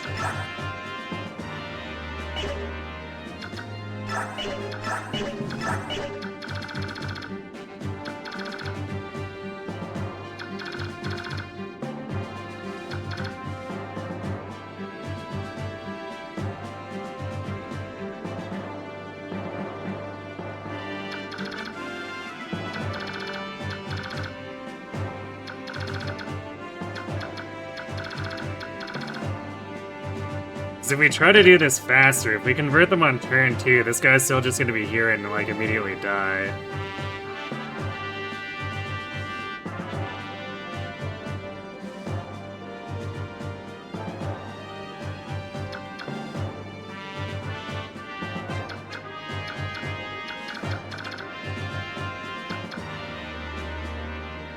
Min-maxing bonus experience.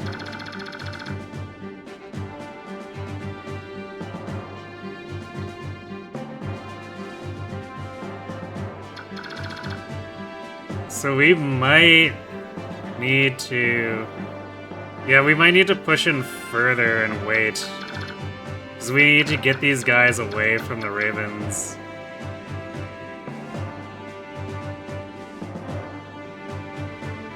Although, if we pull these guys down here, they're gonna be ranged with these ones, though.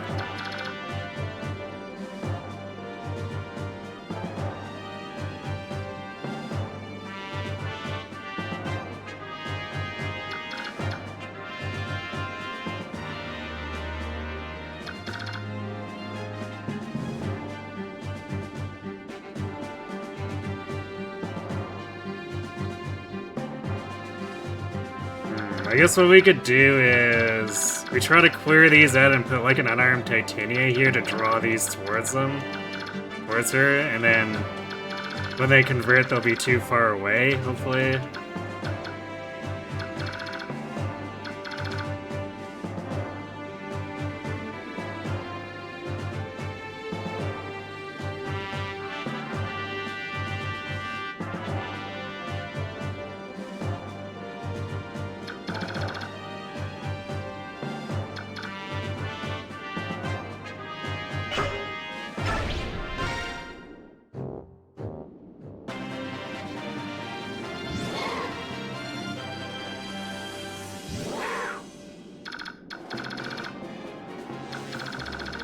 So we might take a little bit longer to do this, I guess.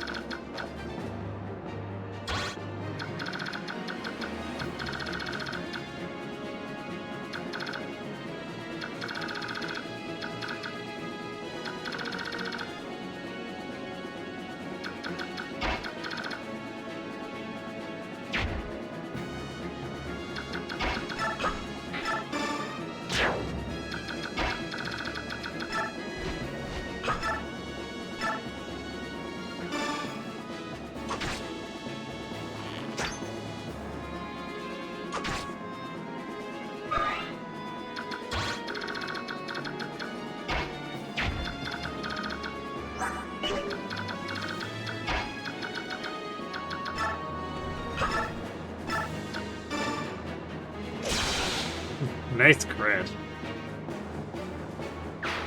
I guess if Nasal's not advancing right away, we can afford to put Astrid further forward.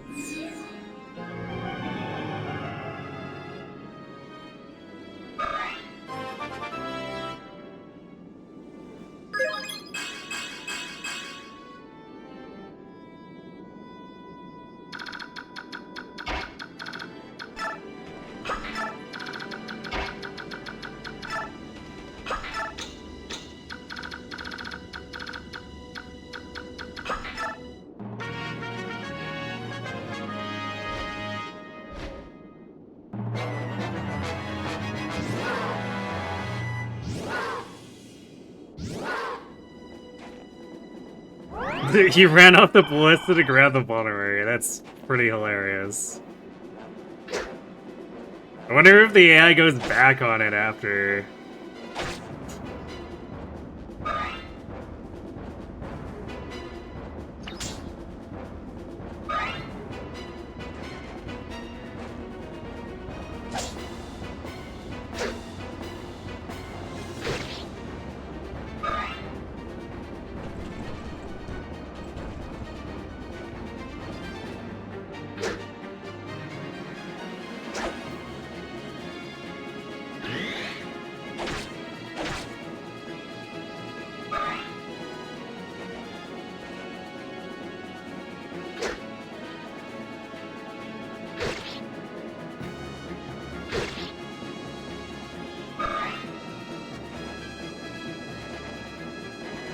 A little bit of a mess over here.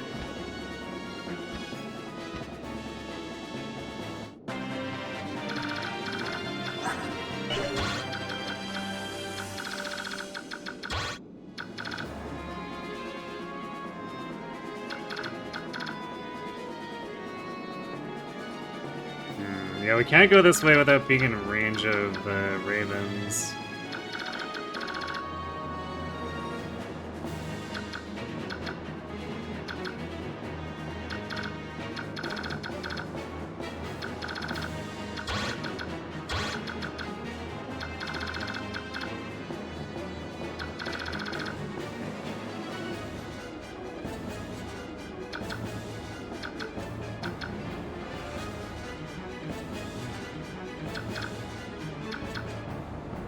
So yeah, we need to get these guys away, because the steel bow and the boss is just gonna massacre whichever the ravens turn.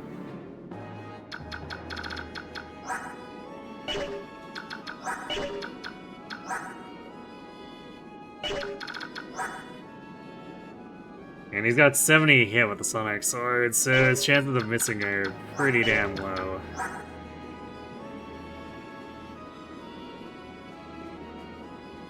Same with the steel bow.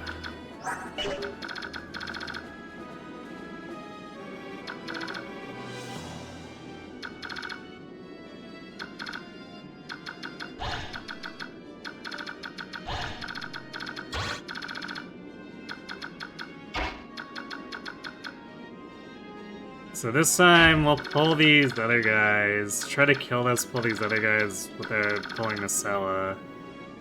And see if we can clear out enough of the Danes so that the ravens don't die afterward.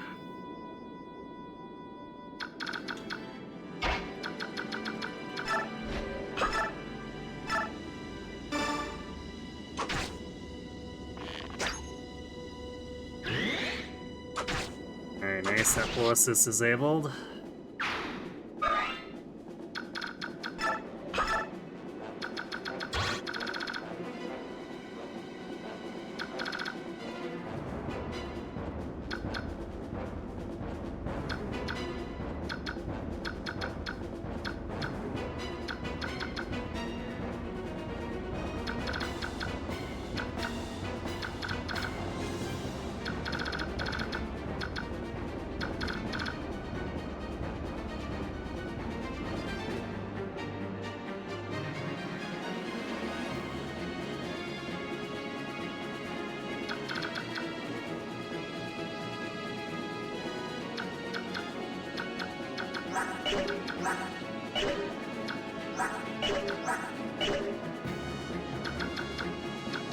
These ranged enemies are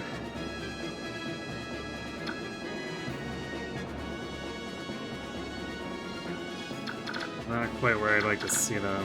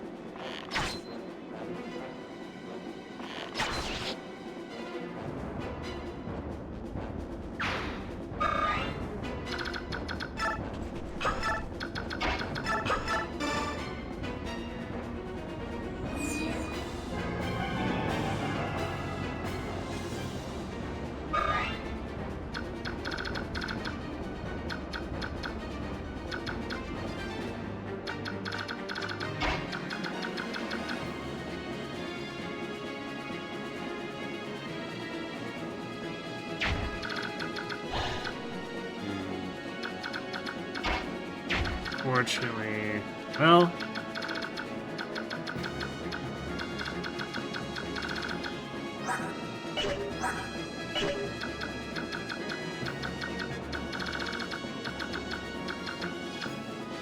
could actually get. We could shove Astrid forward.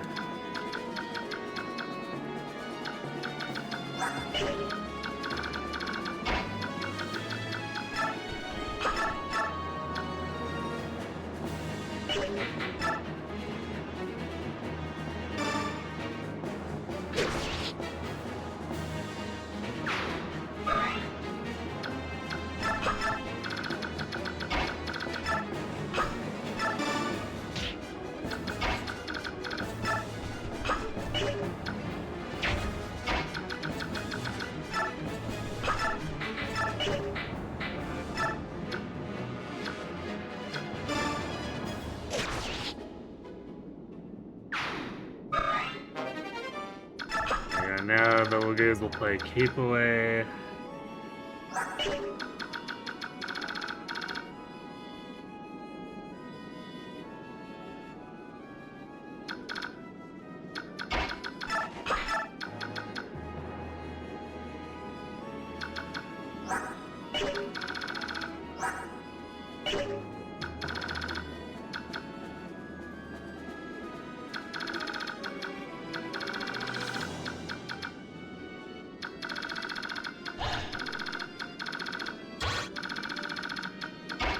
See if we can attract that other one into Tanith here.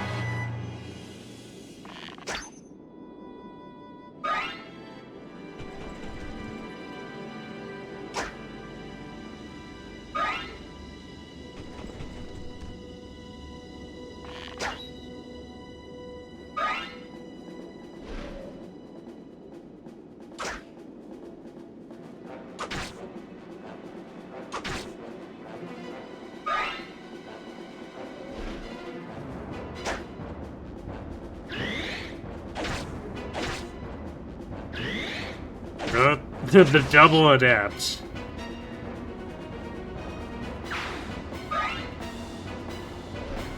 It's disgusting that that guy rolled a bulk where we needed 4 hits.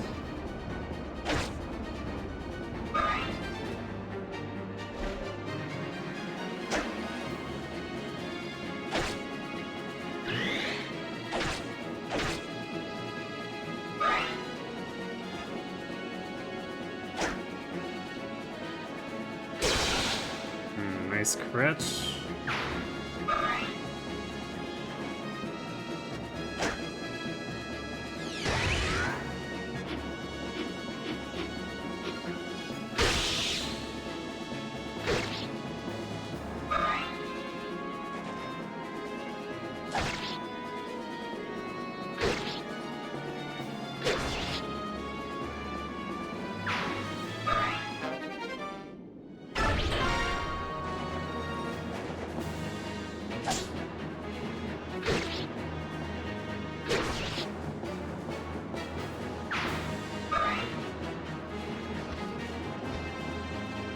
What? The cell is hiding in the back?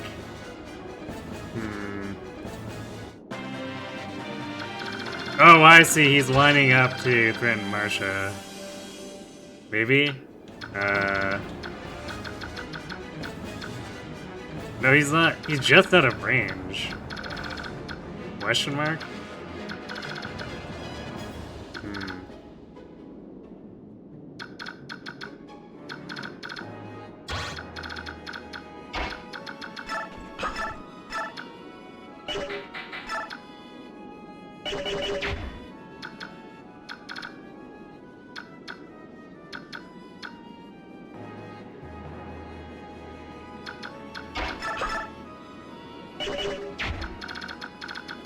Well, I did say this was gonna get messy, and it has.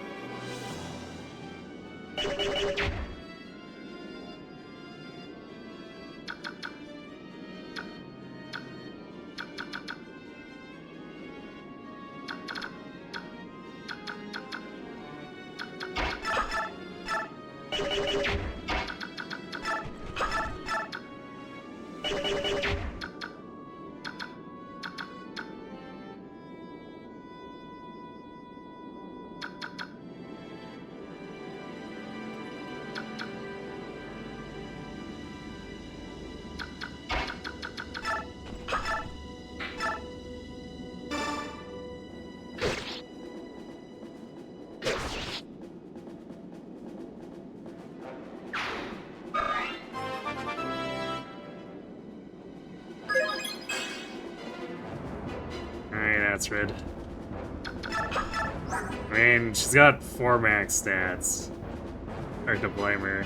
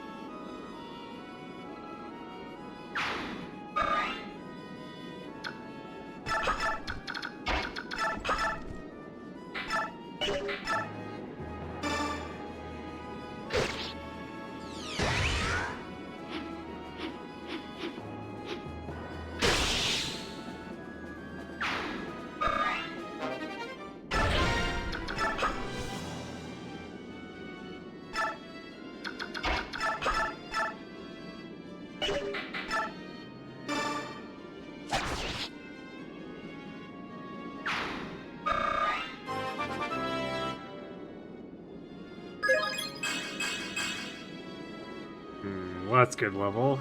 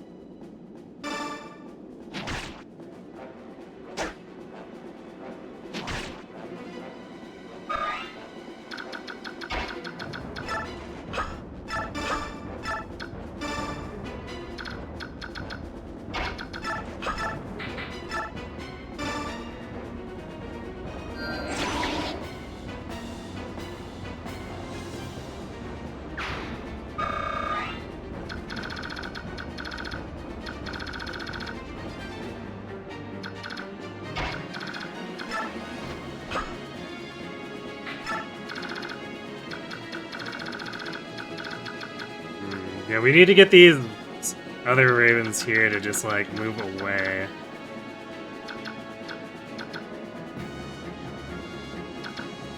Because otherwise they are just surrounded by 5 dudes and a ballista.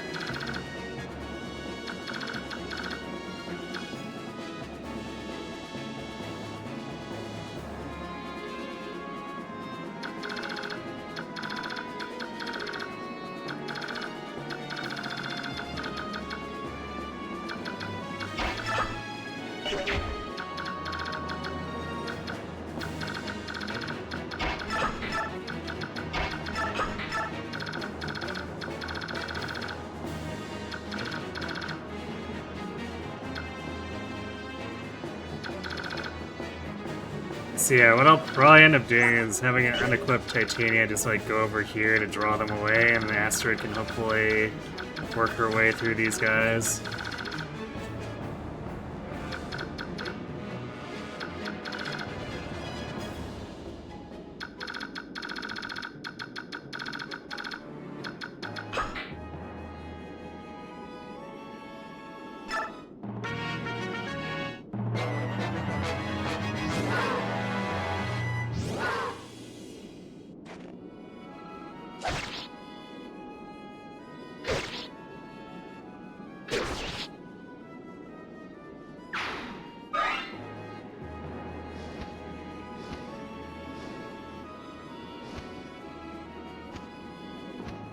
Oh, where are they going over there?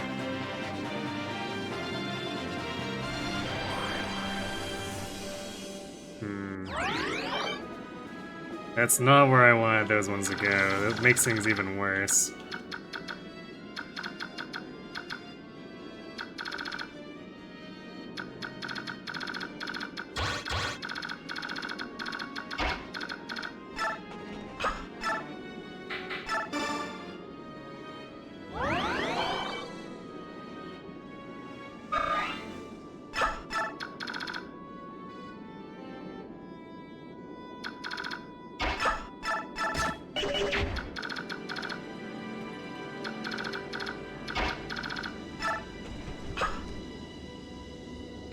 Alright, we have some time before these guys transform. No, this guy does transform right away.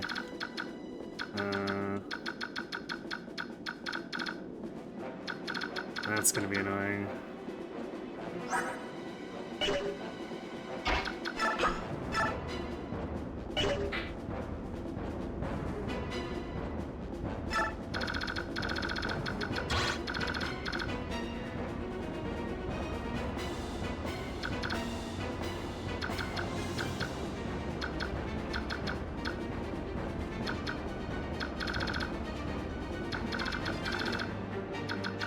I guess if we can get them to all transform and hang out like at this edge, that'll make things better? Question mark?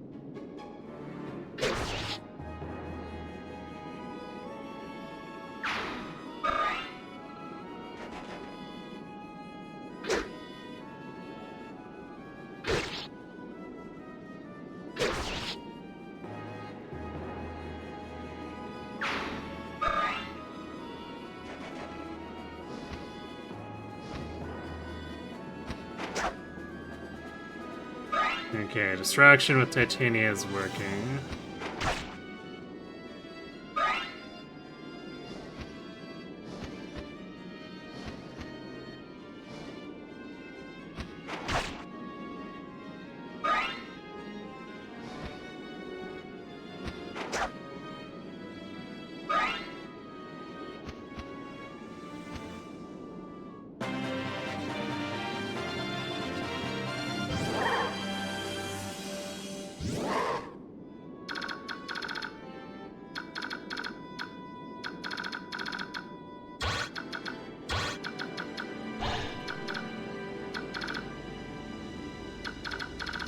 This might be it. This might be the time to pull. Or, man.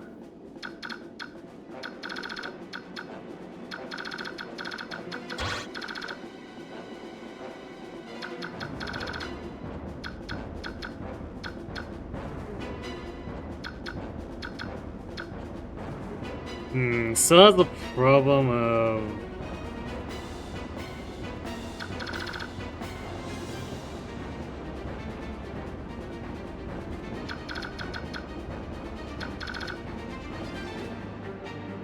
these guys will be next to the boss now.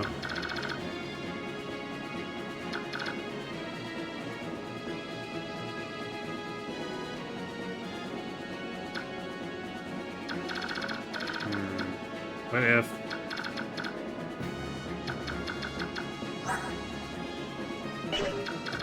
And we can't get too close in the cell either.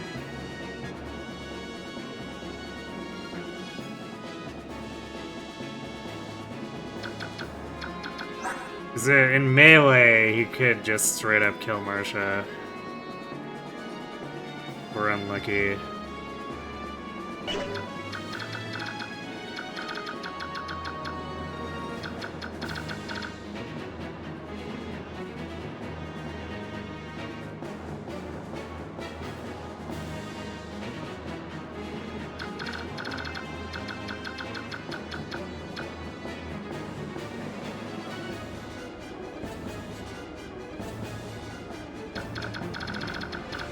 We're gonna try this. We're going to lure him in here.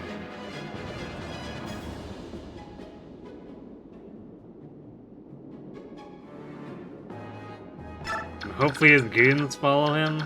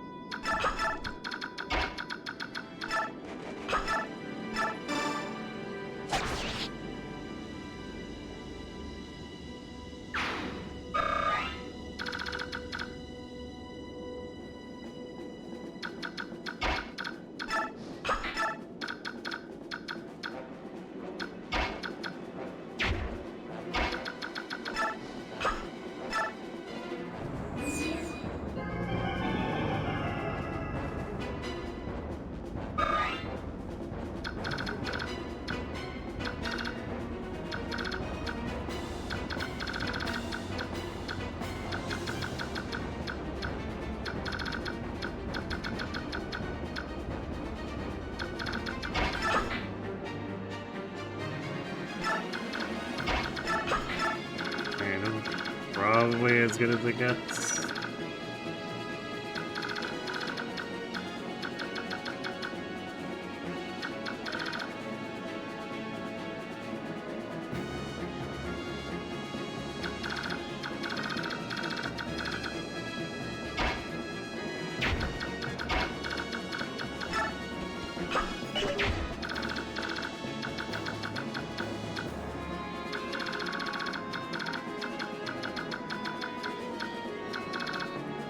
I could have maybe positioned Mordecai to smite Ike, although I wouldn't really want to go after the boss right away, because we wouldn't have converted the Ravens yet.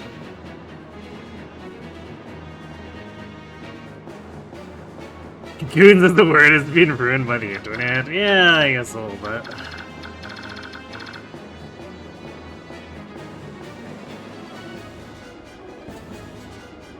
No, we still have until turn 9.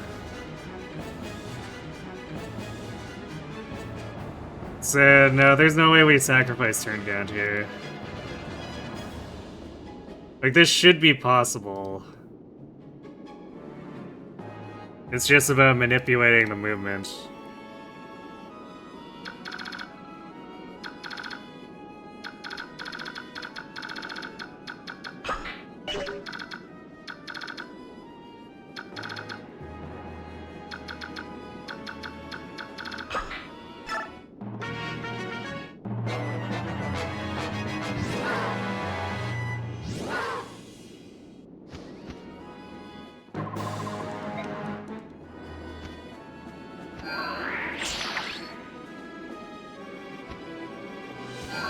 So let's see if those ravens follow him over here.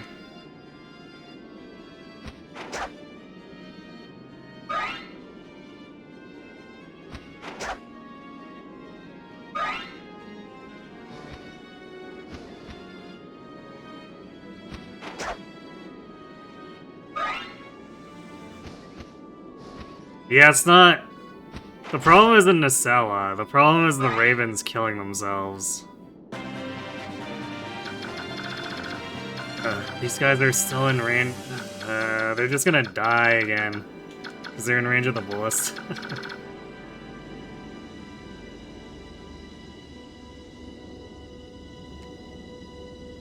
Hey, Drazalizer. Say again, stay long, no problem. The issue here is Nacella converts and anything by the boss just dies. So we lose bonus experience.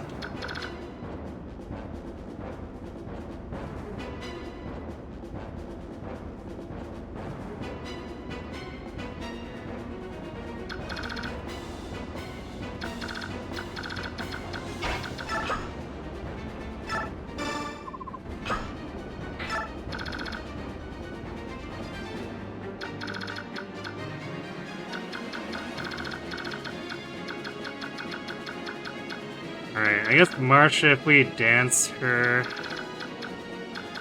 or sing her, we can reach this ballista to take care of it.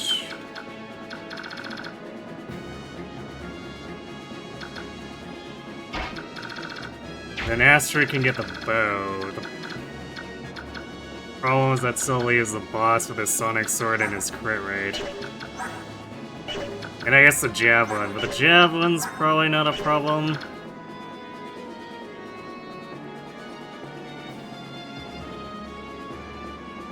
Yeah, I drew him out very early, and it just ended in a guy immediately dying.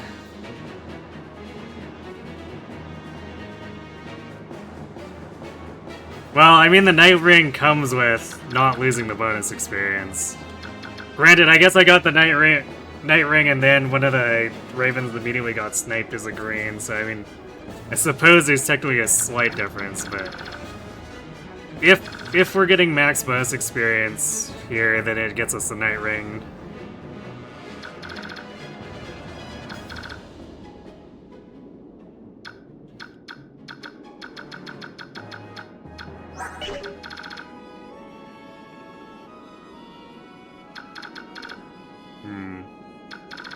I guess this is where it would be nice if Jill was just, like, super strong, but she's still struggling to really get going.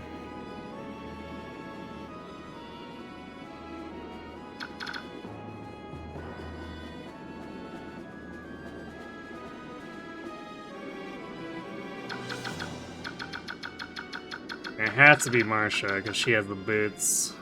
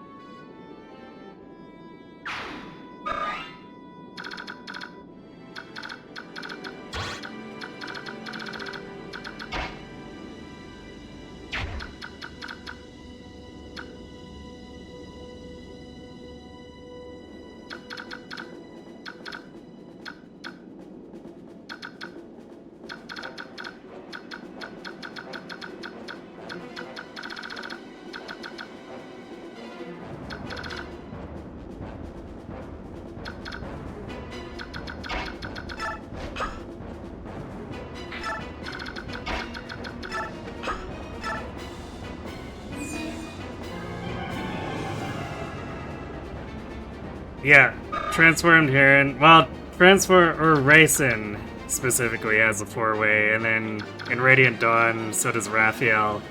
For some reason, Leanne is not allowed to do 4-way. She can only do 2-way.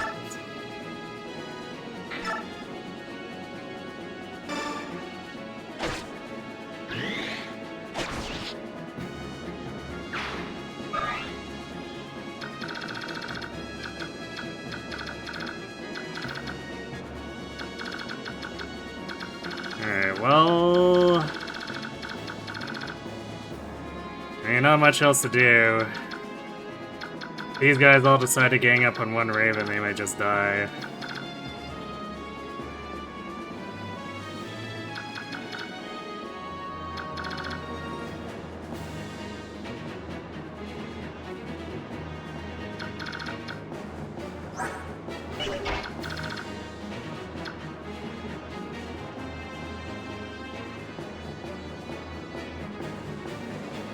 See if we can draw off the other enemies, I guess.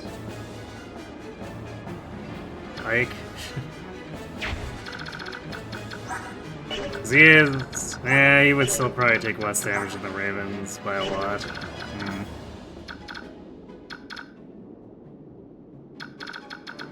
And still. These guys do have ranged weapons that he won't counterattack, so maybe we can somehow finagle it. Like, I don't see why the AI would, but sometimes the AI can be weird. And Ike wants to be in there for the combat later anyway, so whatever.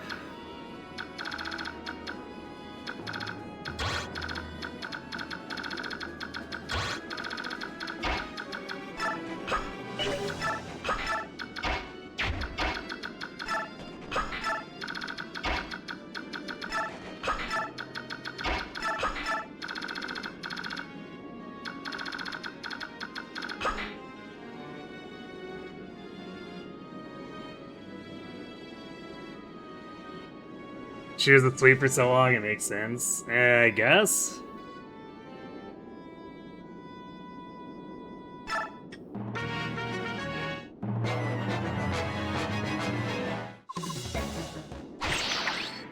Oh. But why?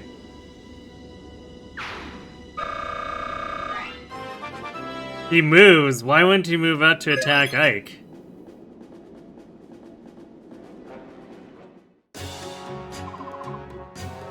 Well, that's annoying.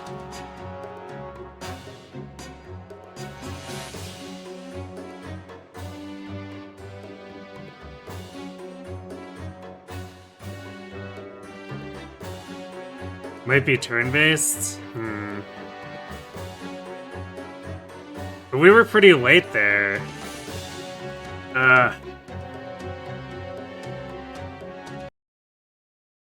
There's really... I guess aside from being stationary for based on turns or whatever, there's no reason he should have attacked her over Ike. Like, Ike has much worse res. And defense. Oh, that's definitely a reset. Because the Ravens have to actually physically leave.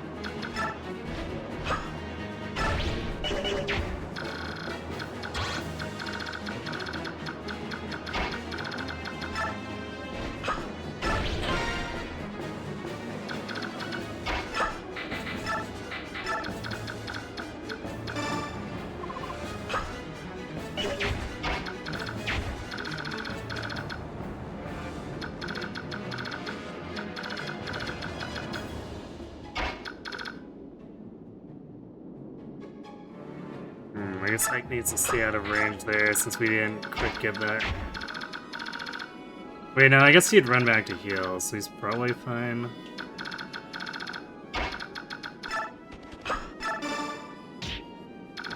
I guess if he yells that, it's whatever, because he'll only have 11 hit points. But they should be in heal AI.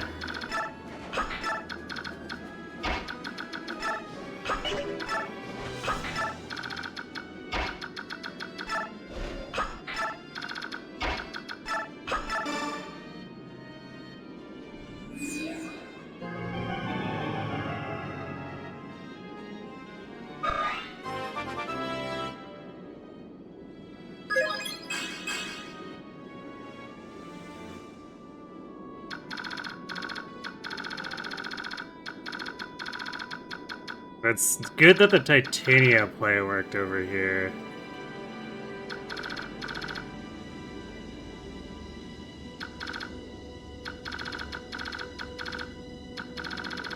But I guess we didn't even get to find out whether or not it would become problematic for the Ravens that were over here.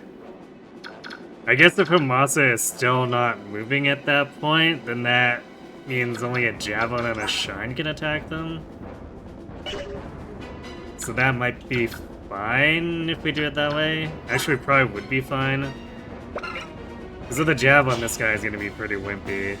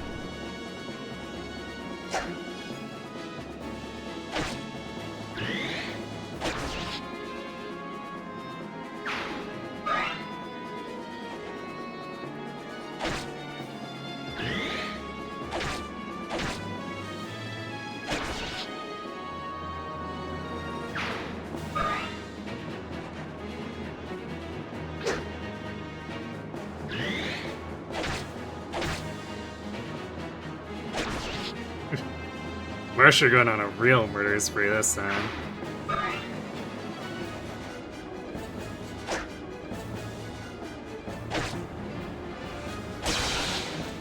Damn.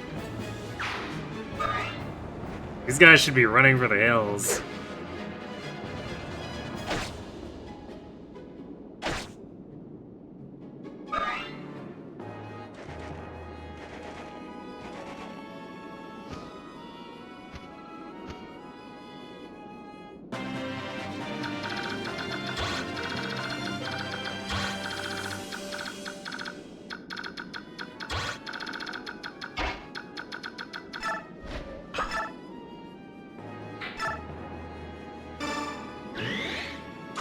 Alright, nice.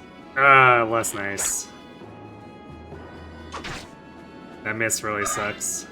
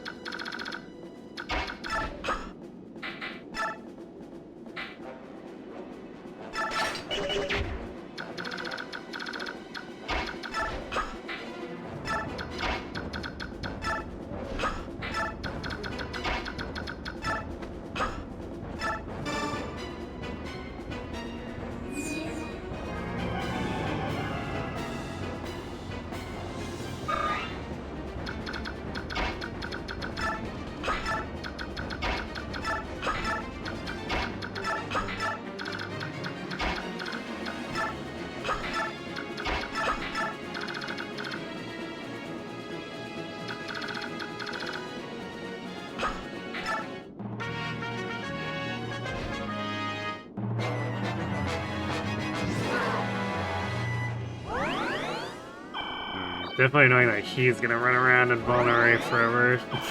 The guy leaving the ballista is pretty funny. Oh, whoop.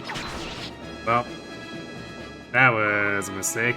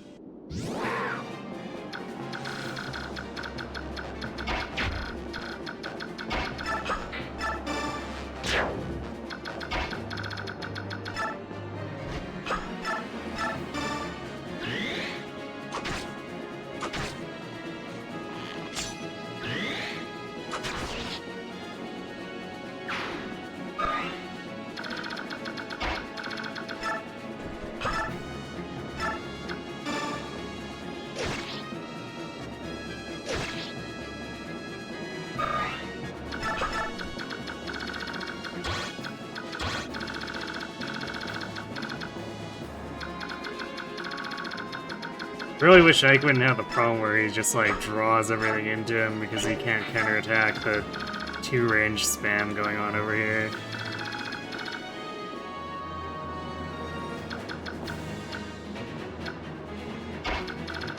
There are times where it's helpful, but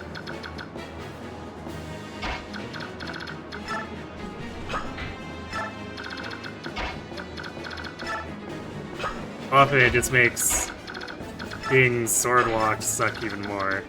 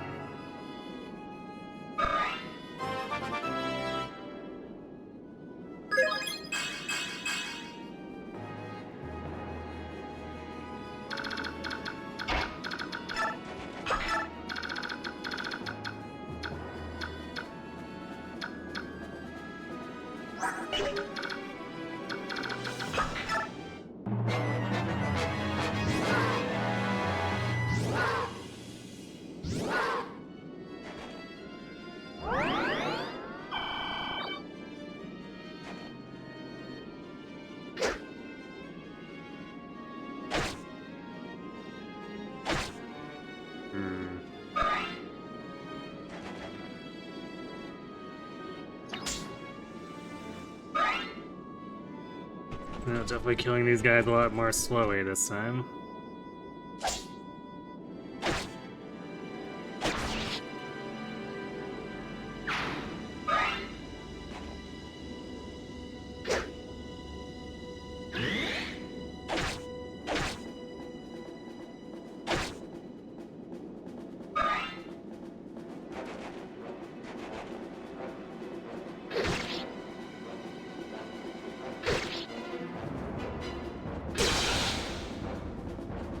It's nice that that guy got crit to death.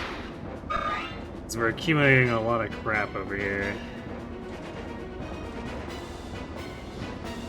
A lot of it's gonna run back to vulnerate, but also that's kind of annoying. Because they're gonna clog up the center and hide behind these ravens.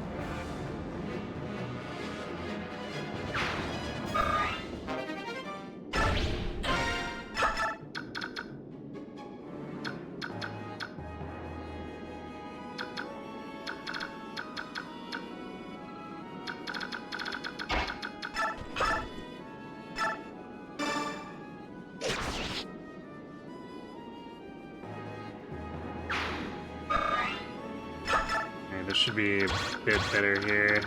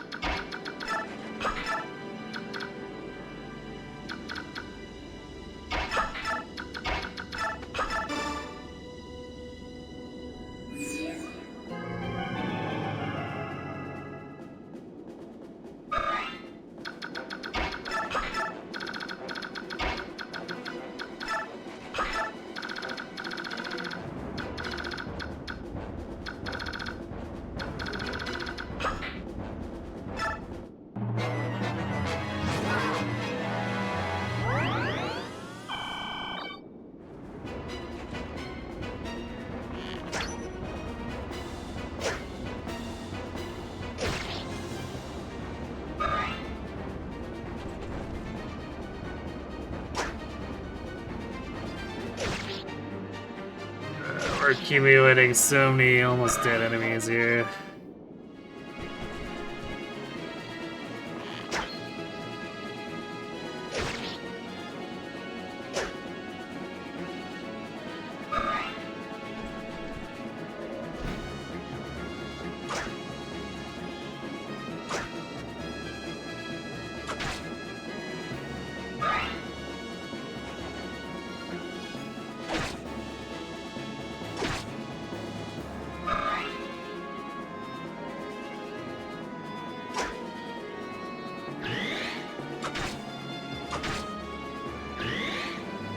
Damn, this guy rolled all the bulk.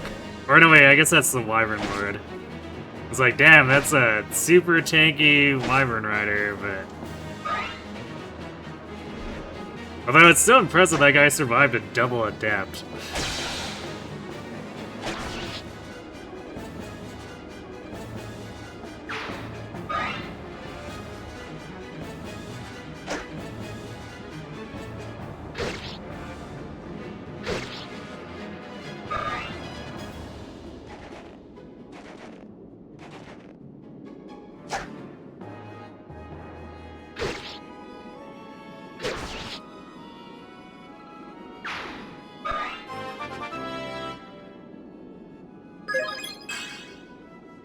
Eh.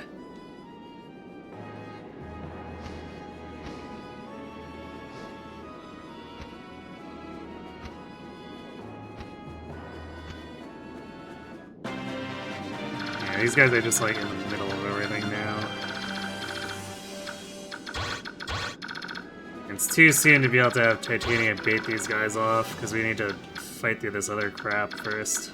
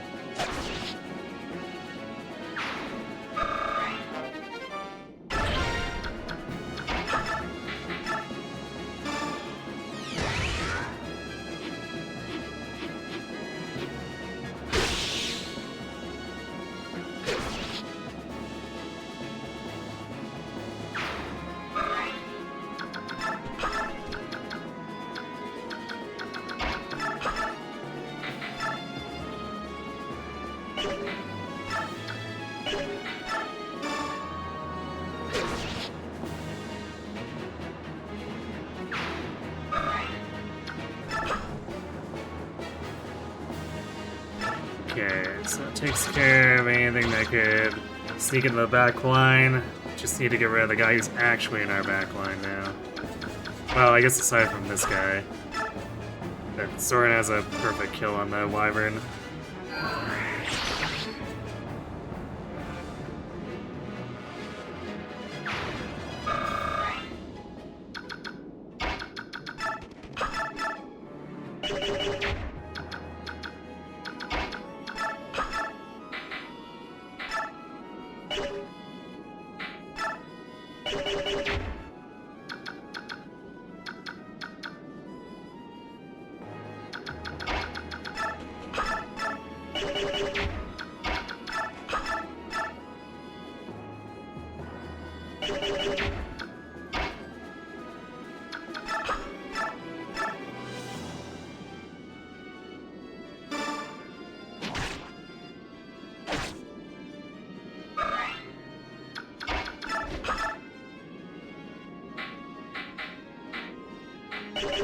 Chance hit rate is kind of not good.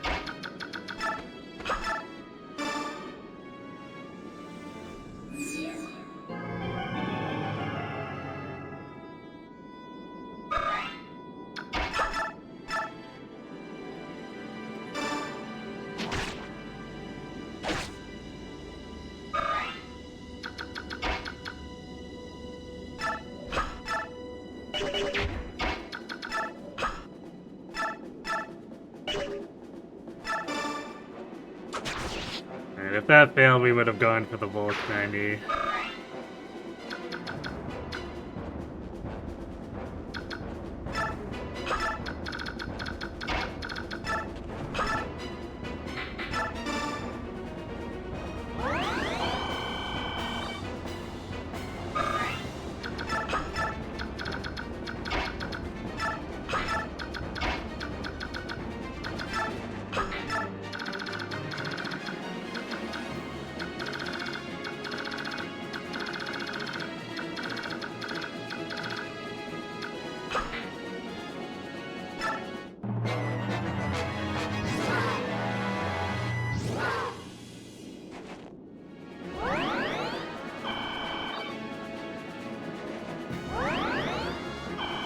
That guy hiding back there is annoying. Because he's gonna take forever to come back, and that'll have him camping by where some ravens that can convert might be.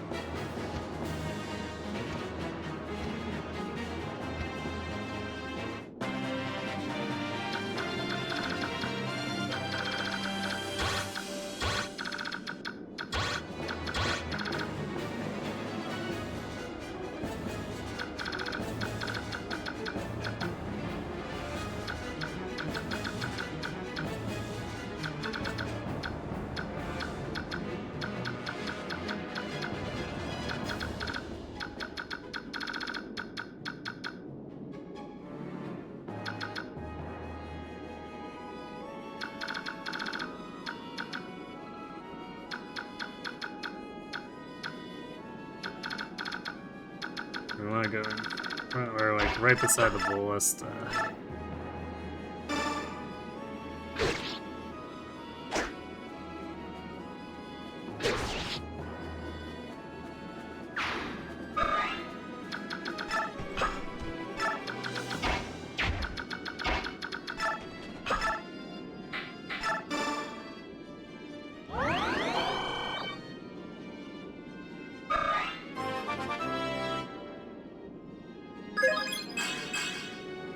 Alright, Miss got magic that time. That's good. So then unequipped Titania goes here. Hopefully they don't do anything too stupid about who goes in what order.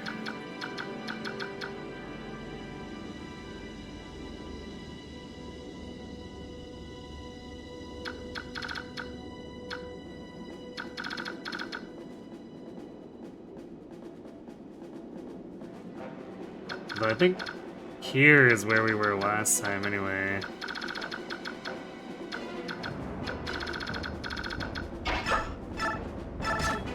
Because we couldn't possibly be here, because that prevents her from being attacked by 4 opponents. Actually, maybe it was here. In which case, I guess we should shove this idiot out of the way.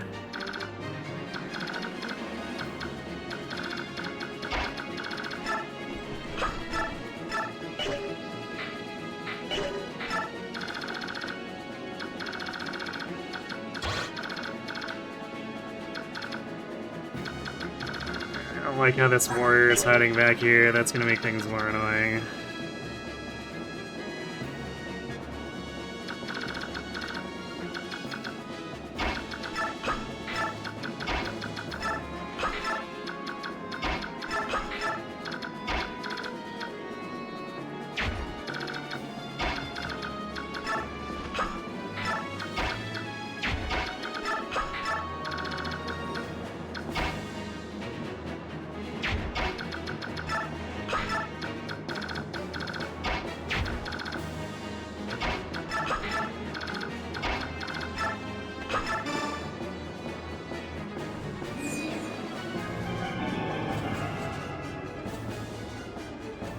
Good with RNG, your high stat for a race and end in 5th. But yeah, that happens occasionally.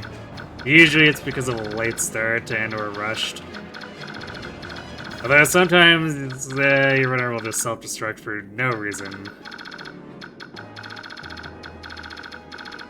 Because they don't really show the rolls on, like the power rolls for passing and whatever, so...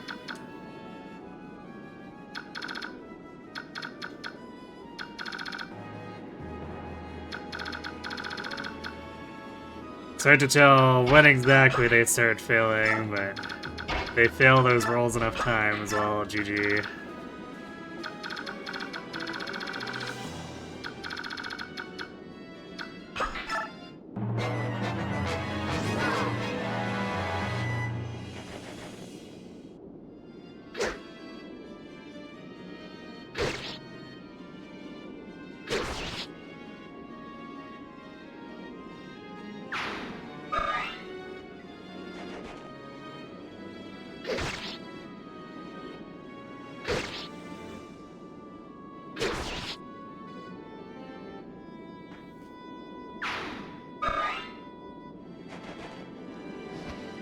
It's actually part of why I like really dislike the Kikuga show and Spring Tenno show. Because that's where things can most commonly go wrong, even if you have a lot of stamina and recovery skills.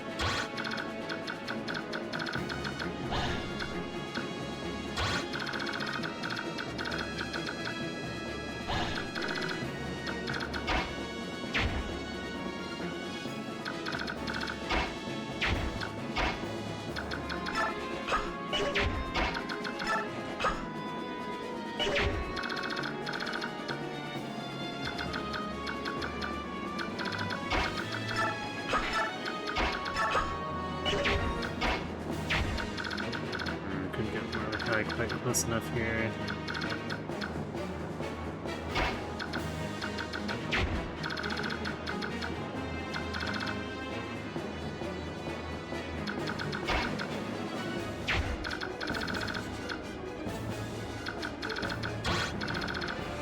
But, we could probably pull this guy away manually now, since Nacelle is not overlapping. See if we can make that happen.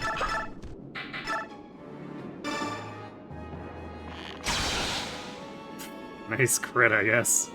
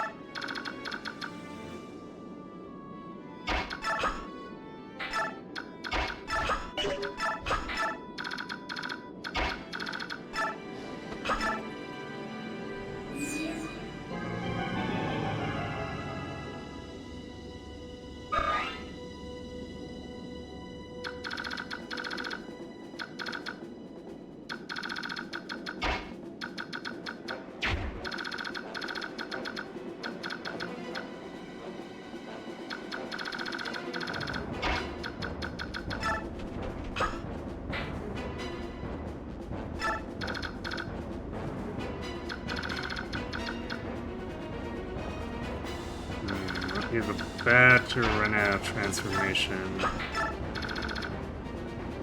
So we have like one more turn where...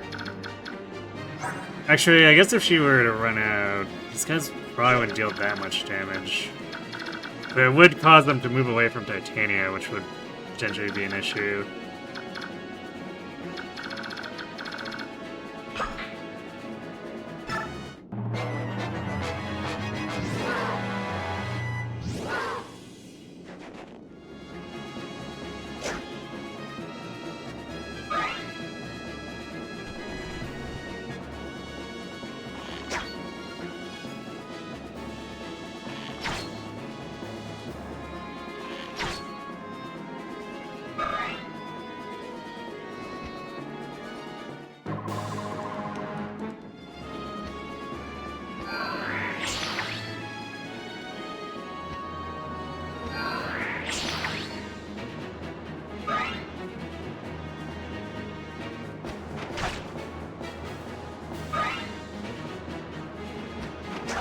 I guess we'll see if he moves to attack one of the Ravens now, because he's... Oh no, he's beside them.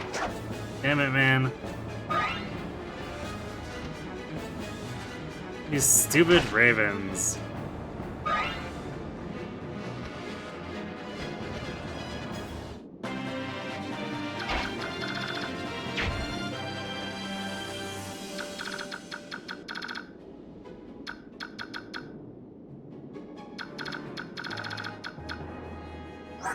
So you'll probably see a kill now with the Sonic Sword, even if we put, like, say, Astrid is equipped with a bow beside Hamasa.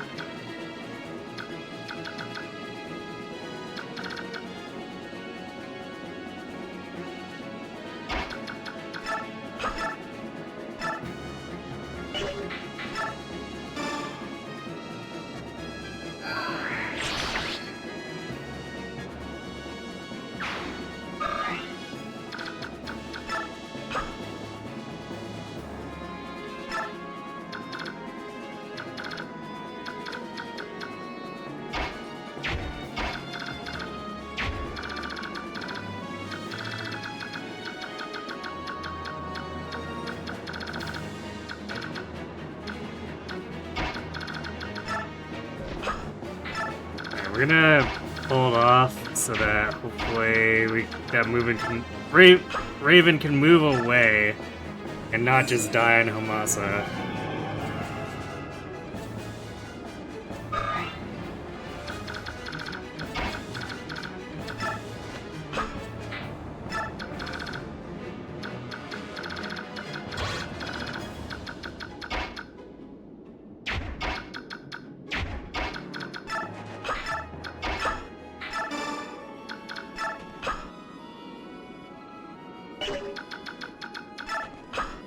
This is kind of like the last turn where we can really do anything here. Or delay it. We have to actually talk to Nisella next turn.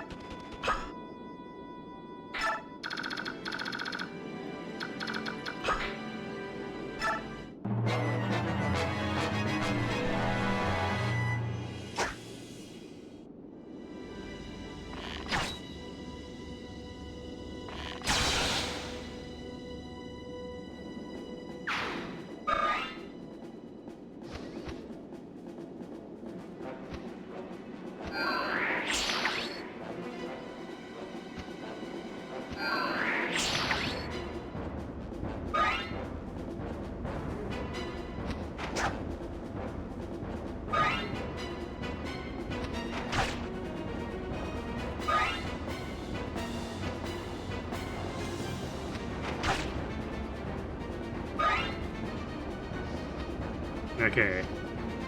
That one's moved away. So I think that's our opportunity now.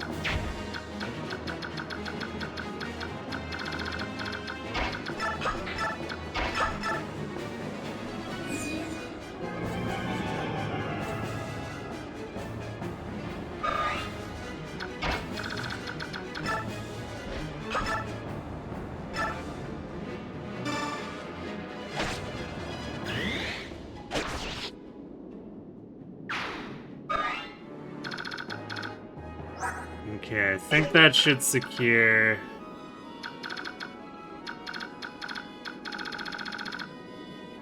all the ravens.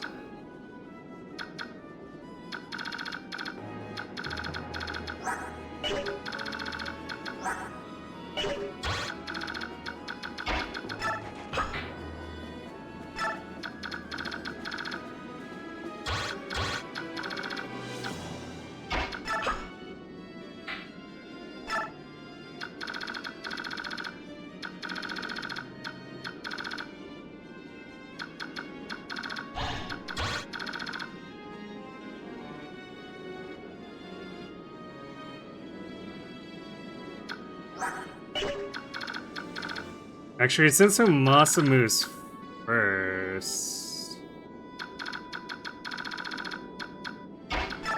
do this. If he is actually gonna move, he'll go first and get bitten into Ike so that there's no no potential problem of him having no target, then the Ravens converting and him running after this guy.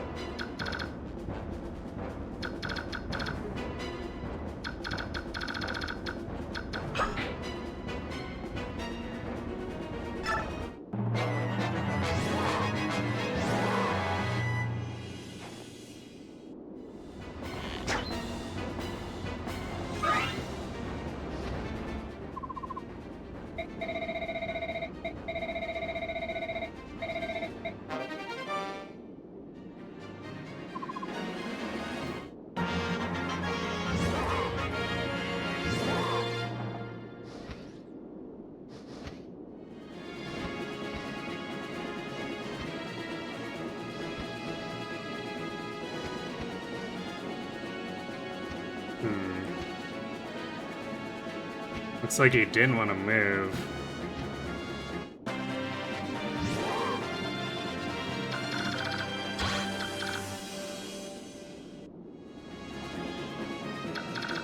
Well, it's easy enough to just, like, kill him straight up here. On the next turn. So, we need to wait for the rest of the Ravens to leave.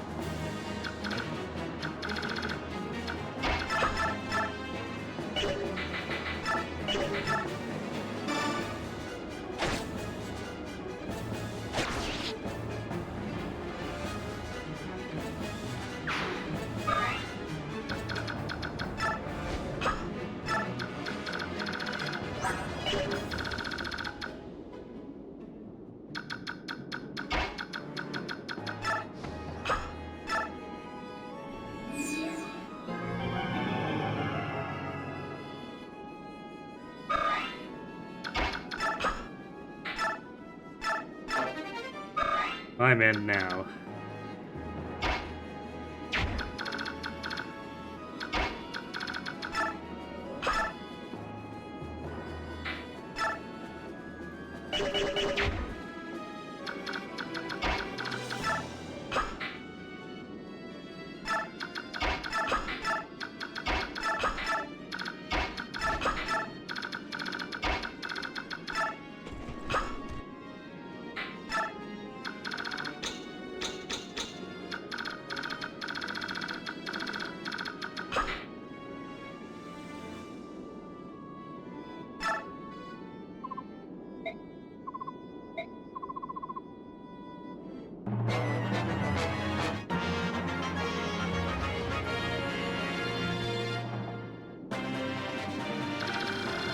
Alright, that should be all of them.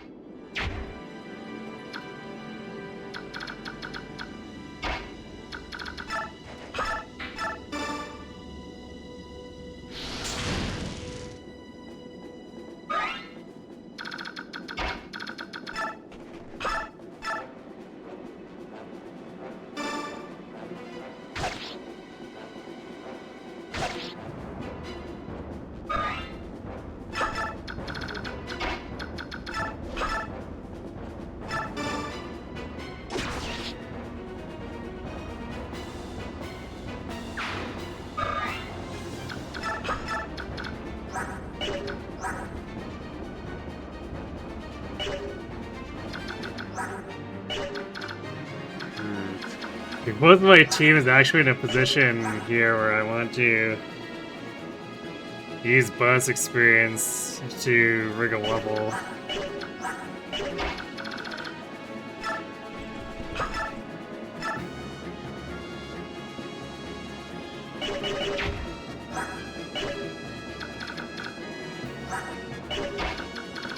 I guess we can just have Marsha do it.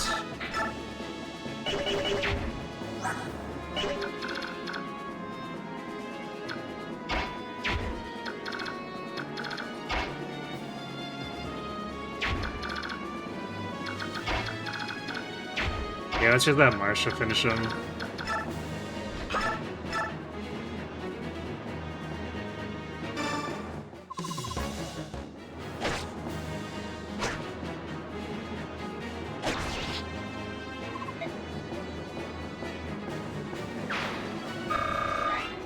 Alright, it says Marsha for a ring too. Nice. Alright, well that was annoying.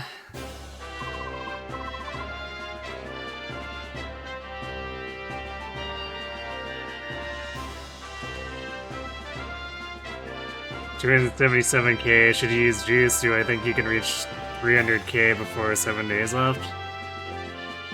I mean, that's just 2 runs for you, right? We won, somehow. Yes. Somehow we made the Ravens not kill themselves.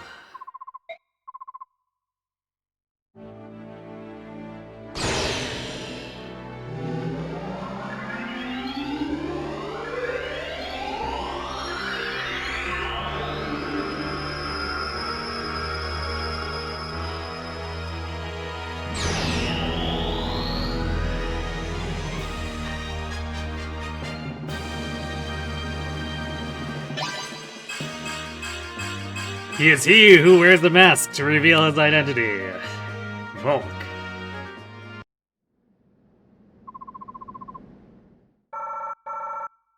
Alright, 150, 150. That lines up with what we expected.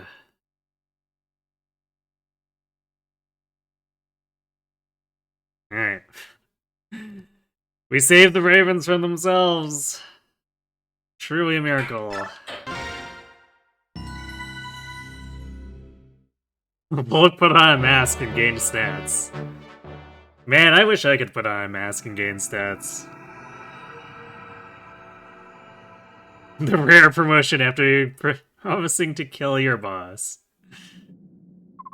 True.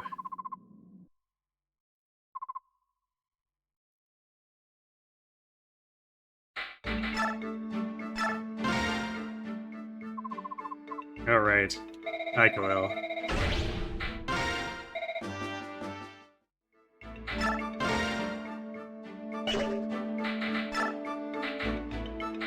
She brings the whole meteor tome, too.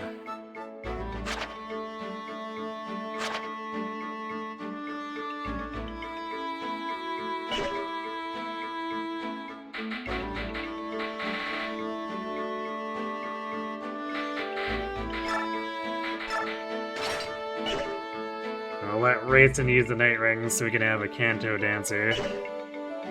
Since we otherwise don't get that until Radiant Dawn.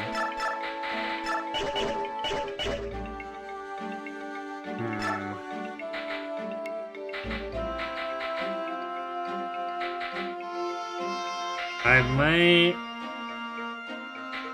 do a forged sword for Ike.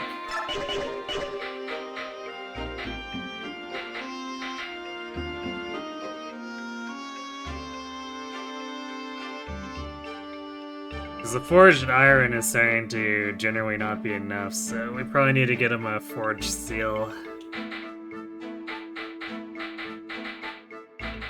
And all the other important carries right now are already using forged steel weapons, so I think it's probably Ike's turn.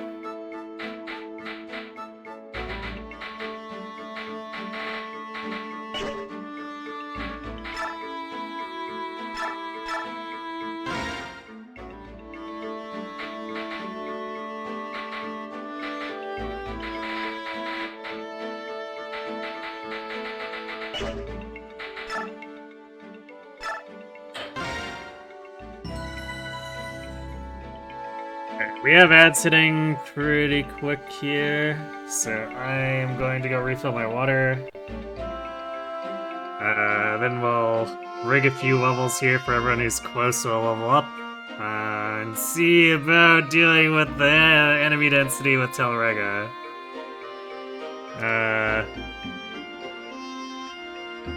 That's a 10-turn clear, by the way. That's gonna be interesting. So, we're back.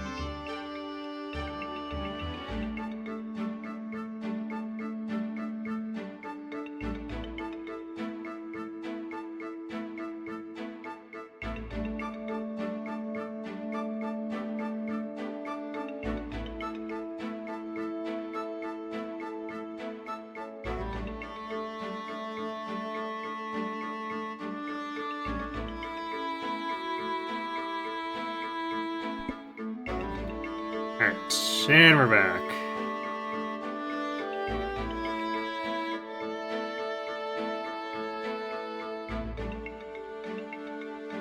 The TV trope of the day is about being good at a real-life art, not making you good at the video game equivalent. Many examples come from real-life musicians playing Guitar Hero or a rock band, or martial arts and fighting games. And I don't know, that seems pretty obvious. Weird example is that many trained fighter pilots can't fly drones, but gamers can because they're closer to what they know and won't outmaneuver.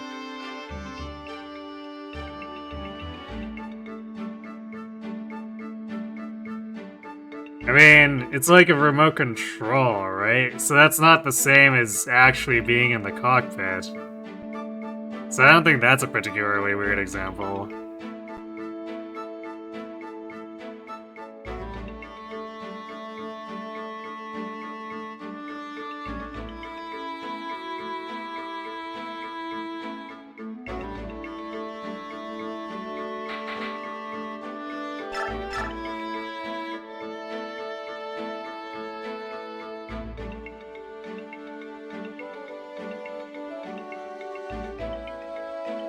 Alright.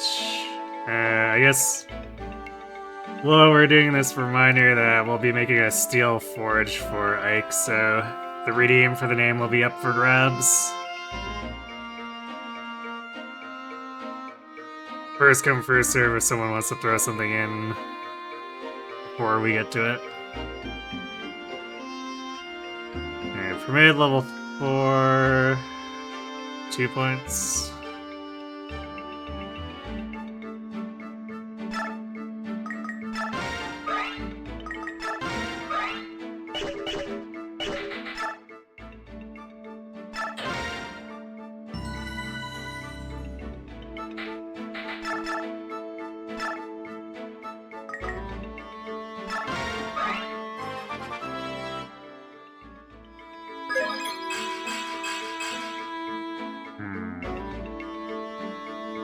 Missed on speed and defense.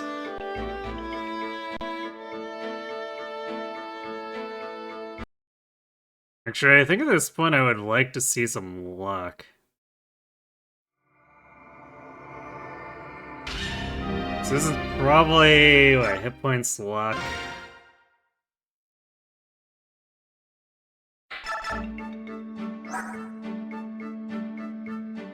Probably hit points, luck, speed.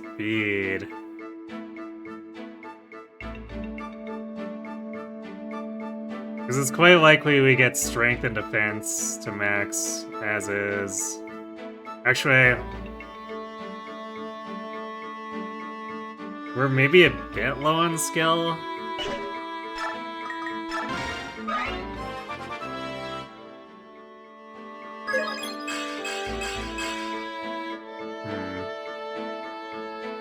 Heck out here, really not wanting to grow luck.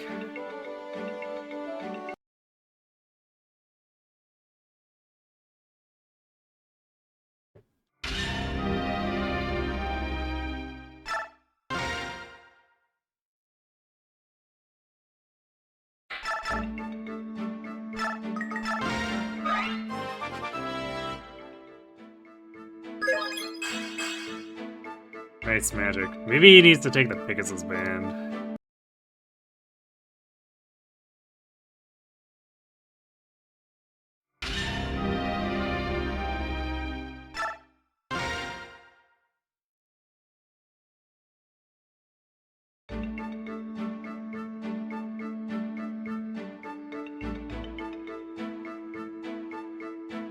One good example on the opposite page for knowing what to do because the game's teaching you is that a popular Ukrainian Twitch streamer successfully got his family to safety when he was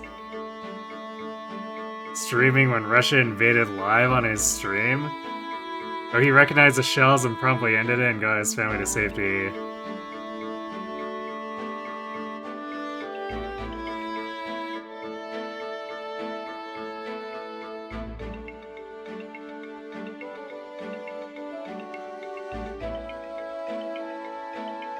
Wait.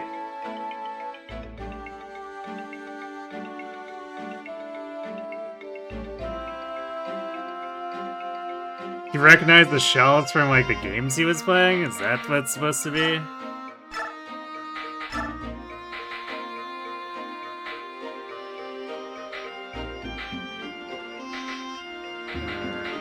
Steal this from Marsha.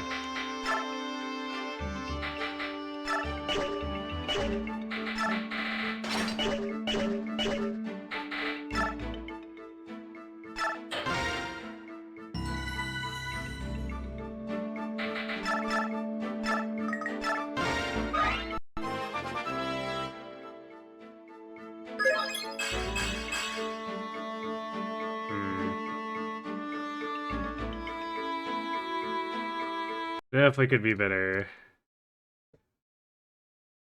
Yeah, I recognize the sound of them and what they belong to.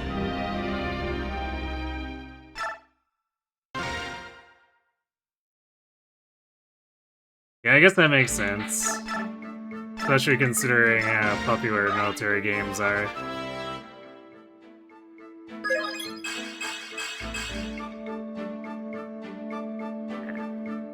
I do appreciate the res, but...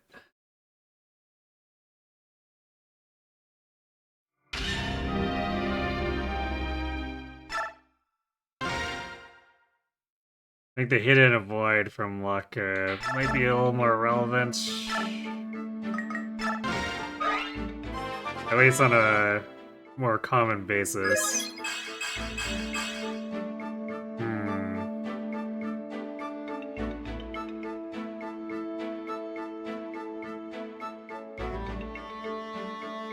I really want it to be with speed though, because like speed has been continuously falling behind. It basically hasn't grown since he promoted.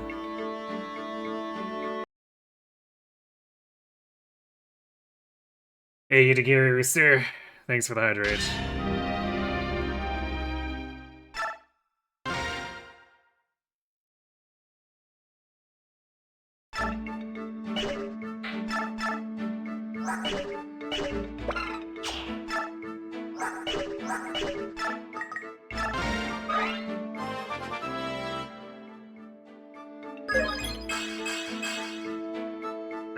The core stats. I really want to take that, but it didn't include luck there. Such a picky Pegasus. I mean, we have to be for this run.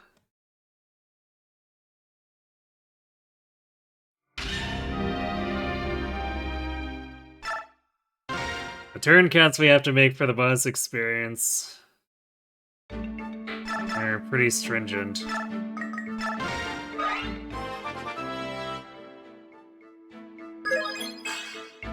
So we need everyone carrying to actually be able to do stuff, and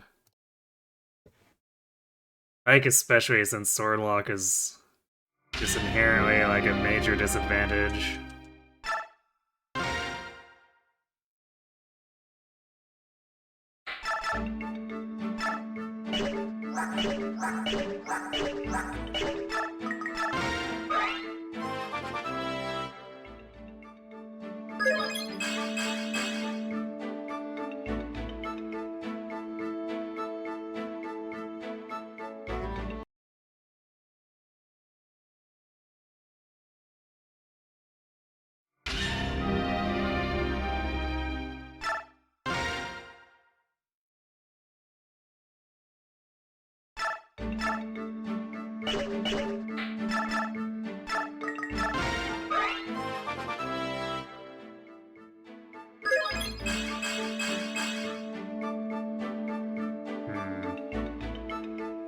Game really doesn't want to give me the speed luck combo. Time to burn 300 RNs. Multiple times.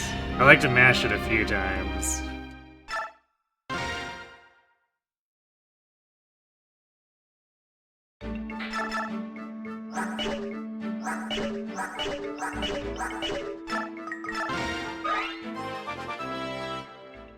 Although I like how there's variance in how much it burns. It's just like... that will never not amuse me.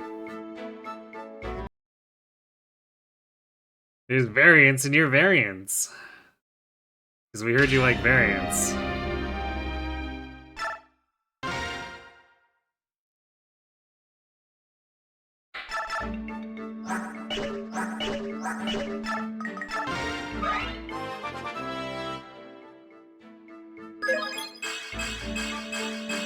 There we go. Got some bonus bulk in there too.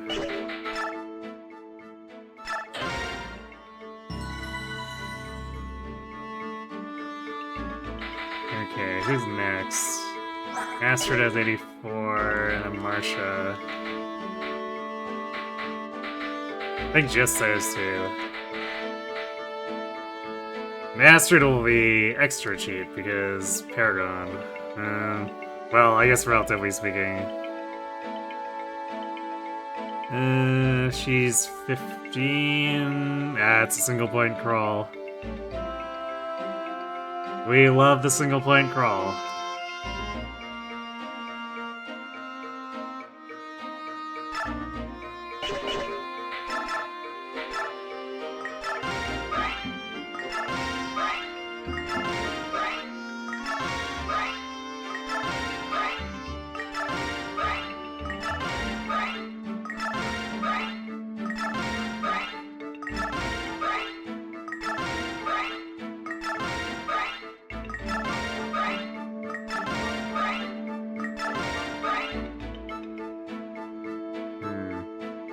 I think we want to see at least hit points and luck. Res would be great, but considering at that point we're asking for every relevant stat, that might be a little much. We'll see though.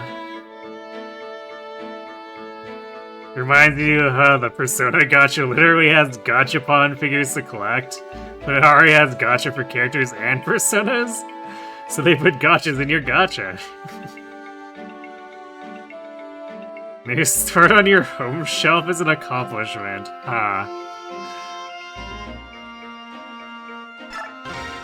Hey, Sam.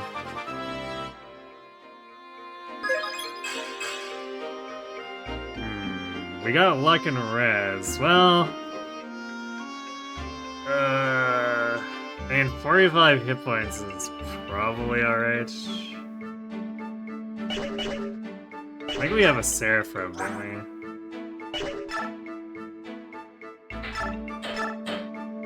We do, so we could just give that to her, assuming like Ike doesn't need it. Marsha probably won't need it, so yeah, I think we'll take the luck and the res here.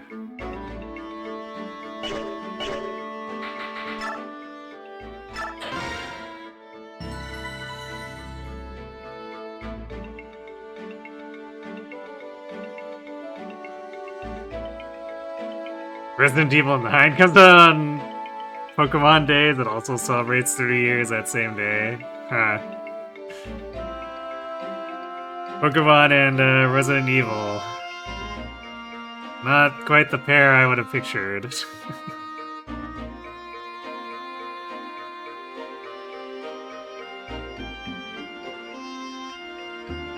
Okay, Marsha. I think Marsha is also 15. Let me double check this. Yeah, she's also 15, but for non-Paragon...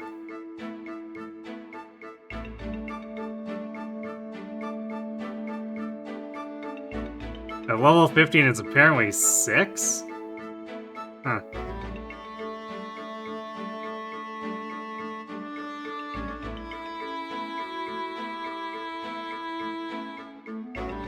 Okay.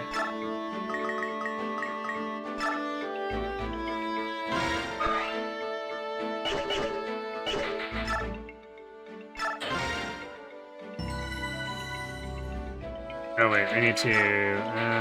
what are we going for? Yeah, I guess we trade the Pegasus band back here.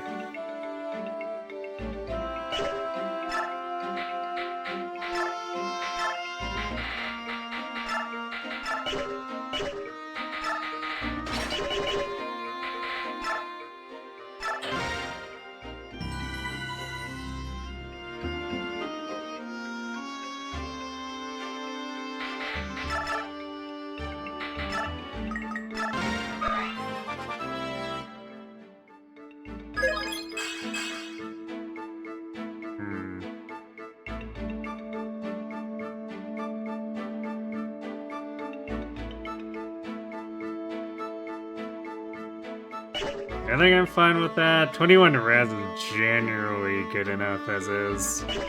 Would be nice to see it go up more, but I'm not gonna super fuss about rigging those.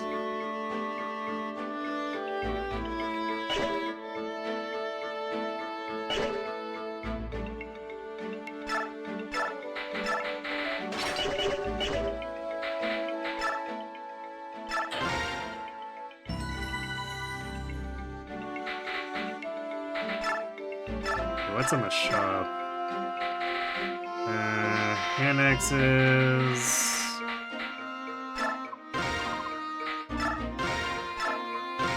Let's replay it. We didn't use too many, but let's replace 3 of them.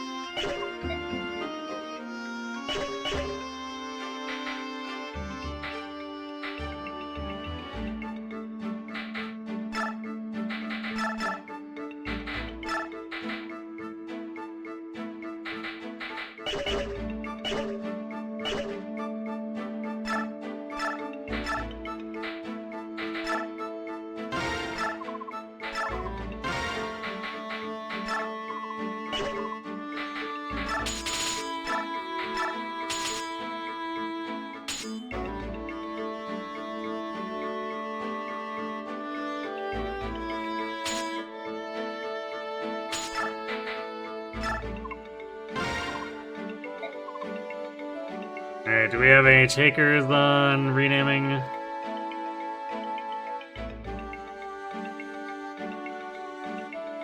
It's up for grabs.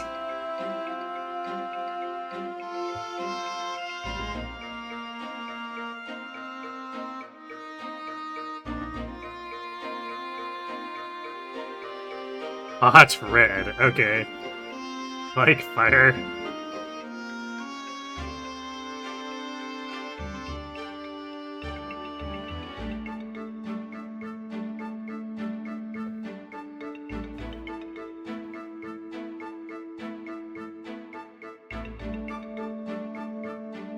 The only thing you know about Ari is the song that plays in the mansion basement on RE1's director's cut. You heard that they outsourced it to a company and gave them the wrong sound font? Huh.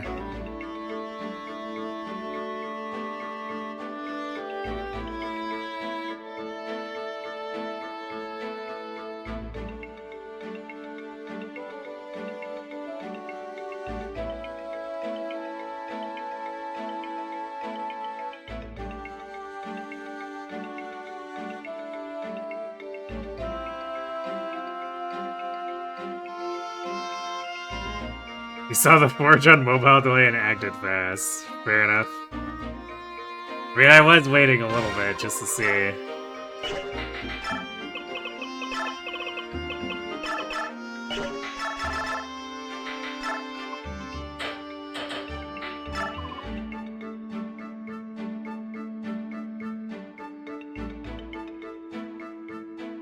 I haven't heard it, imagine 3 skeletons with trombones falling down a staircase. That's extremely specific.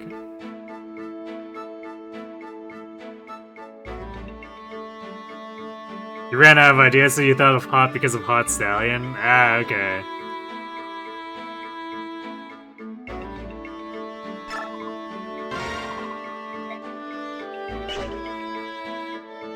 Well, we are horsing around a bit, so it's appropriate.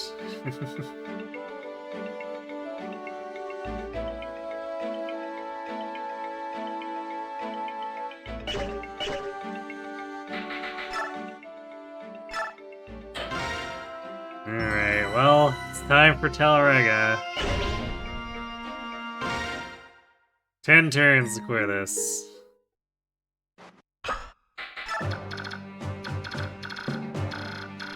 We just need to fight through all of this. And there's a bunch of reinforcements. Pretty sure it's like pods of 4 wyverns that keep showing up.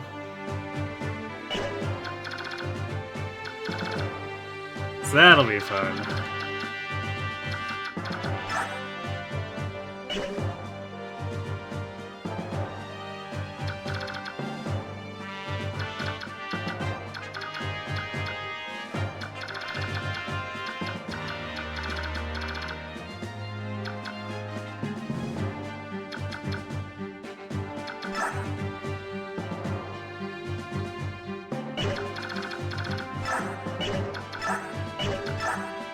Jill's still in a weird spot where... Well, I guess she is starting to double more things. But 19 is still like a really iffy attack speed.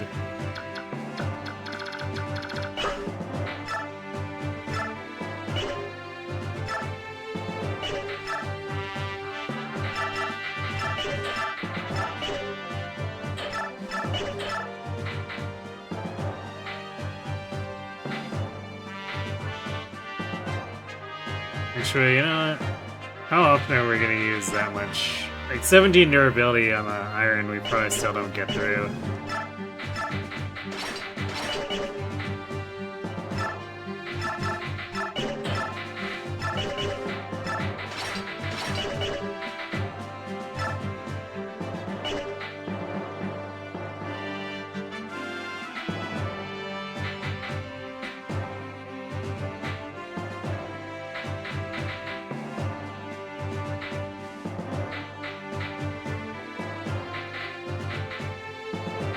Oh yeah, we have a trash deployment limit here too. So I guess Volk's not getting deployed.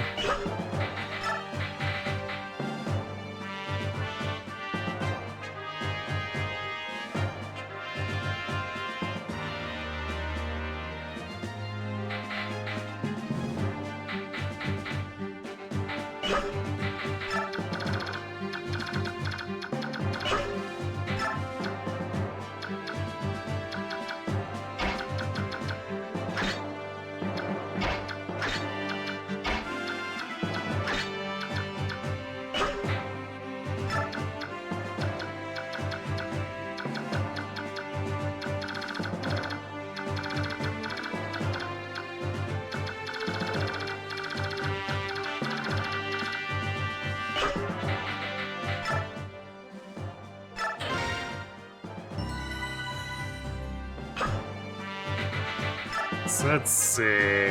What are the reinforcements here again? Or at least I guess the timing. World of Dragons is technically not going to give us the correct reinforcement sets since this is for hard.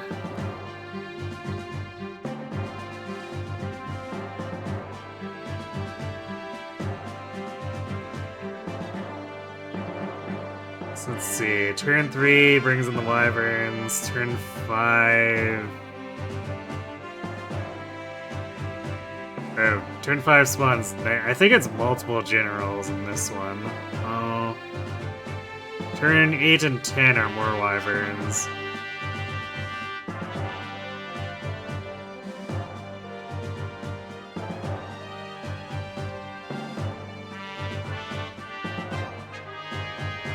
And we cross... apparently when we go halfway through the map, it spawns a mage and a sage.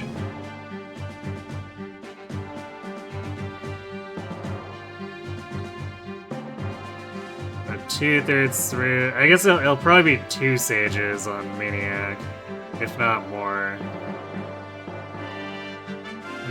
We spawn Wyverns on the cliff.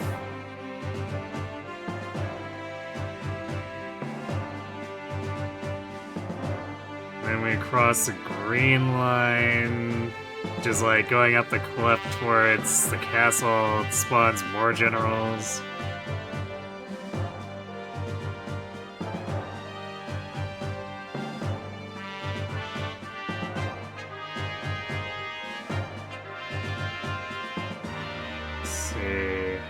So, Smite and Rescue.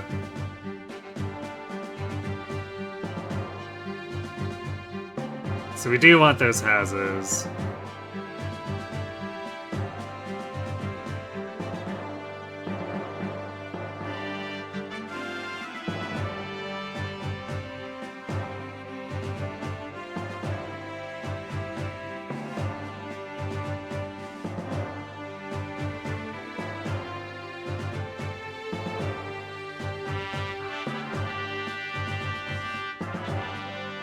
You play Watch While have DK64 randomizer and some diabolical soul pour that song into the custom music selector.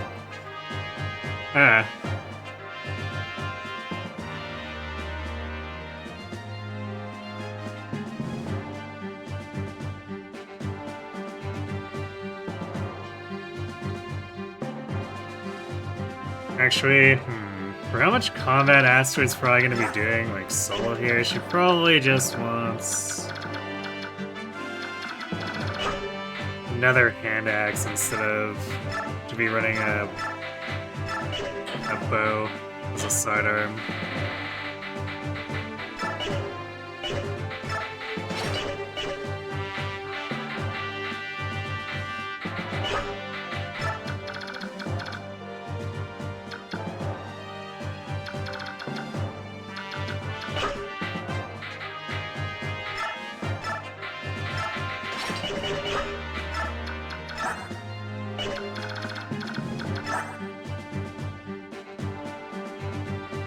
Alright, Ike needs Soren in order to do exactly enough damage to kill this warrior with our new Steel Forge.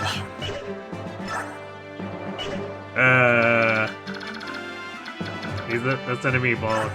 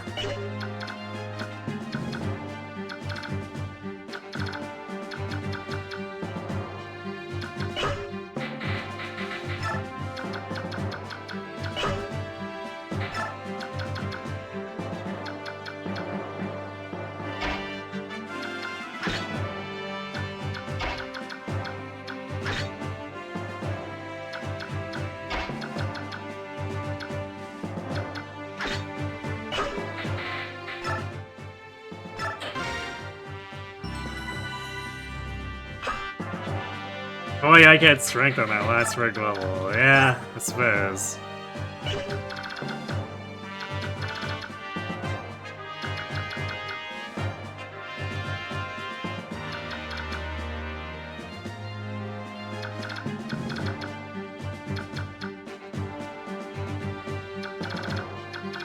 Alright, well... let's do this, I guess.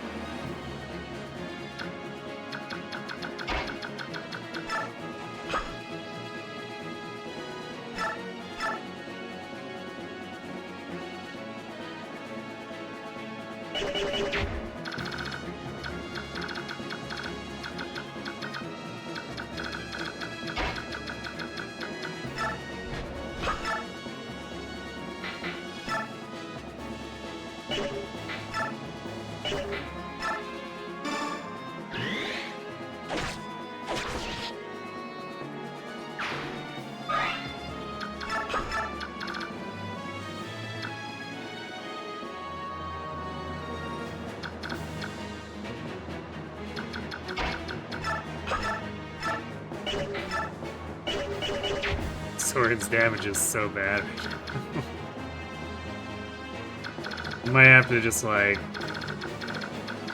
do some more rigging and master seal him.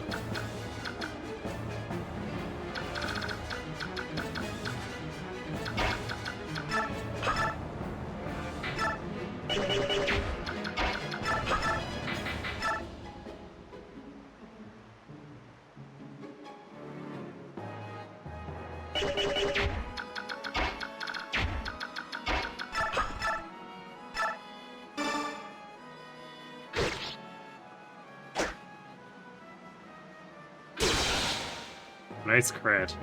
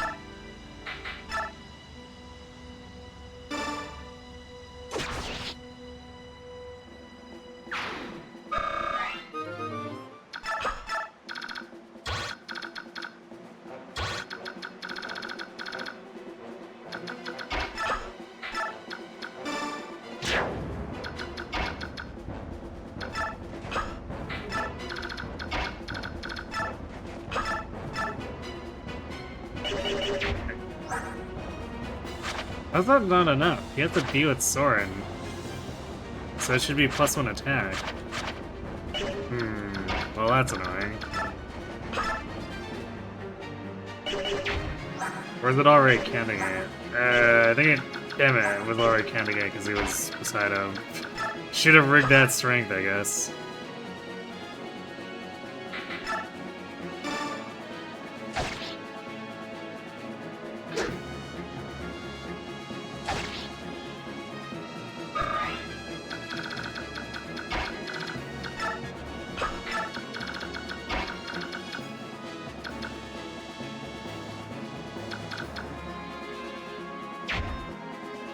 Let's not pull everything right away.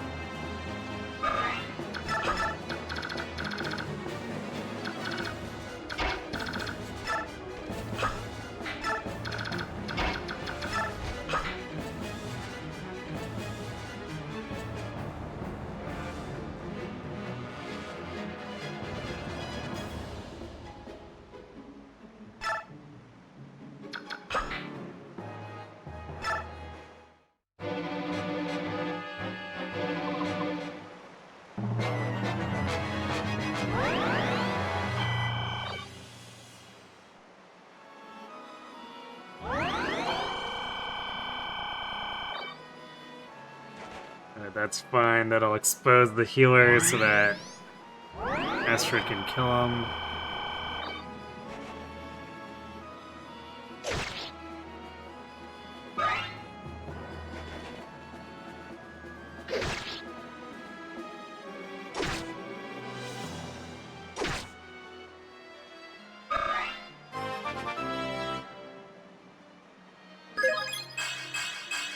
Whoa, speed and defense. Gasp. It's a crazy miracle.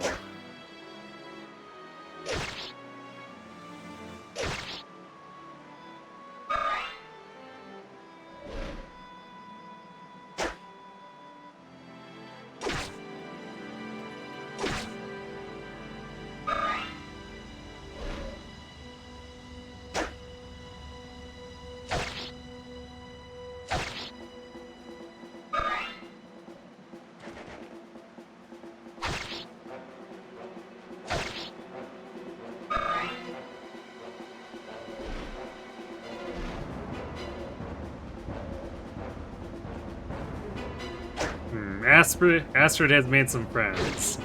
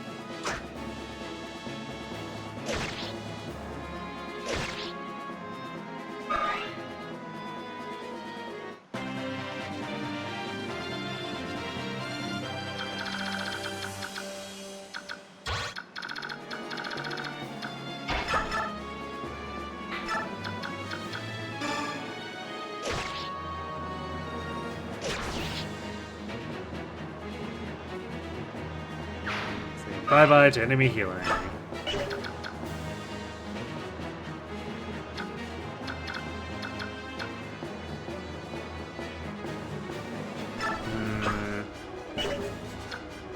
Let's do this. Get her closer to the other wyverns.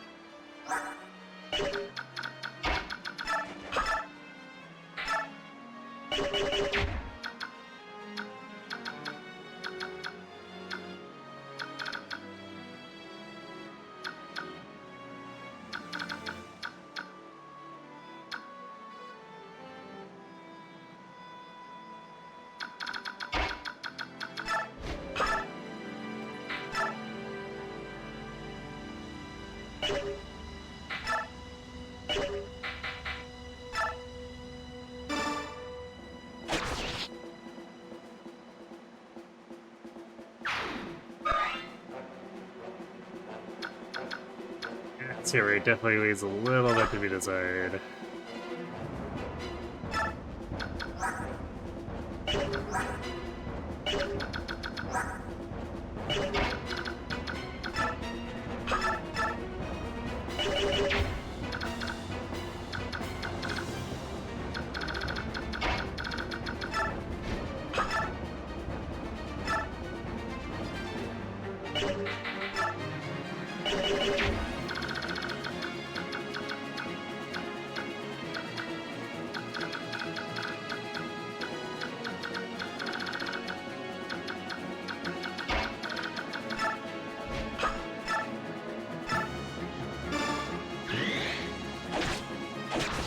Aha, no counterattack chance for you.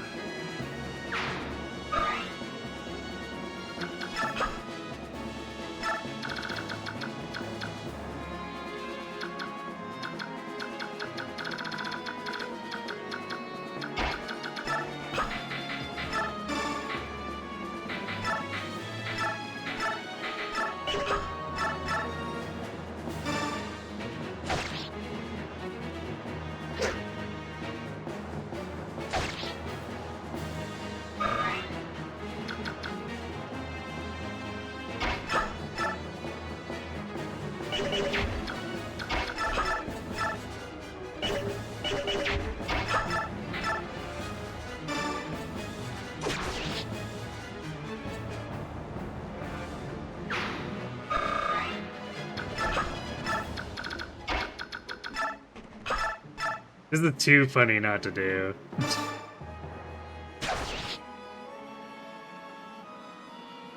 Miss sword kill.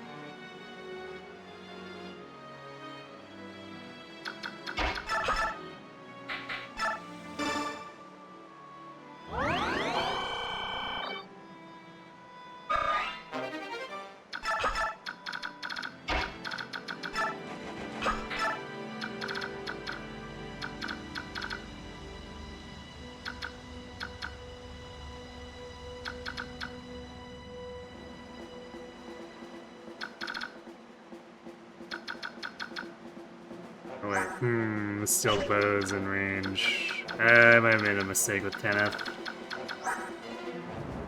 I mean, it's... Double might is not huge, but still... It might be a little bit too much for her after the steel axe. We'll see, I guess.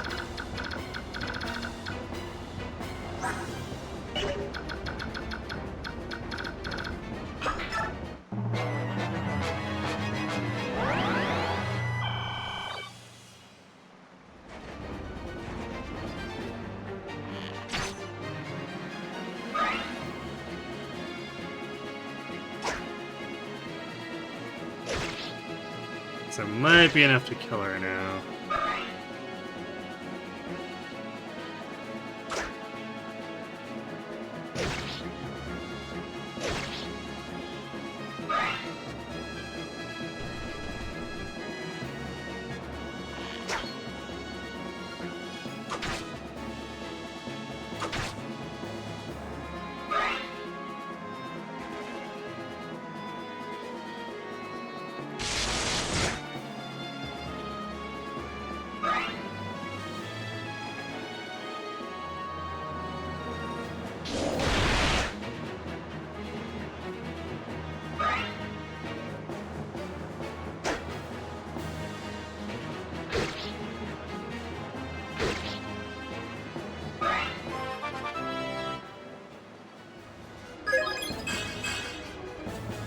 Well, she got reds.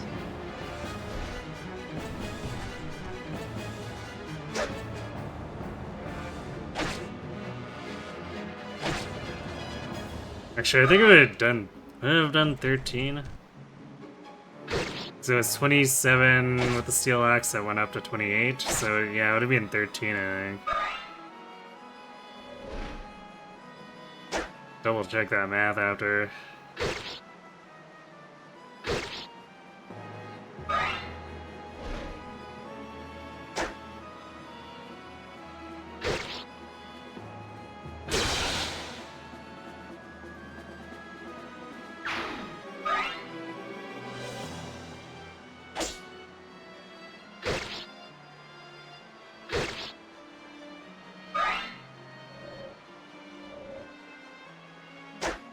There's so many enemies over there. And they're gonna play past the vulnerary too.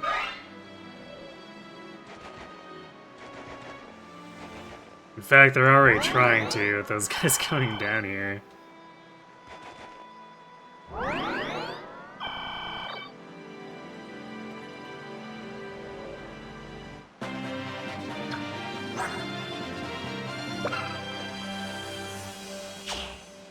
Oh wait, this guy came in. That's interesting, because this guy brought a sword. So this guy was actually only gonna do 11. Well then. Funny enemy unoptimal placement too. So let's see. Yeah, she would have survived with exactly 1 against the steel axe if that one went in on her.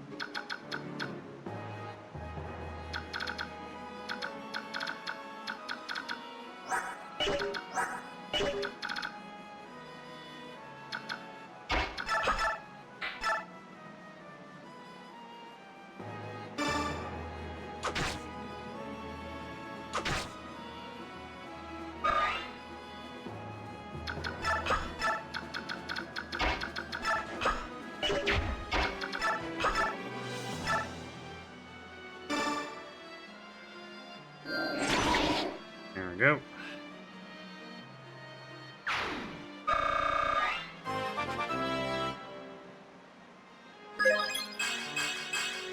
Gas. Block defense, Raz.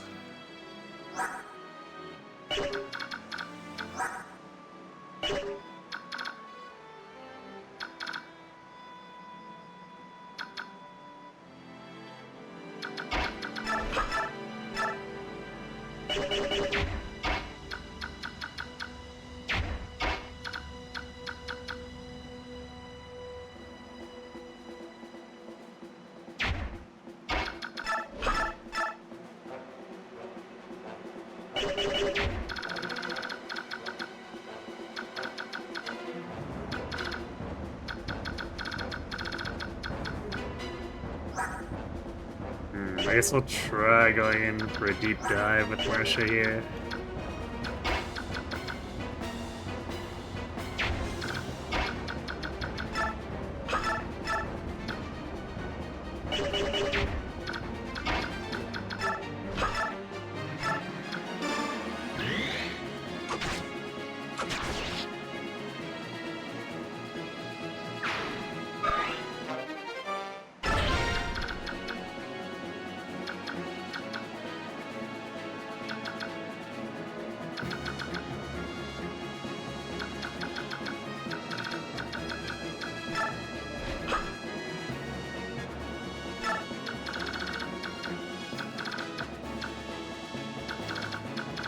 I don't think these guys will attack even if they see a kill since they're in heal AI, but just in case.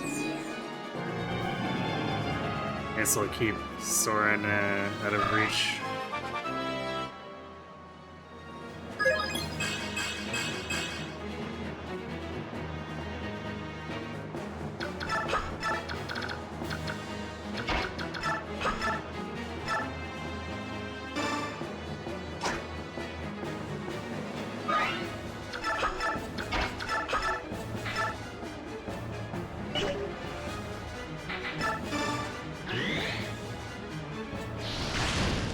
And if Jillian with that.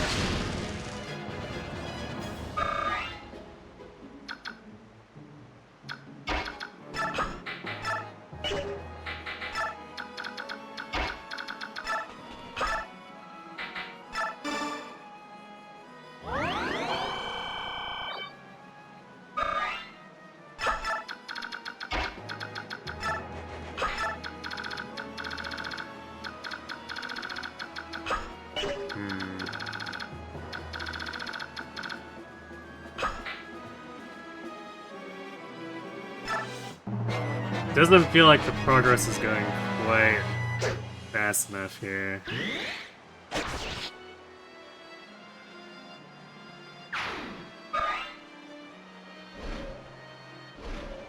The enemy's all flying back to trade vulnerabilities too.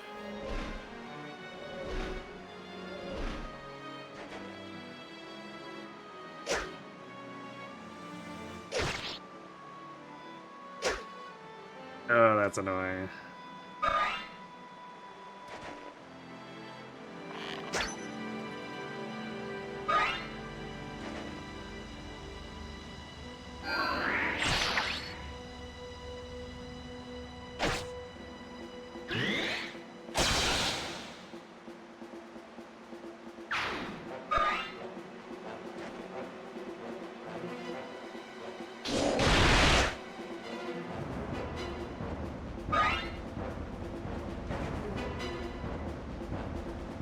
At least we tricked the siege into getting close.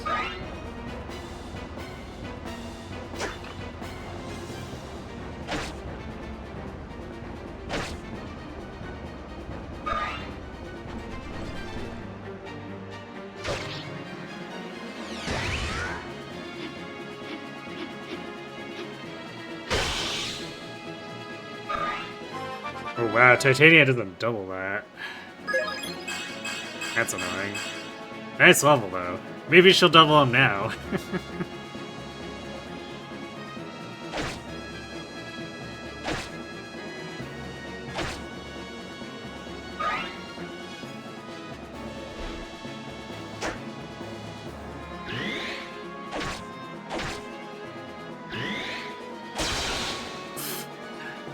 Marsha was angry.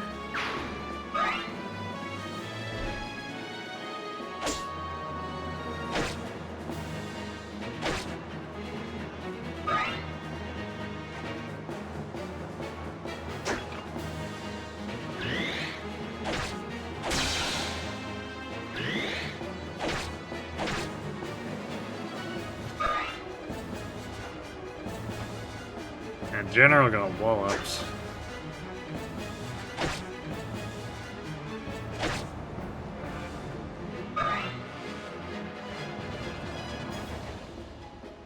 I don't know, I guess these are going since they have body blocked. Good thing I didn't leave Soren out.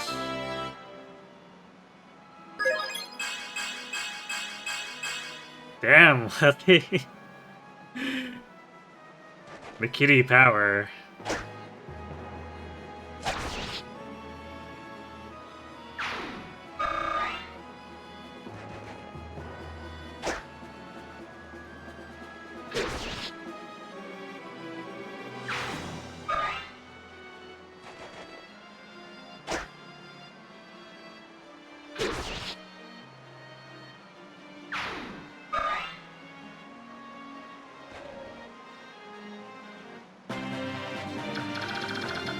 It is indeed Triple Sage. One with a heal staff.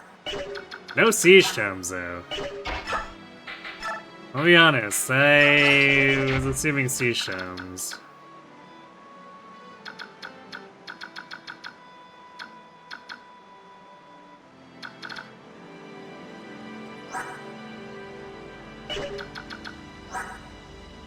We need to kill this guy though, otherwise he's gonna start healing everyone. So I'll have to grab the item next turn.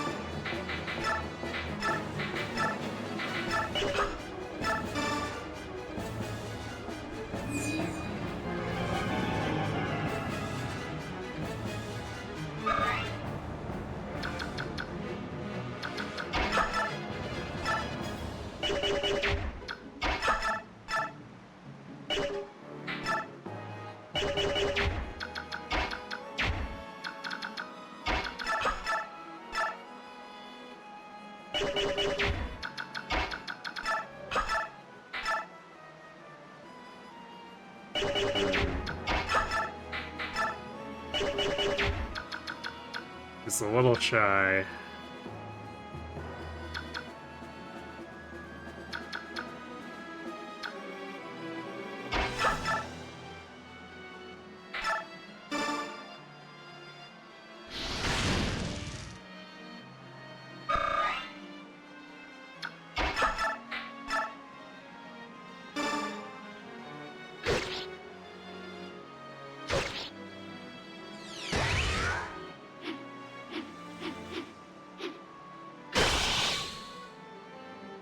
Kind of a mess up in the top right corner? Yeah, kind of. Just kind of.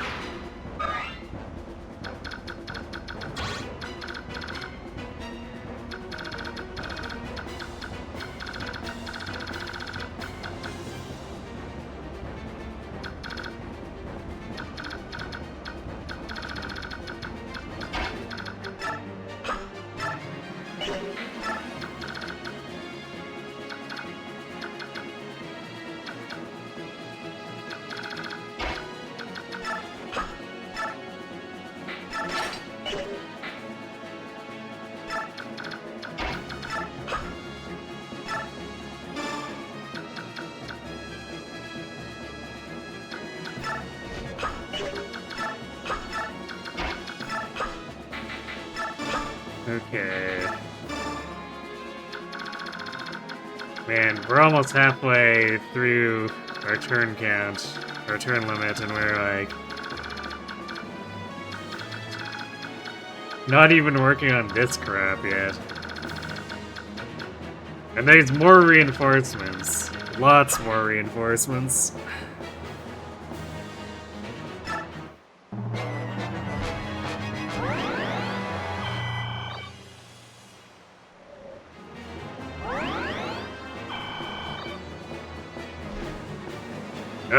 Oh, she harmed the elixir.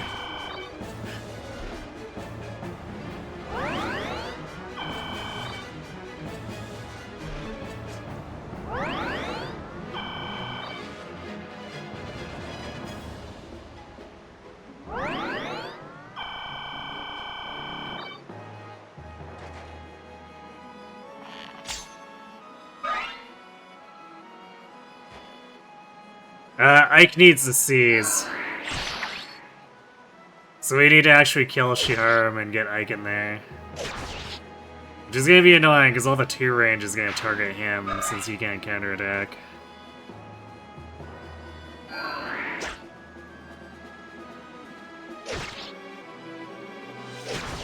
We can bring Astrid back into the fold soon here, so that'll probably help our progress a bit.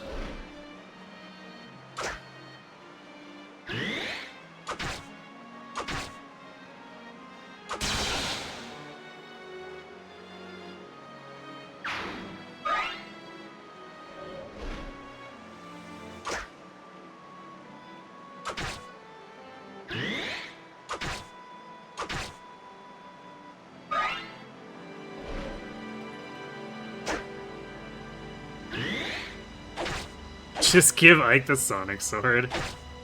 Right.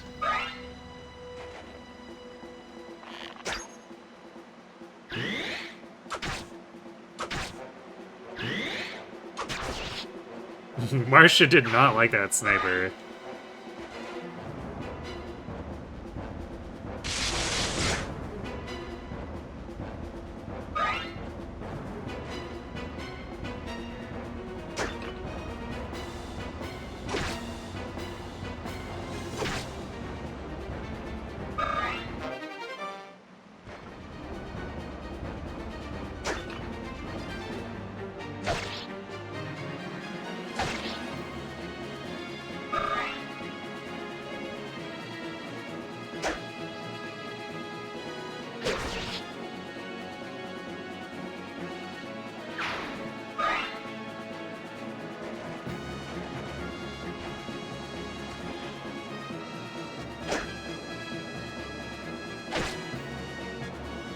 I think that bolting is the last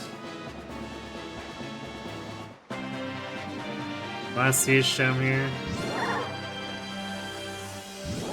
Alright, Racin's rolling now.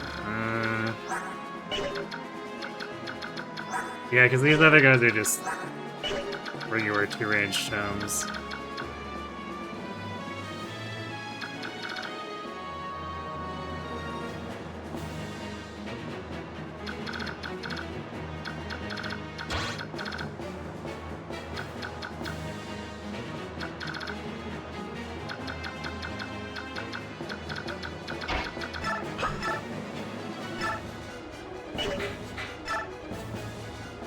Whoa, the sword is actually doubling in general? No way.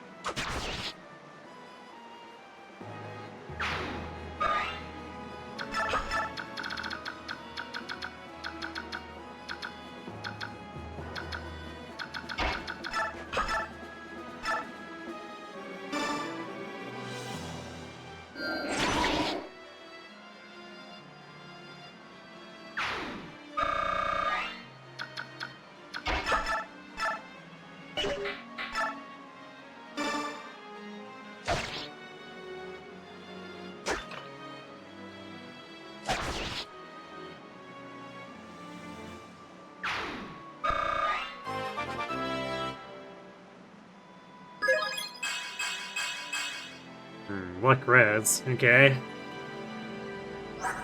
Actually kinda happy to see all the non-core stats that are on Ike, because he kinda needs them at this point.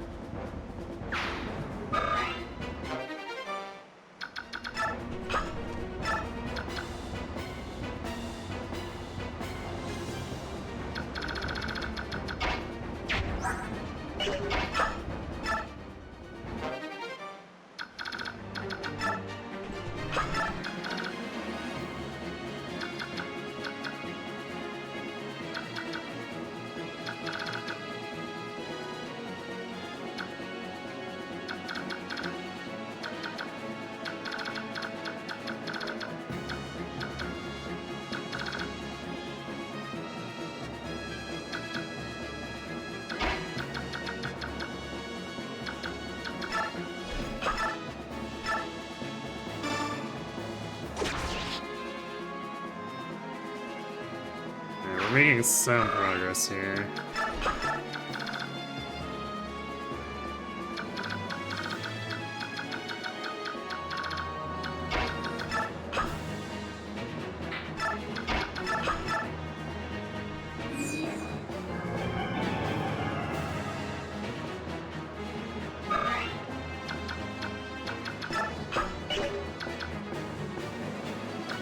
Sure, we'll just wait here for now with him.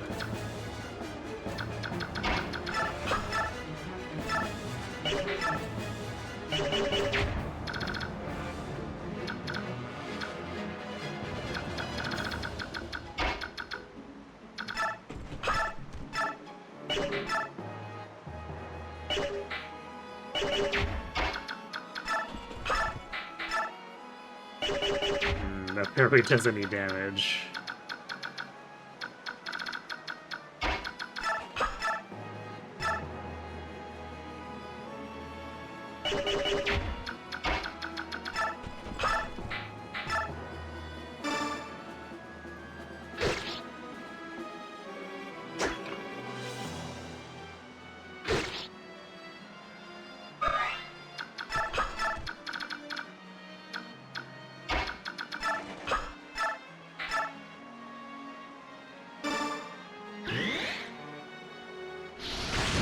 Soren going in on the Adept there.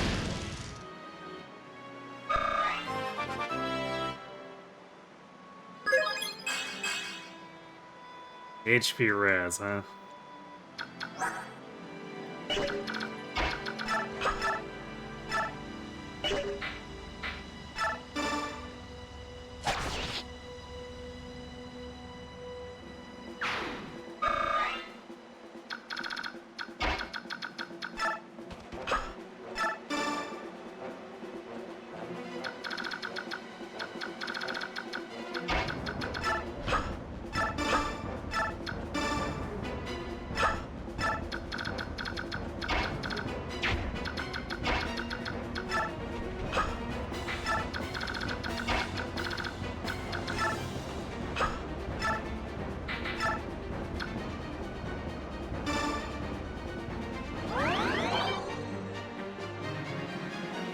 I think Ike needs about 8 more points of strength. I think everyone needs about 8 more points of strength with this bulk and the pace we're needing to move at here. That's why Marcia has Adept to help try to compensate for that.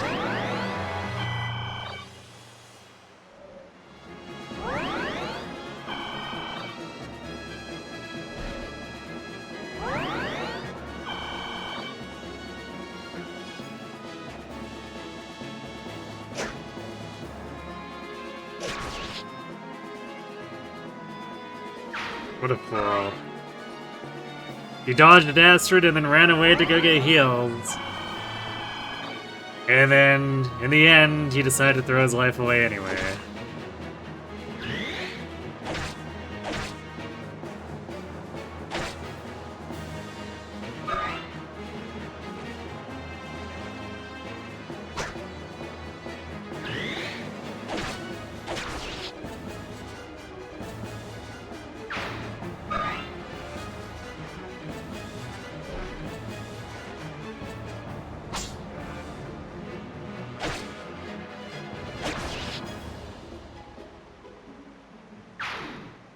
Play hot potato with bones. Yep.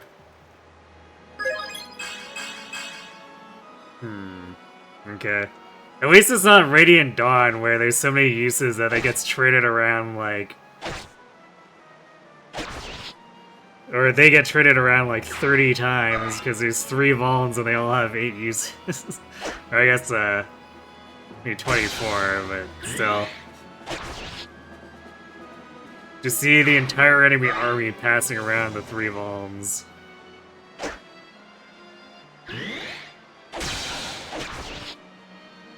Flame Lance stonks, clearly. All you have to do is rob Petrine first.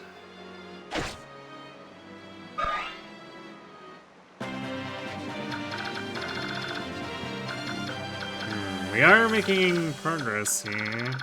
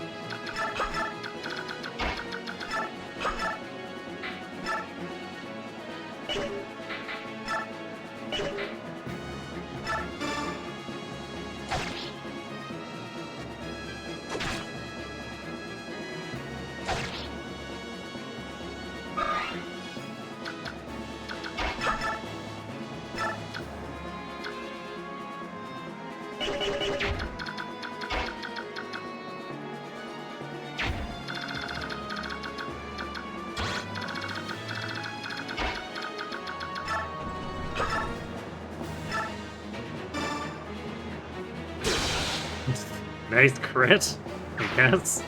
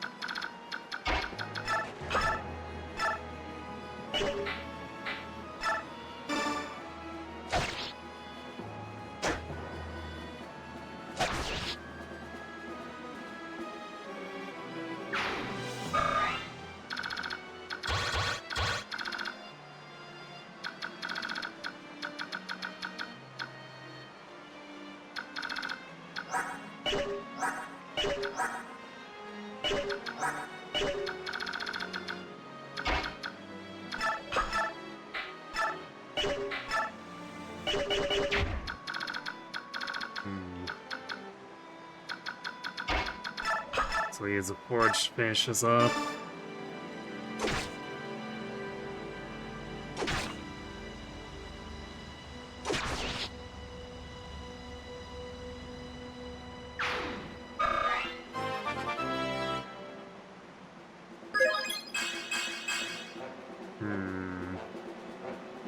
And she's gone back to not getting speed.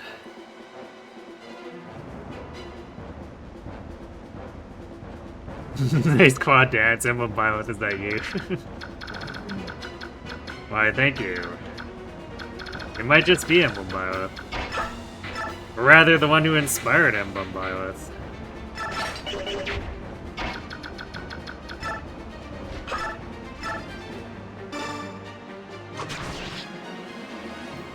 Perhaps Violet is the one plagiarizing someone else.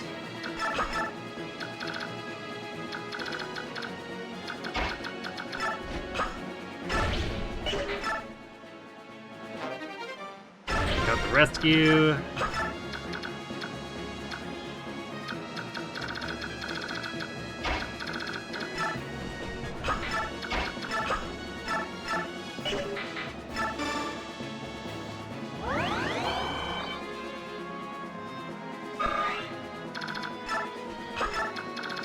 Okay, things appear to be proceeding.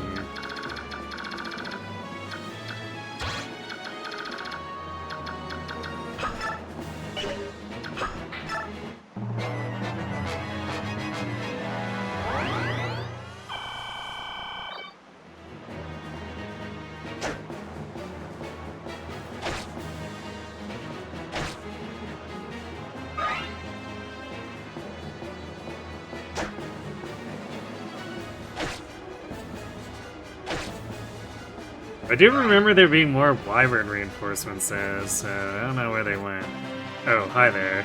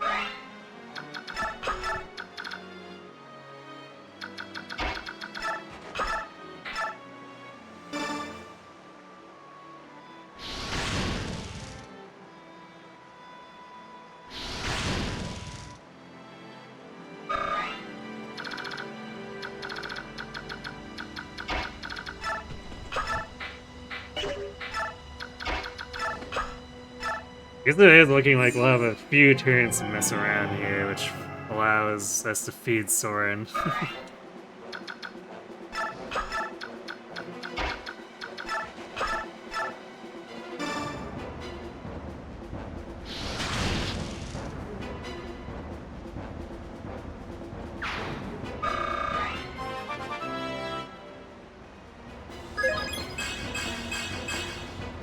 Alright, more magic, it's good.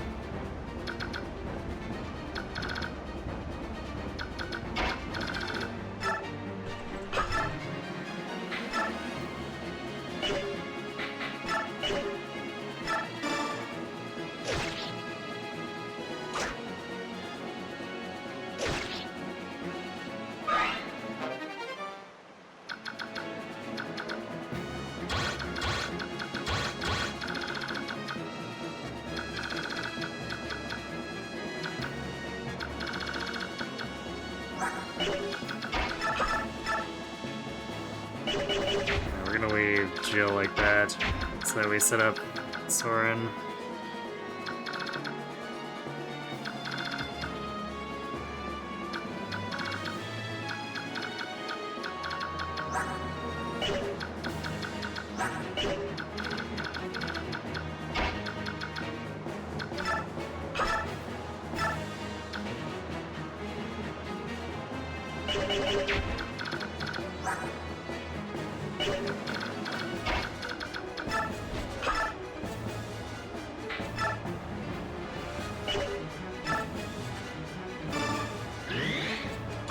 Alright, get that healing out of here.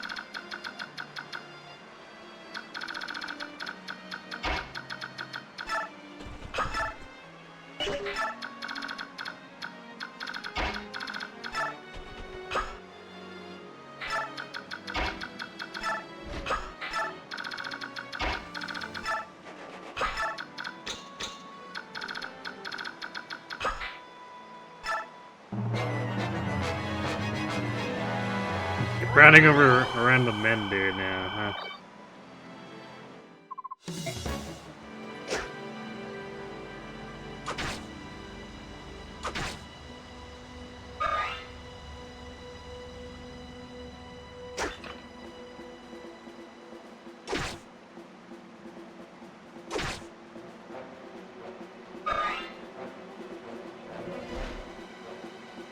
It's really important for that wyvern to move 1 square so the sage could heal him without moving, don't you know? Yeah, the sage is really lazy.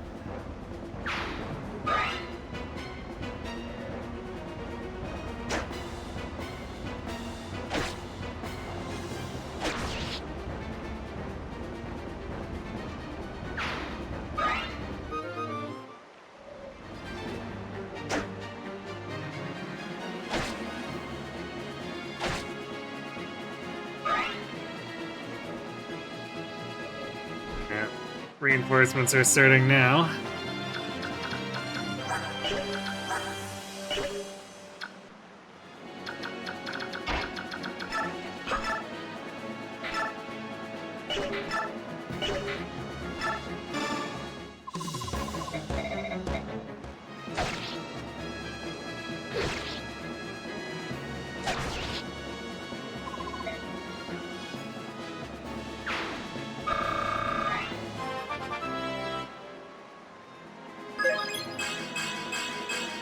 Nice.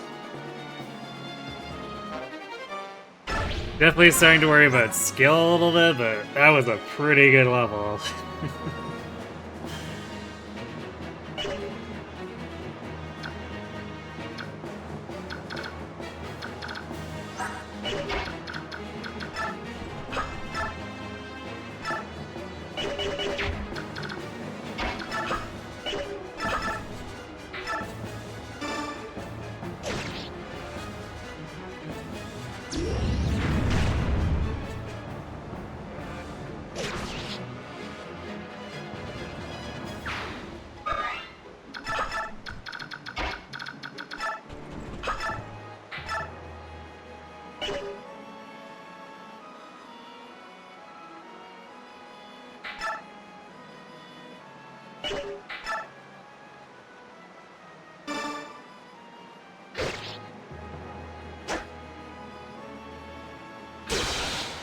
Ah, she crit to make the most of that last tier ability.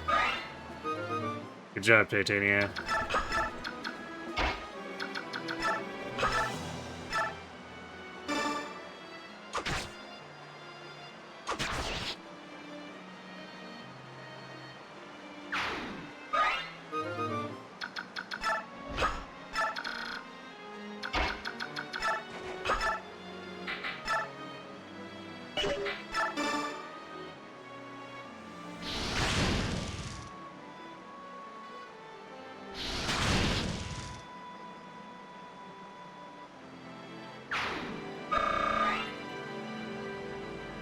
I'm the faker because it broke. Apparently.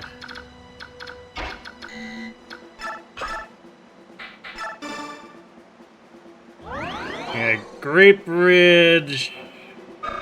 Or wait, no, we need to... Strength and Magic of Mist, nice. You love to see it. I think the next map is the Dane Capital, isn't it? The bridge isn't until after that. Yeah, oh boy! We get to deal with Ina and her miracle shenanigans. Also trying to loot all this garbage while we're in here. Sleep domes, yay! Or sleep staves.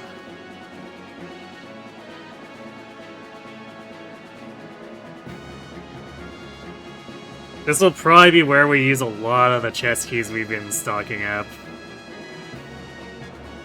Because it's going to be pretty unsafe for Vulcan, especially South, to approach one of these rooms.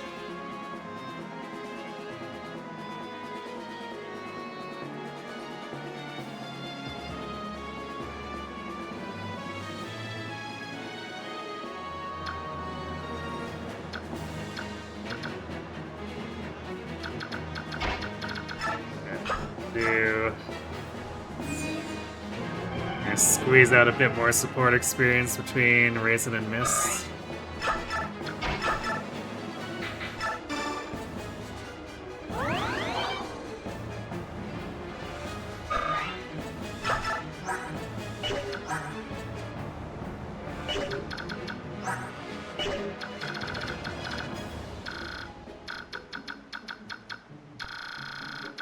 Basically, it's time for the guys coming from behind, that's it. And we are not going to go back and fight them with anyone. They're very much not worth actually attacking and using durability up on. Alright, turn 9. That was not quite as annoying as I expected.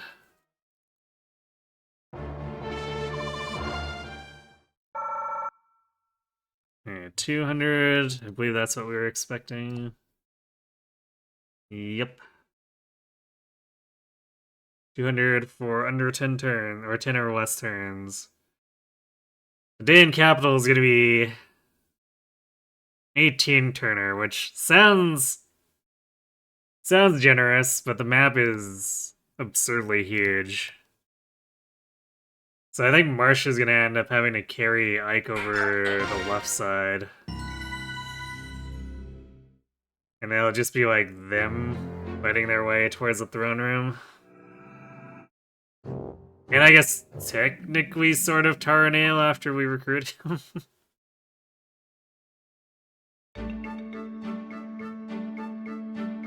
They can live as a treat. True.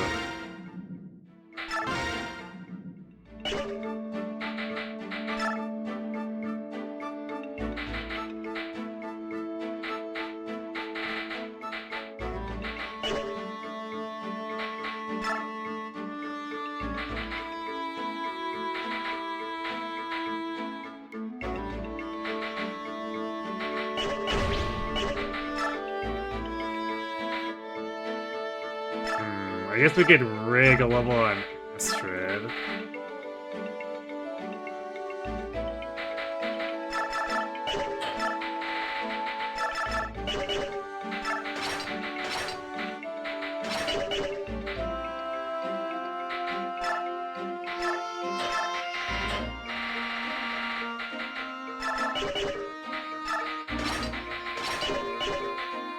Otherwise, I don't think anyone else is close enough.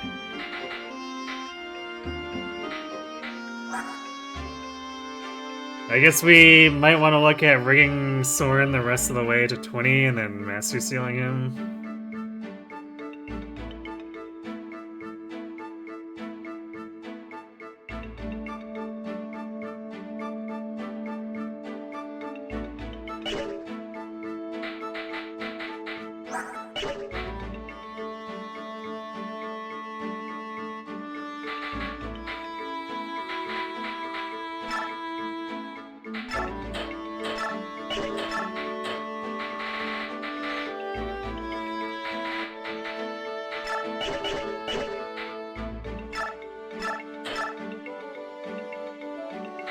Alright, Jill can use axes now. I should probably be using hand axes with her now.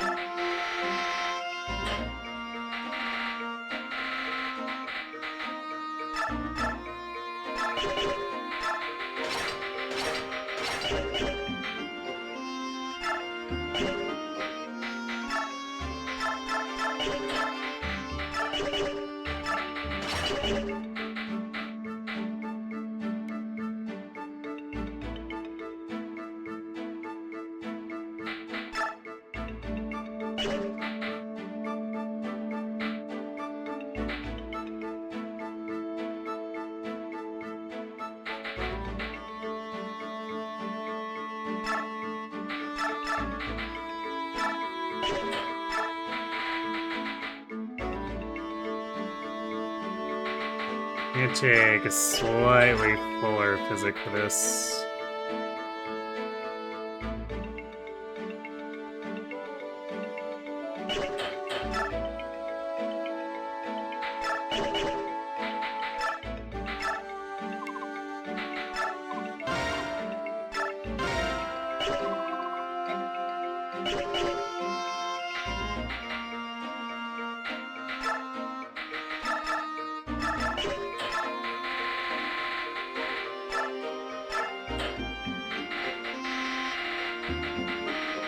I guess racing can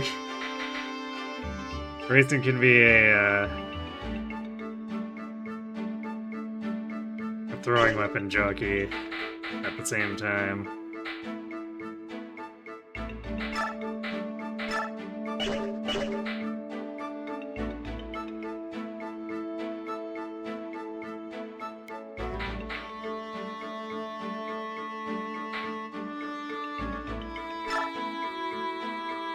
Actually, I guess we'll make him carry the ward as well, in case we need to pass it off to Mist.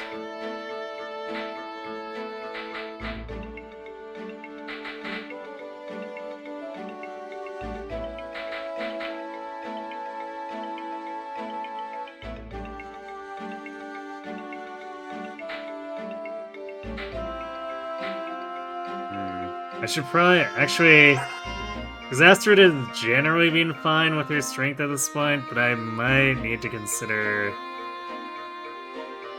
doing a steel forge for her now, for her melee weapon. We can pass the gam over to Jill.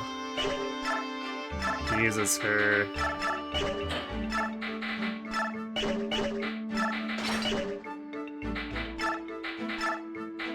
As an alt forge weapon, and yeah, so we'll probably make a new one for Astrid, so if anyone wants to claim the name for that, that'll be happening in a bit. Alright, good night, Yoshi, thanks for watching. Have a good sleep.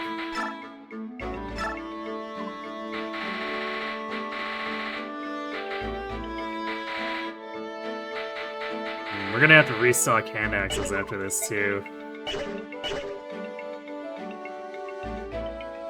So we got enough for this, and then we're gonna probably blow through most of them and need to buy them next chapter when they're available again.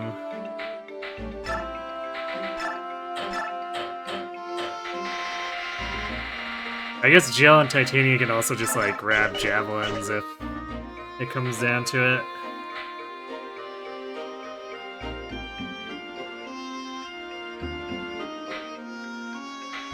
It's kind of the nice thing is the only one who's locked to hand axes with their only 1 to 2 range option is Astrid.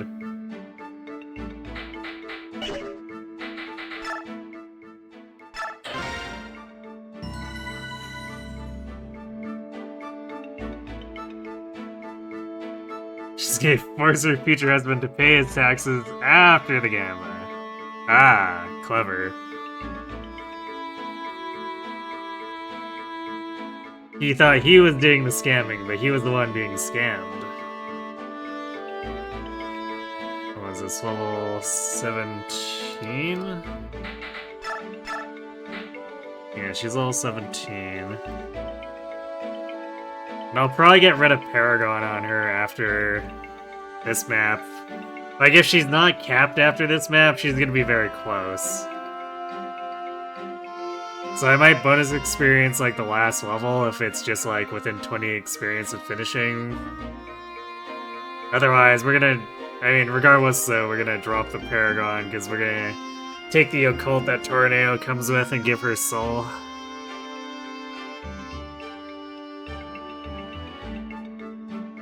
Oh, we can do it 2 points at a time. Gasp.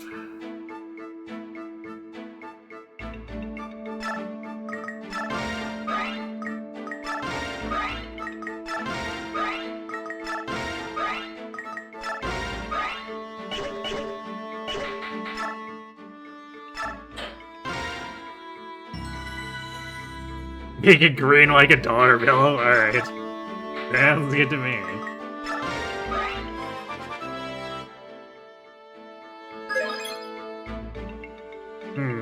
Yep, that's definitely a do-over.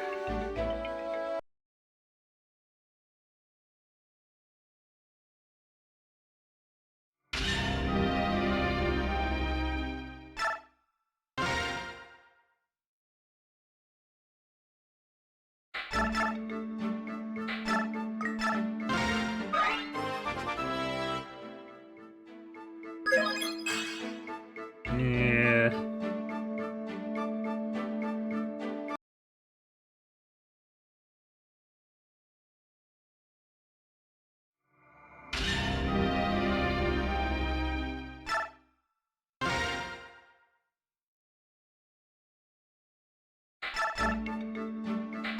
You can do better, Astrid, come on. Nope, she apparently can't.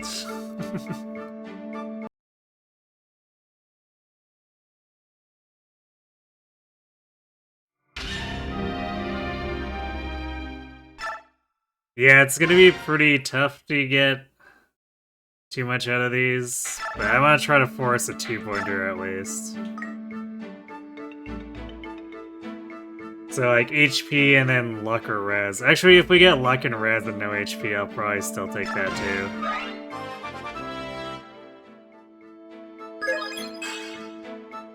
But we keep getting either nothing or singular luck.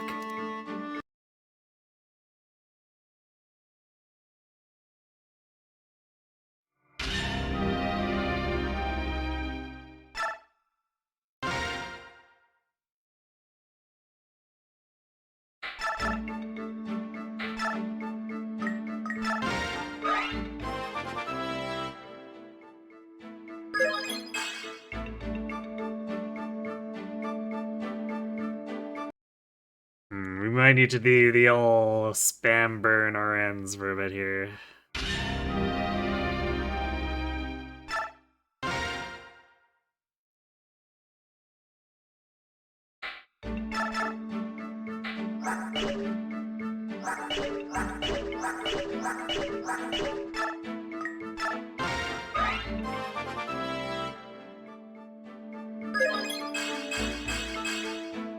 There we go, just get all 4. Works like a charm.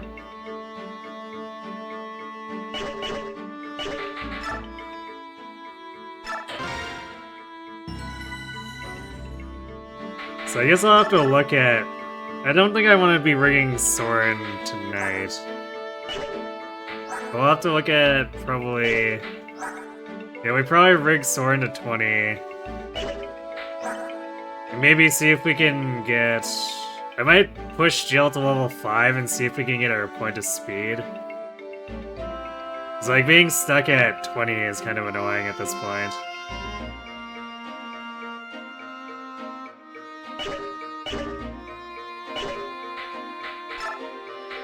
But we'll do the Forge.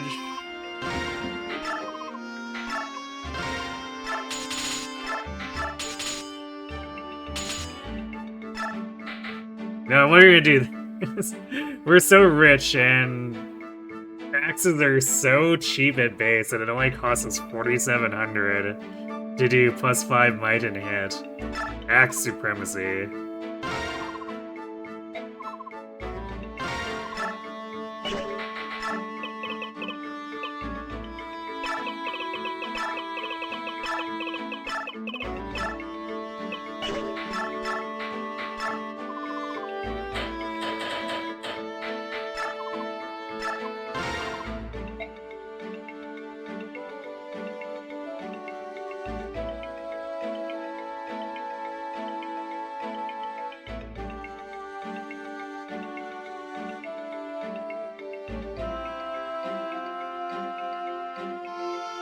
Alright. So that takes care of that.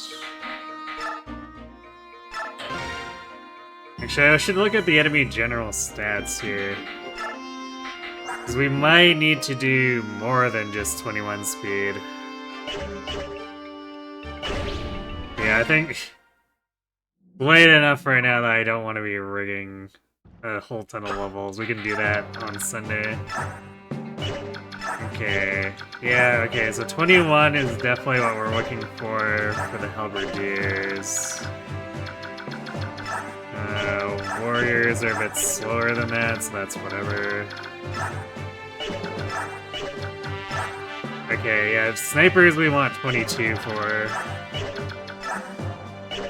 So I think I want to try to rig 2 speed on Jill. And then the rest goes to Soren.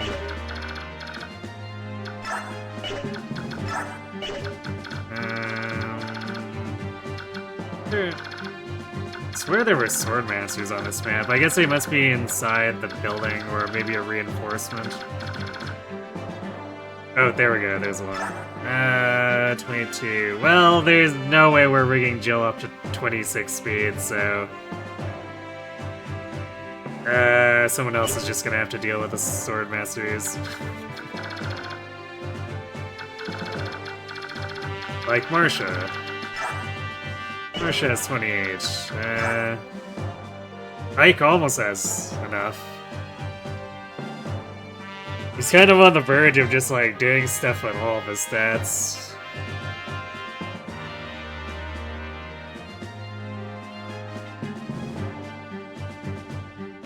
So yeah, I don't think he's gonna have too many issues. And I guess if the skill continues to be a problem, we just use the secret books on him.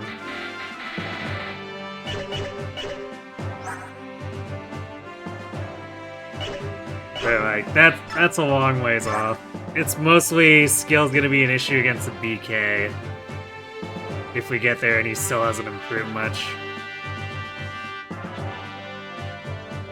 But yeah, again, that's a lot of chapters and a lot of dead dudes between now and then, so surely Ike just gains the levels and gains the stats through the levels. And I guess there might be a little bit of rigging around along the way, depending on how his experience lands at the end of a map. Wow, we really only have 4 chess keys left, huh? Well, we'll probably use it for... We'll have them on, like, Astrid and Titania for when we hit, like, these rooms, I guess. One of these has a Siege Tome, because the game is a bit dirty like that. Open it up and suddenly Meteor.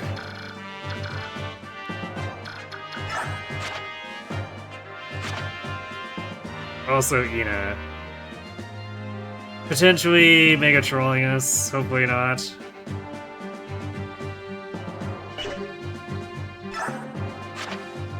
Because Path of Radiance Miracle can just continue to proc over and over and over. Because if I remember correctly, it halves the damage.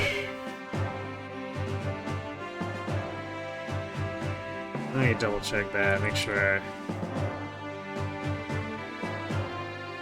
So I remember this being like an issue for the speedrun too, where if Ina just wants to be a jerk, it just happens.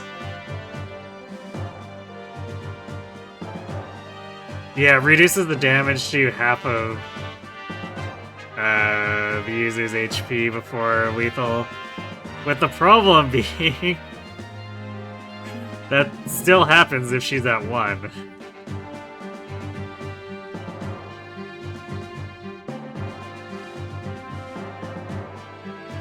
So yeah, Ina might just decide that our run is gonna die at some point. So that's gonna be fantastic if that happens on Sunday.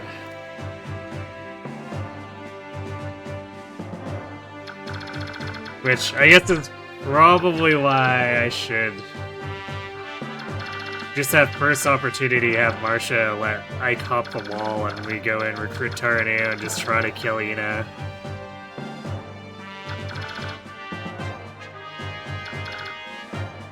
And I guess... Actually, I should... I guess I should bring a couple chest keys here for this one. Because what I'll probably do is recruit Taraneo, trade him the keys, and make him break down the door so that he can loot these chests.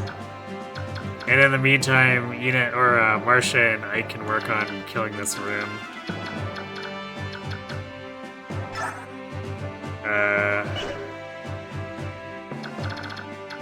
Man, dealing with the sleep sap in this room too.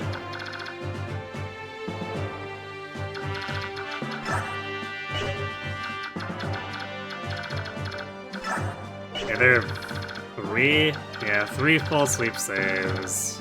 Fun times.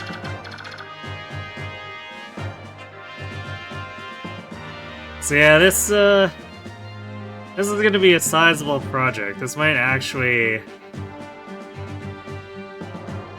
might take like half of Sunday or more, depending on like what problems we have with Ina, problems we have getting loot, depending.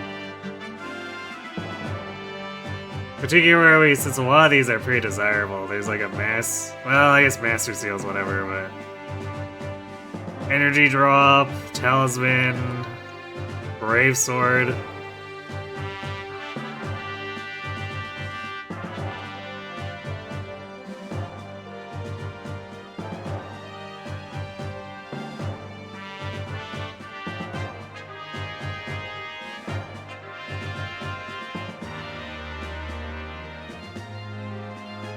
So we're gonna be trying to get actually, where are these? So the energy drop is top right, Talisman top, or I guess middle at the top. Brave Sword is the room I want Taraneo to loot.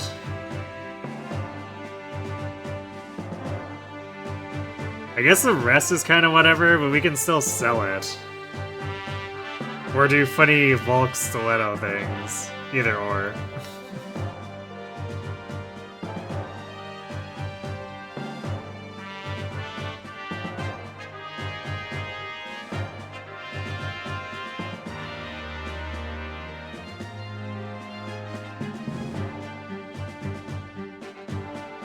Also, a billion warriors spawned from behind. Remember that.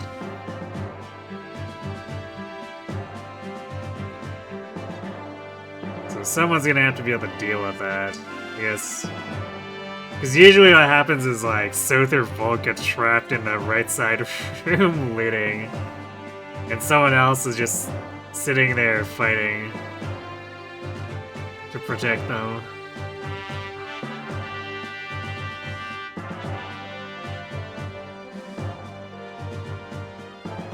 Alright, and for deployment...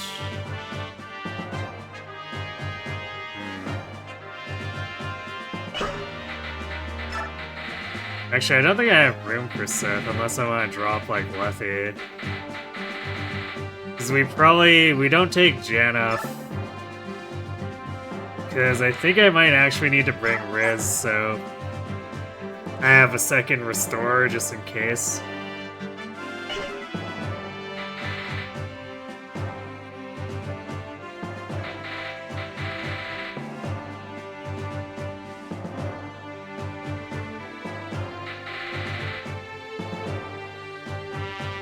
So yeah, this will probably be what we do, unless I drop one of the cats so that Soth can come along.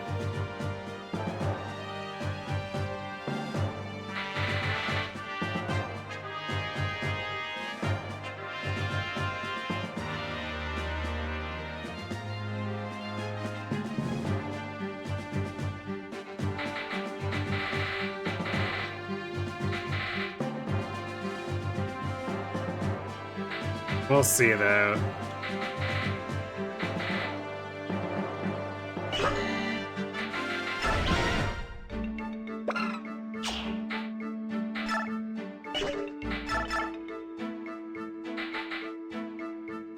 Yeah, we should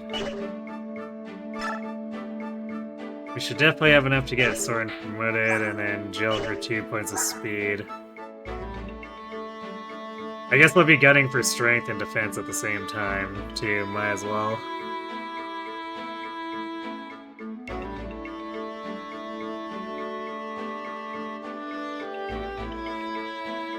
Yeah, definitely not doing that tonight.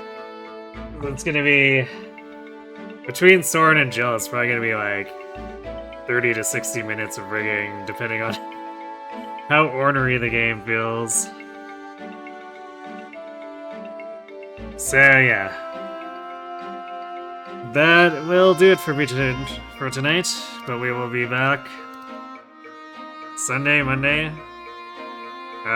Considering how long...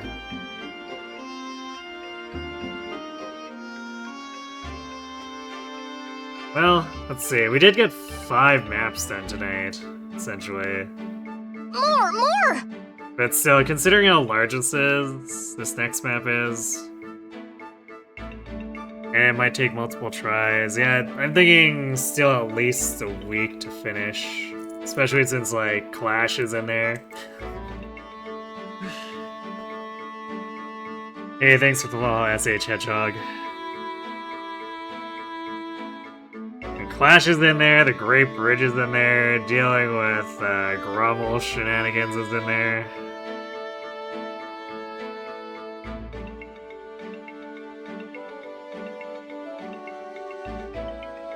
So yeah, next Friday is maybe where we finish.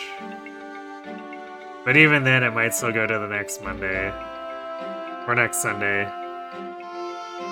We'll see. But yeah, plenty of Path of Radiance left. Aside from that, Wednesday, Thursday, we're returning to Umasume. And looking at improving our existing Haru for the upcoming CM. Hopefully we don't get bullied on the RNG.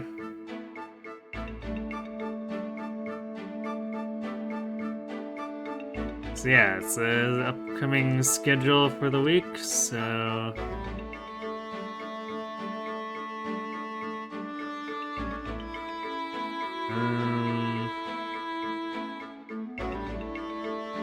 Looks like Solomon's on, so if he's not ending for the night, I'll send you all over there.